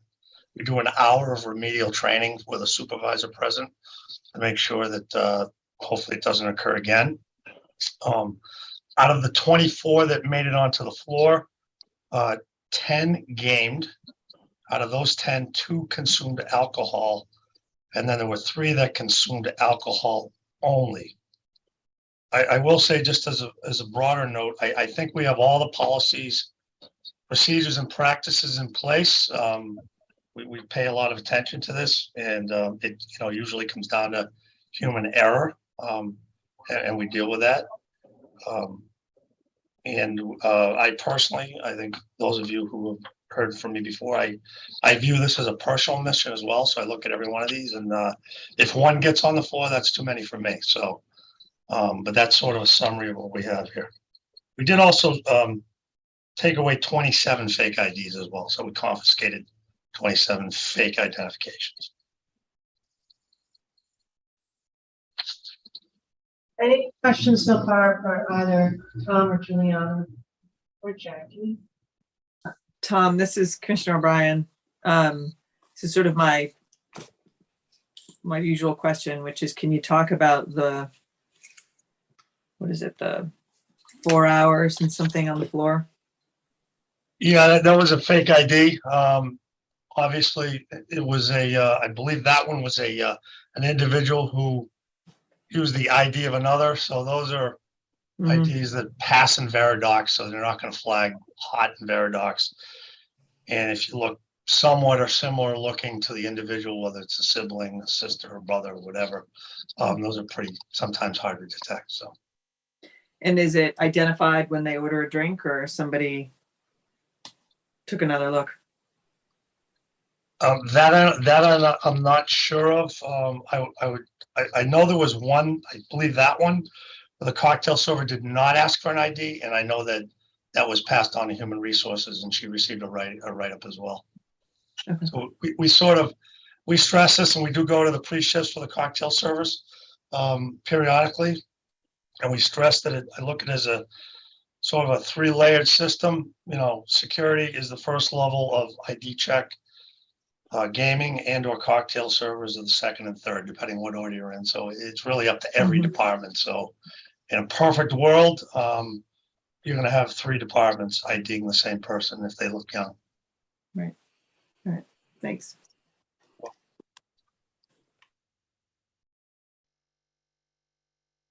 Thank you. Moving on to human resources initiatives. In the fall, which feels like years ago now, we invited all team members to bring their family and friends to the South Lawn for a fall celebration. In our industry, it's obviously quite difficult to celebrate Bring Your Child to Work Day. So we enjoy this time when team members can, on the one hand, show off their workplace, and on the other hand, show off their children to their colleagues. In December, we expressed our gratitude to all team members with a gift giveaway. In keeping with our hospitality culture, everyone received a very special Win carry-on suitcase. And on November 11th, Veterans Day, we recognized our team members who have served. We did a celebration or recognition in the Heart of House. We also set up a fallen hero table in the staff cafe, which is our employee dining room, as a memorial. Also in November, we commemorated Indigenous Heritage Month in an effort to highlight and celebrate the rich cultural heritage and experience of Indigenous communities. We invited team members who had a connection to Indigenous heritage to participate in a panel which was aired online and in our Heart of House. Moving on to special events. At the end of the quarter, we added an additional 4,000 employee volunteer hours for a total of over 11,000 for 2023. During the fourth quarter, we collected over 300 toys for the city of Everett. Over 100 employees participated in local nonprofit walks for Bread of Life, Northeast Arc, Disabled American Veterans, and the Walk to End Alzheimer's. We also had a fabulous employee sale where employees were able to complete all their holiday shopping at ridiculously low prices. That ended up raising over $60,000, and then corporate doubled that. There's a corporate match. So all that money was gifted to the Wynn Resorts Community Grant Fund. And so that was a nice end of the year contribution to that. And finally, it wouldn't be November without Feed the Funnel. So employees, family members, nonprofit partners, including GameSense and Mass Council, thank you, helped pack almost 560,000 meals. As an added benefit, we also asked the chefs from each of our restaurants to prepare a unique meal using a few of the packages that we packed. We had a tasting competition. It was very fierce, the competition, and delicious. And the winning recipe was featured in Le Staff Cafe. We met our goal of packing over 1 million meals in 2023. And finally, our TRU donation program remains strong with over 33,000 donated by our guests in the fourth quarter. This time we are open for any questions. Commissioners, questions? Jackie and team. Jackie. Great again, presentation, Madam Chair. One, Commissioner Hill? I said great presentation. Thank Madam you. Chair. Jackie, we did ask for an update on your ILEV status. Is there anything that you can report to us on that? Sure. After we received our MIPA certificate in January, I reached out to the MPAC regarding the proposed theater. The proposed theater for East of Broadway to see if they were interested in discussing any initiatives. Troy Seibels, who runs the Hanover Theater in Worcester, was kind enough to pass along my email to the other members of the coalition. And I just recently, in the last day or two, heard back from the director of the Lynn Auditorium, and we're going to schedule a call and continue discussions. Great, thank you.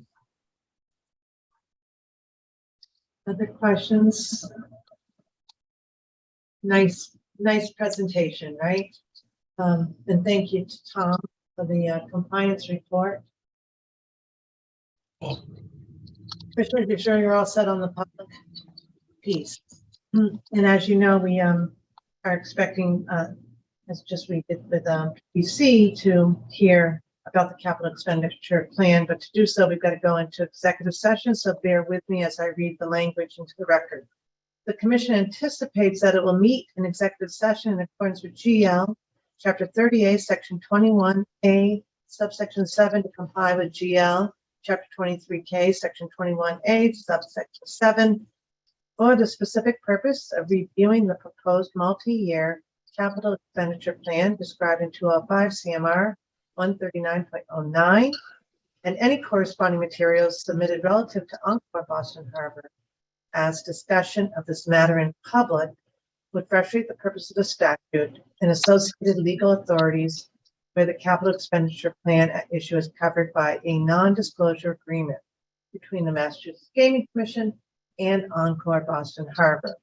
The public session of the commission meeting will reconvene at the conclusion of the executive session. We have more business to do. Do I have a motion?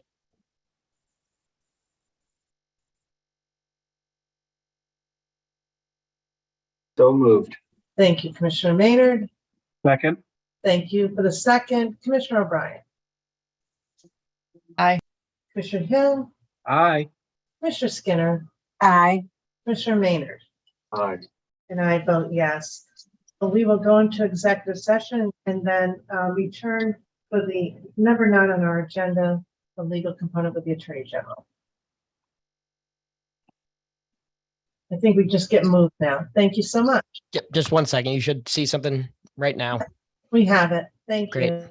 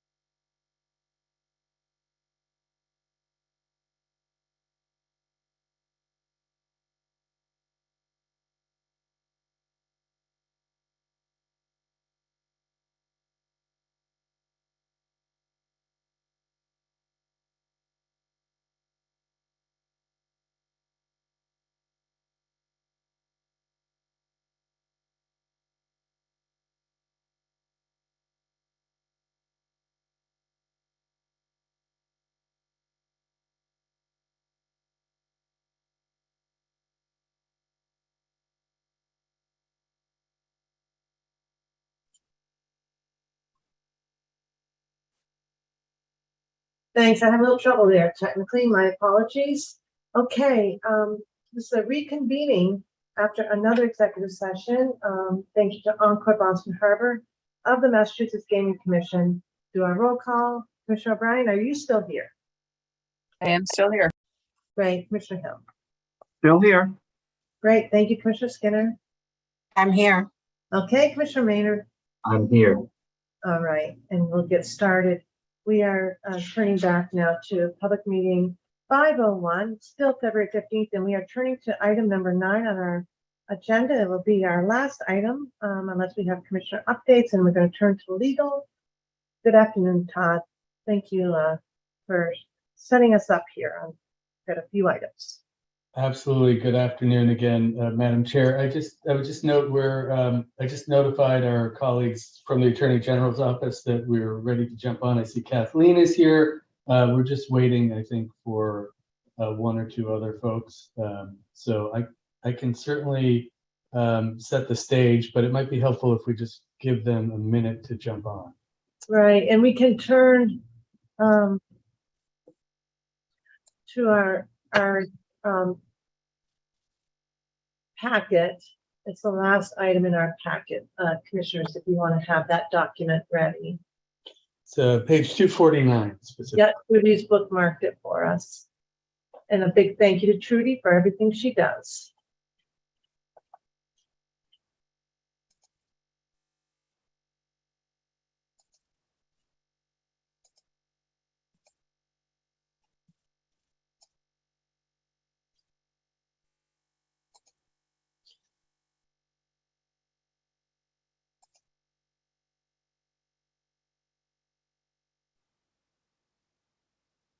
So we have Kathleen in 2 places. Good afternoon, Kathleen. How are you?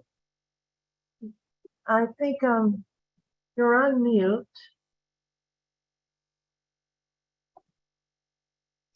But I certainly know I need to get out of 2 places.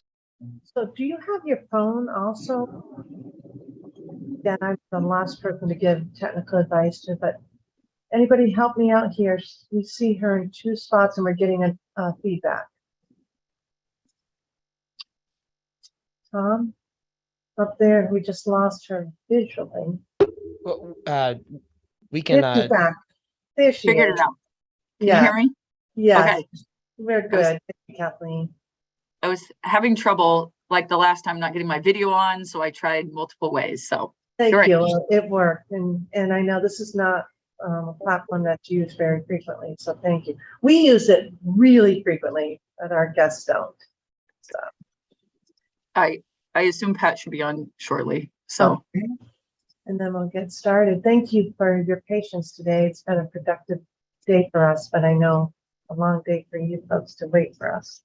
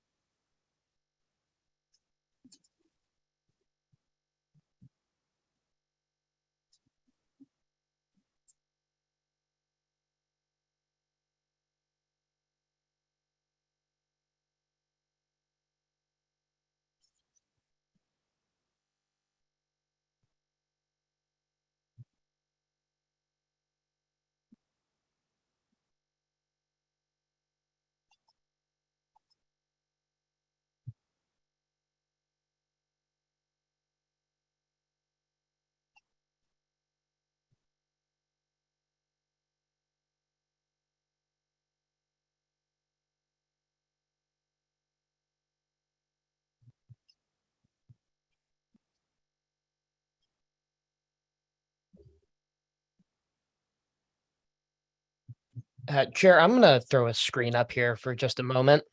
Okay, thank you.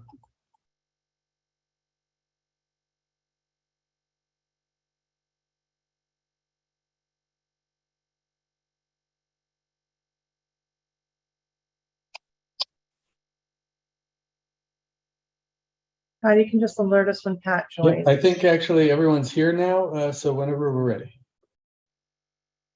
Thank you. And happy to. Good afternoon, First Assistant Moore. How are you?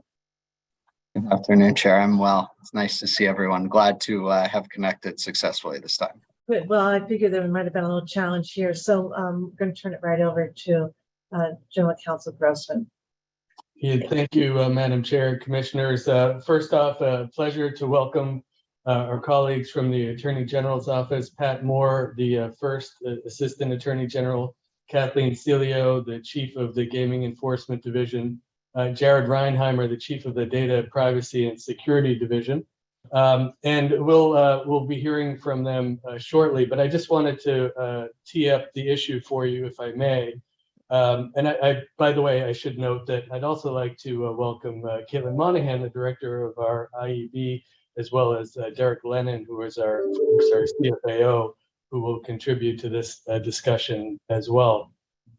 So before we turn to our friends in the Attorney General's office, I just wanted to set the stage. And you'll all recall that when the gaming laws were enacted in Massachusetts in 2011, in addition to the creation of the commission itself, a division within the Attorney General's office, which, as I mentioned, is known as the Gaming Enforcement Division, was also created.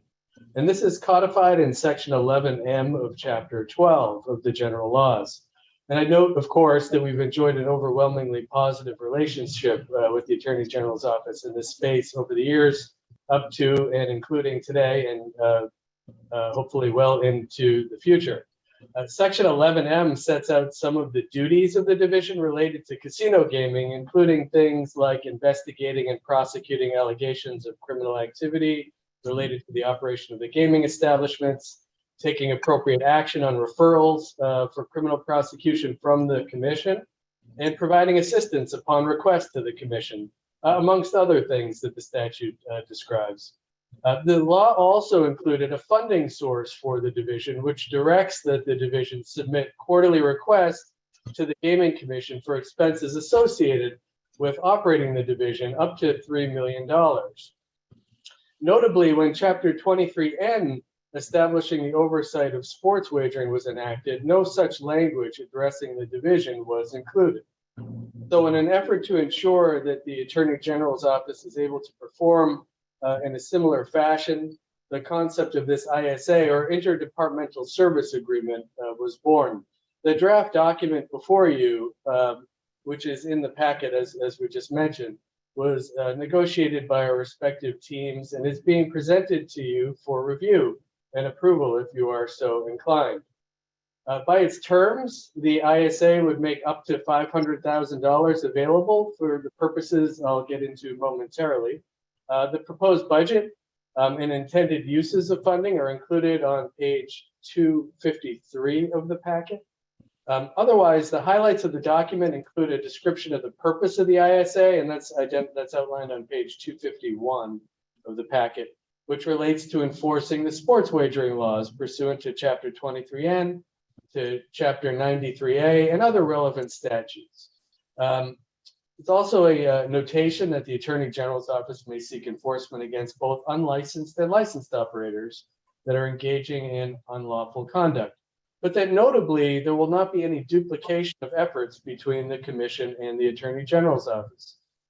Further, the ISA, like Section 11M itself, sets out some of the ways the Attorney General's office will enforce the laws, including, but not limited to, taking appropriate action on referrals for enforcement from the Commission, investigating and or prosecuting allegations of unlawful activity by both licensed and unlicensed operators, including fantasy sports operators under Chapter 12, Section 11M.5, that are maybe engaging in sports wagering related activities, and communicating with the Commission regarding specific operators who are suspected of engaging in unlawful sports wagering activities.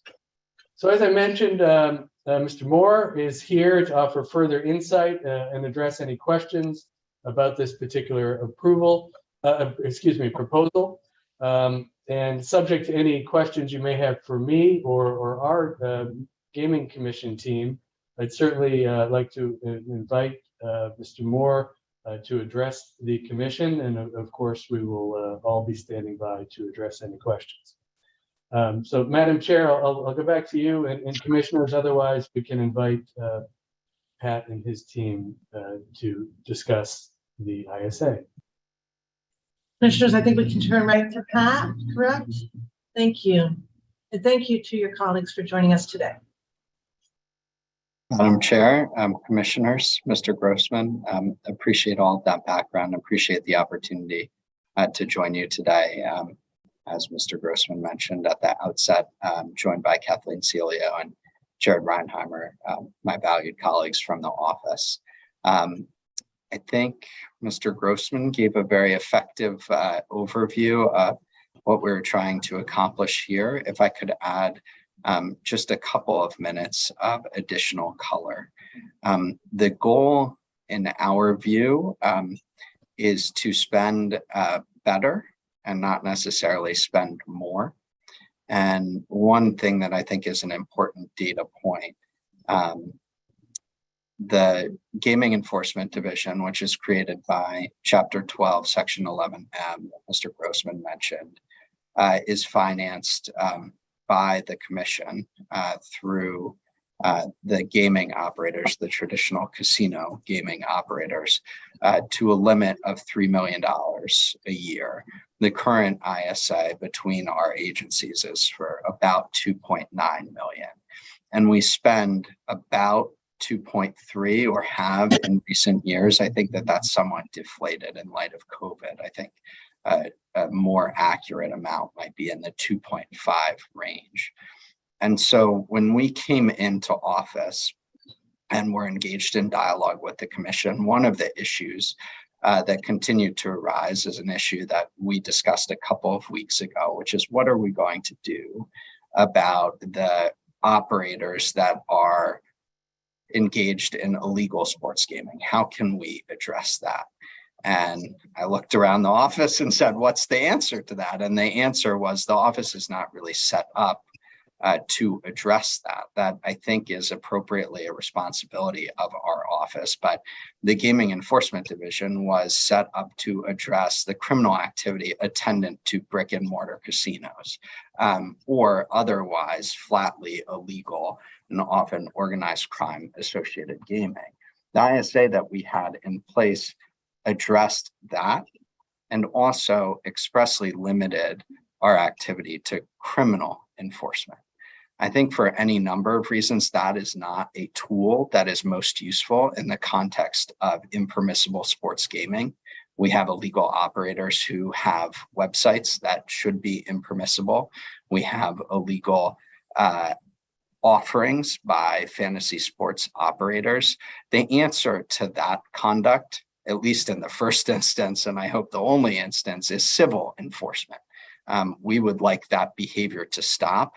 I don't intend to put the executives at Prize Picks in jail, right? And so we would like to explore civil enforcement in this area to see if it can be effective. The purpose of the ISA is to achieve that.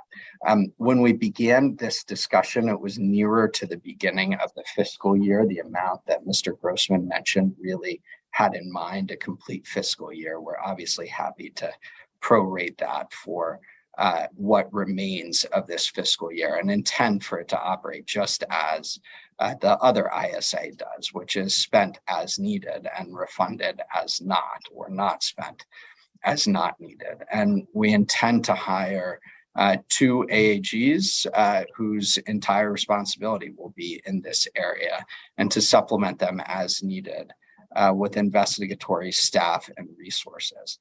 And I want to be very crystal clear on the following point, which is that we do not intend, as Mr. Grossman noted, to duplicate efforts.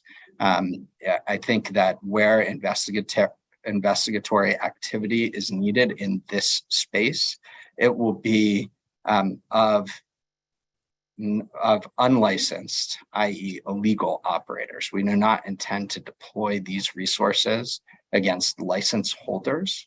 There may come a time, and it certainly would first be preceded by a number of discussions with the Commission, of course, where we think that for some reason a licensed operator is undertaking behavior that for whatever reason does not comport with our state consumer protection law, That is not work that we would be doing from this ISA.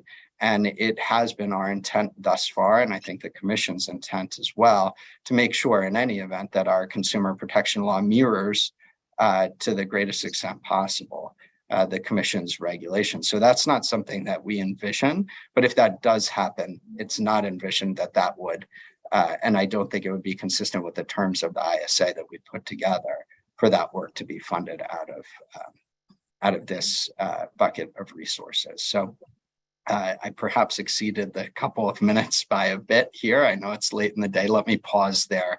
But before doing so, just once again, emphasize our appreciation for the partnership, for your willingness to consider this. I think that it benefits both agencies. We obviously stand ready to address any questions you may have.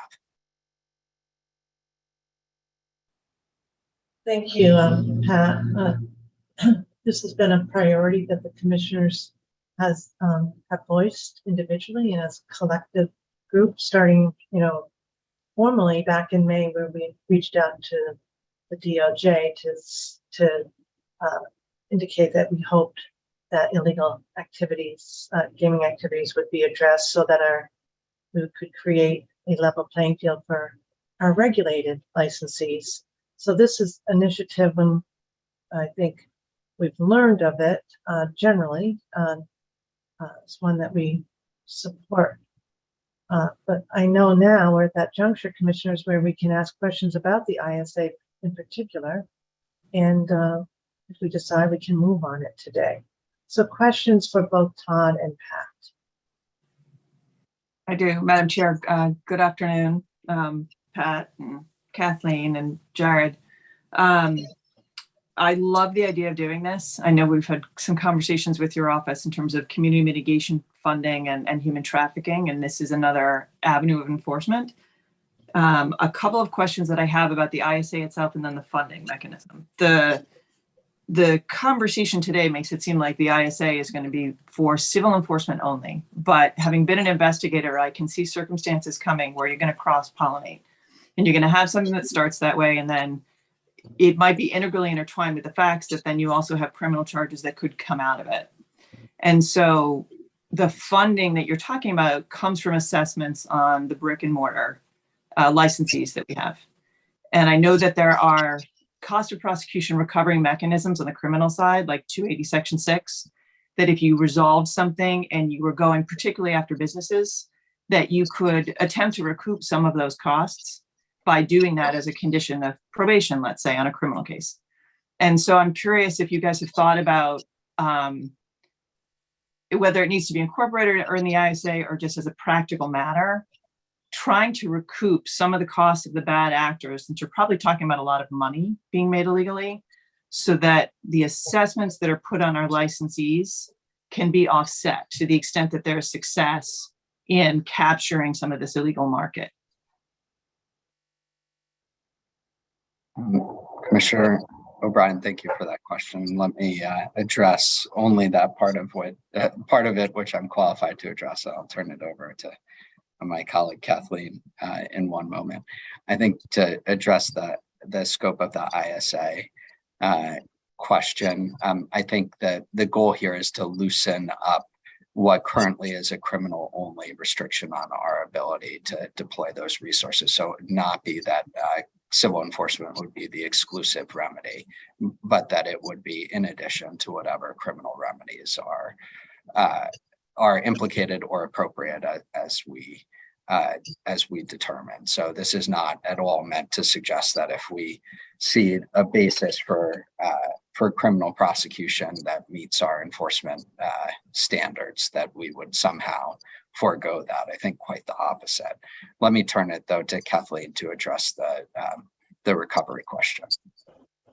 Yeah, thank you very much, especially for the commission to have us today. I think that there is obviously, when you see get to the point of egregious conduct or something that would make us interested in pursuing a criminal kind of indictment against a company. I've also seen when we've pursued this, an agreement for dissolution of the company as well, and also recouping money. So if we were to see that, and obviously our office deals a lot with, setting up the barriers of civil investigation and what to do when it becomes a criminal investigation and enforcement. And we obviously will adhere to those kind of already set up principles and our colleagues that are doing that.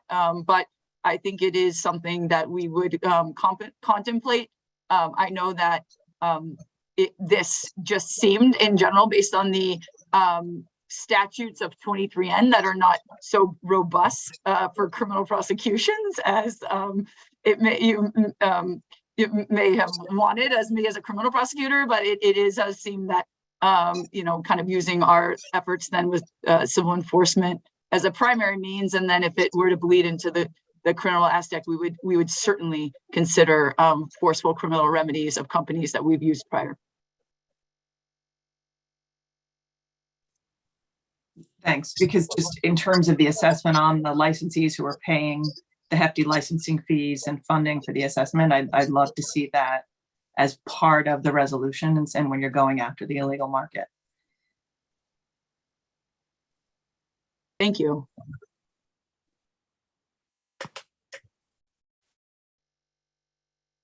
Madam Chair. Yes, Commissioner Skinner. Thank you. Good afternoon, Pat, Kathleen, and Jared. My question is relative to staffing. I think you indicated you were intending to bring on an additional 2 AAGs to conduct this civil work. And we have the DFS matter that we'll be talking about also, I think, in this session that's pending right now. What other civil types of matters do you envision falling within the specifications of this ISA? And as the question relates specifically to staff, is there a contingency plan should we perhaps find ourselves in the position where there's just not a lot happening on the civil side along the lines of what we're seeing with Prize Picks and other DFS operators? Thank you, Commissioner Skinner, for that question. I think the short answer is yes. I think that this is iterative. We're going to need to assess what the needs are and whether this amount of resources are needed year after year to address them. And it's tough to predict on the front end. There is a world in which we're having to litigate against Prize Picks, for example, and that's something that 2 AAGs by themselves are going to have a considerable time keeping up with without any additional support within the office. There is a world in which we tell the fantasy operators that what they're doing is impermissible and they stop doing it. And then we need a next step for this group of individuals to do. I think that there are already next steps that are available. I know in particular, the chair mentioned a request to the Department of Justice to enforce the Internet Gambling Enforcement Act against some of the illegal operators that are more black market than the daily fantasy sports operators. They're the illegal offshore market that we're all hearing. I'm certain the commission is hearing, our office is certainly hearing about it from the licensed operators and asking, can we not do something about those operators? And it's our intent firmly to do something. The Internet Gambling Enforcement Act is a relatively unique federal law that actually expressly gives state attorneys general the ability to bring causes of action under it. We can bring those causes of action against internet service providers to get the websites taken down. And we intend to do that. I think that will be labor intensive on the front end because there are not a lot of states doing it, and we're going to need to lead and we're going to need to develop those muscles. Once we do that, it should be pretty routine. I would love that the ISPs start to know who we are, know that these requests are coming, and have them be a routine thing for us to be able to do and encourage our state counterparts to do as well. It's gonna be labor intensive on the front end and should be less so on the back end. I think that in terms of what then next, I don't know the answer to that. And it depends, of course, on the commission's enforcement priorities and what those look like, and whether there is a need to take civil enforcement action beyond the administrative remedies that the commission has at hand through its own commission proceedings. The ISA anticipates, of course, and we commit in any event, that we're not going to do anything there without a request from you all to do it. So that is a long answer to arrive back where I started, which is, I think there's work.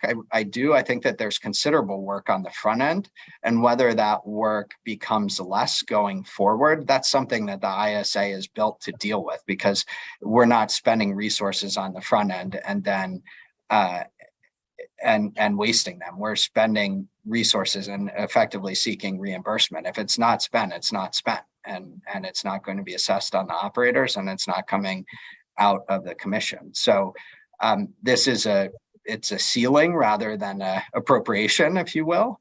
And I want to make sure that that Todd agrees with that characterization, but that's certainly my understanding. Yeah, I think that's absolutely fair. I completely agree with that. I would just note to one of the points Pat just made, this ISA on its face is set to terminate if it were executed at the end of the fiscal year, June 30th of this year, at which point we can revisit these principles. But yeah, as Pat described, the idea is that we'll be constantly evaluating the efficacy of this, and there seems to be plenty of work to be done. Yeah, thank you, Pat, for your comprehensive response. We could just explore that a little bit, Todd. And we've got Derek here. Derek, Todd just mentioned the termination date. I presume this would be something that could be extended easily so that it's seamless. In terms of the amount, is there, could they spend the entire amount between now and the term and the end? There's no necessarily, there's not a mandate for prorate, is there? There's no mandate for prorating. Usually with ISAs, you allocate the whole ceiling. We can do allotments if we'd like to do that. We did that at the beginning of the year with the Attorney General's ISA, just because it was 2.9 million and we only had a quarter's worth of funding in under the gaming side one. But under this one, Pat's already offered to prorate it down from the 500,000, which he didn't have to, right? The request came in at 500. So Right. I don't see a need to put an allotment schedule on it. They will be able to pull reports to see what it's being spent on, because it's under our appropriation. We won't get the details, but we'll be able to see that it's generally tracking where they have it on their ISA. Thank you. That's helpful. So, I think we appreciate, Pat, you saying that, because it is a short window, right? That it could be prorated, but to the extent you need to get something stood up, I think I'd recommend that we defer to our legal team and the finance team to figure that out if we execute it, unless I'm missing something, commissioners. No, I agree with that, Chair. I think it's still, on the one hand, it's late in terms of the fiscal year, but on the other hand, it's early in the sense that we are just beginning to wrap our manpower, if you will, around this prize picks issue and other DFS operators. So I think you're right. I'm totally fine with deferring to the AG's office and our legal and finance teams to determine what the amount should be for this fiscal year, notwithstanding the fact that or probably by the time it's executed, we'll be more than 3/4 through. Commissioner O'Brien, any concerns with that? No, it's just point of clarification that we are being asked to vote on an ISA, which is drafted, is 500,000. We're not putting caps, we're not putting restrictions on that, but I just wanted to make clear that that amount is not changing, even though it's a portion of the fiscal year left, right?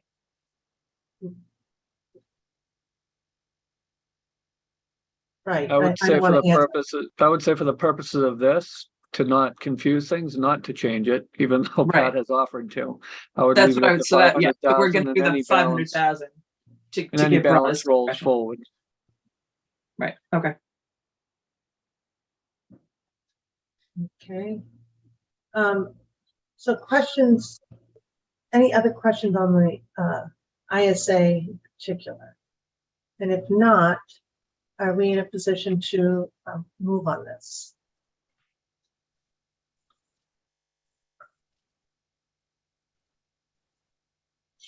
I'm happy to offer a motion if Thank my you. fellow commissioners are ready for it. I'm not hearing any other questions. I'll check in with you, Pat. Anything else that you want clarified, or any questions that you have, or anything else that you want to add? Pat, Kathleen, and Jared, good afternoon. No, I don't think so. I just want to express our appreciation to the commission and note the following just by way of expectation. As we'll talk about, I think, in a moment, and we're prepared to send a cease and desist letter to the Daily Fantasy Sports operators. We think we have enough within the office to staff any litigation that comes out of that for an interim period, and we'll be posting these positions as soon as we can. It still takes about a month to fill a position, so we couldn't spend the $500,000 even if we wanted to by the end of this fiscal year. I think more important to us is to just set the expectation that we will be seeking at least to re-up this for the next fiscal year. Again, with the same arrangement that Todd and I discussed of, we're not taking the money and unless we're actually spending it on this. It's a drawdown arrangement.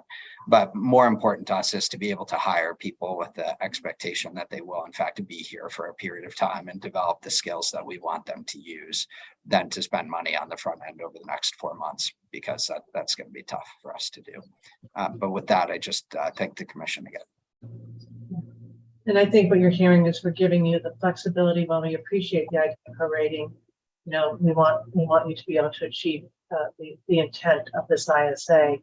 So commissioners, if we have a motion on the first part of today's business on the adoption of the ISA or execution, I'll take it. Thank you. Madam Chair, I move that the commission adopt the inter-service agreement, or ISA, as we've been referring to it, with the Office of the Attorney General for certain enforcement and investigatory matters related to sports wagering, as included in the commissioner's packet and further discussed here today. Second. And second from Commissioner Skinner. Thank you. All right. Any questions or edits? Okay. Commissioner O'Brien. Aye. Commissioner Hill. Aye. Commissioner Skinner. Aye. Commissioner Maynard. Aye. And I vote yes, 5-0. So that piece of work is complete. Thank you. And now we're going to get really an update to a report that we had 2 weeks ago from the Attorney General's office. Really, some of which requires executive session in order to protect the integrity of the investigation and enforcement. So read into the record the language that we need to comply with the open meeting law. The commission anticipates that it will meet in executive session in accordance with general laws, chapter 30A, section 21, section A, subsection 3, to discuss with Attorney General's office strategy with respect to enforcement or litigation concerning the illegal sports wagering market. And again, the public session of the commission meeting will reconvene at the conclusion of this executive session. We thank the public for its patience. Do I have a motion? Madam Chair, I move that the commission go into executive session on the matter and for the reasons just stated by the chair. Second. Thank you. Okay. Commissioner O'Brien. Aye. Commissioner Hill. Aye. Commissioner Skinner. Aye. Commissioner Maynard. Aye. I vote yes, 5-0. So we will now go into a breakout room. Yep, Dave will send you there. Thank you so much.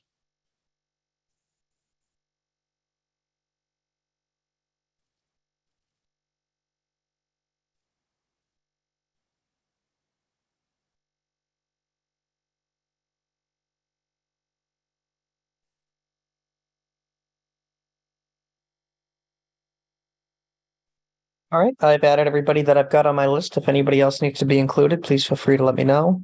I think Jared Reinheimer will probably need to get tossed in as well, just because I see he's with the AGO. I'm here. Thanks. No problem.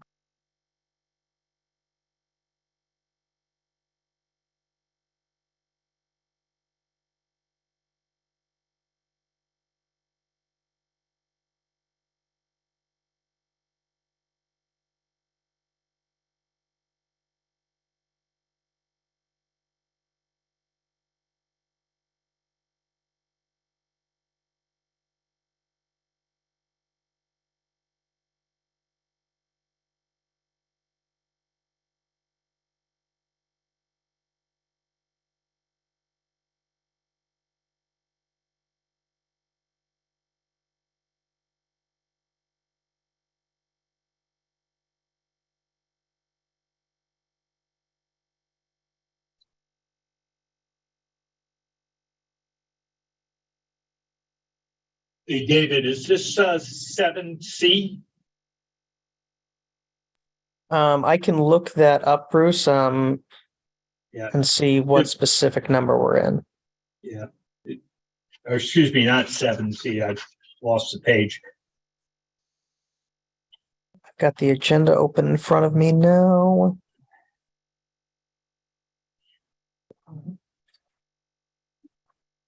Believe this is 9B. Yeah, I think I'd like to be in on this thing that has to do with fantasy sports. Okay, I'll toss you in, and if there's any issue, Tom is in there and he can sort it out as well. Okay, thanks.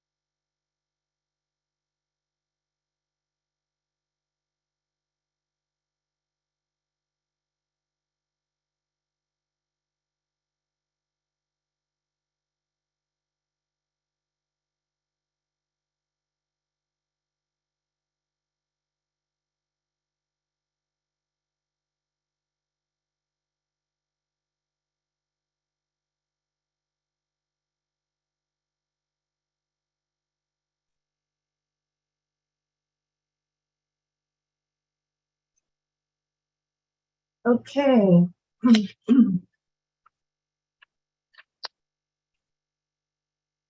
Okay, we're all back. This is again a meeting where we've had several in and out sessions, and we appreciate the public's patience. We are holding this meeting virtually at the Gaming Commission, and so I'll do our last roll call of the day. Commissioner O'Brien. I am here. Commissioner Hill. I'm here. Thank you. Commissioner Skinner. I'm here. And Commissioner Maynard. So this I'm is here. Thank you, Commissioner Maynard. And this is a public session. And we are turning back to our agenda to item 9C. And I just want to thank the Attorney General's office for its briefing at the executive session. We, of course, have executed an ISA. And now from really the work that we've done today, commissioners, we may want to move ahead on the item, which is really to discuss whether or not we should request the Attorney General to bring an action pursuant to Chapter 23N to enforce that statute or any rule or regulation of the Commission by civil action, very consistent with the purpose of the ISA, or also for a petition for injunctive relief relative to the offering of impermissible sports wagers.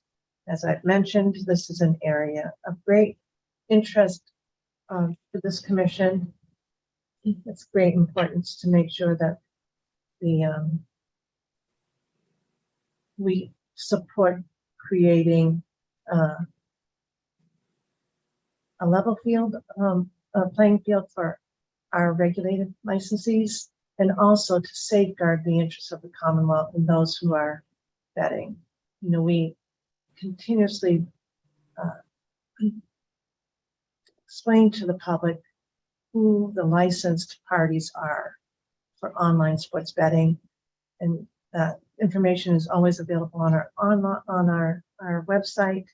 And commend our communication division for constantly pushing out material to remind those who are betting to use our regulated operators. They're providing important responsible gaming tools, consumer protections, and they have met the standards of this commission, which are rigorous and fair.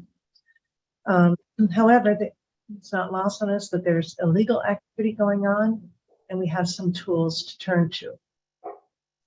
Commissioners, any discussion? And we have, of course, Attorney Monahan, Director Monahan, my apologies, and Interim Executive Director Grossman, as well as General Counsel Grossman here. And we also have members of the Attorney General's office still with us. Any discussion to action that we might want to take? Todd, anything that you need to remind us of? I would just draw your attention to, as you referenced, Madam Chair, Section 4 of Chapter 23N. There's a provision, it's subsection G, that provides that the Commission shall have the authority to enforce Chapter 23N and any rule or regulation of the Commission, and may request that the Attorney General bring an action to enforce Chapter 23N or any rule or regulation of the Commission by civil action or petition for injunctive relief. So the Commission has the ability to request the Attorney General to take action to enforce the law in the event that there is a perceived violation or potential violation. So that's what Section 4 provides. We obviously discussed, as you mentioned, the illegal sports wagering market. And so the matter is now before the Commission. Just any comments or questions or that you'd like to make at this juncture? Okay. I just want to thank the Attorney General's office. You know, we have been really fortunate to have the Attorney General's office a critical partner and a collaborator with us as we stand up this, as we stood up this new industry and we continue to regulate it. And it's a valued partnership, and we appreciate today's work, including adoption of the ISA. Commissioner O'Brien. Madam Chair, I'm happy to move if my fellow commissioners are ready. Madam Chair, I move that in accordance with Chapter 23N, Section 4G, that the Commission requests that the Attorney General bring actions to enforce Chapter 23N, any rules and regulations of the Commission, by civil action or petition for injunctive relief relative to the offering of impermissible sports wagering in the Commonwealth, as set forth in the agenda and as further discussed here today, most specifically in the executive session that preceded this motion. Second. Any questions or edits to that motion? With that, Commissioner O'Brien. Aye. Commissioner Hill. Aye. Commissioner Skinner. Aye. Commissioner Maynard. Aye. And I vote yes. That's 5-0. Thank everybody, our legal team, IEB, and our sports wagering division, and of course the Attorney General's office for today's good guidance and the great work that led up to it. Okay, commissioners, it's been a long day for all of us. We started our work at 9:30 and had a half-hour break. For that, I am so very grateful to each of you for your diligence, your collaboration, and most of all, your commitment. Do we have any commissioner updates or other business that we need to attend to? I'm going to just remind folks that we have a holiday on Monday, and we have 3 public meetings on Wednesday, 1 agenda setting and 2 public meetings. So the agendas for those will be posted tomorrow. You'll start getting information on that. So we have, in other words, good work ahead of us for today. Thank you so much. I'll take a motion to adjourn. To adjourn. Thank you, Commissioner Hill. Second. Okay, Commissioner O'Brien. Aye. Commissioner Hill.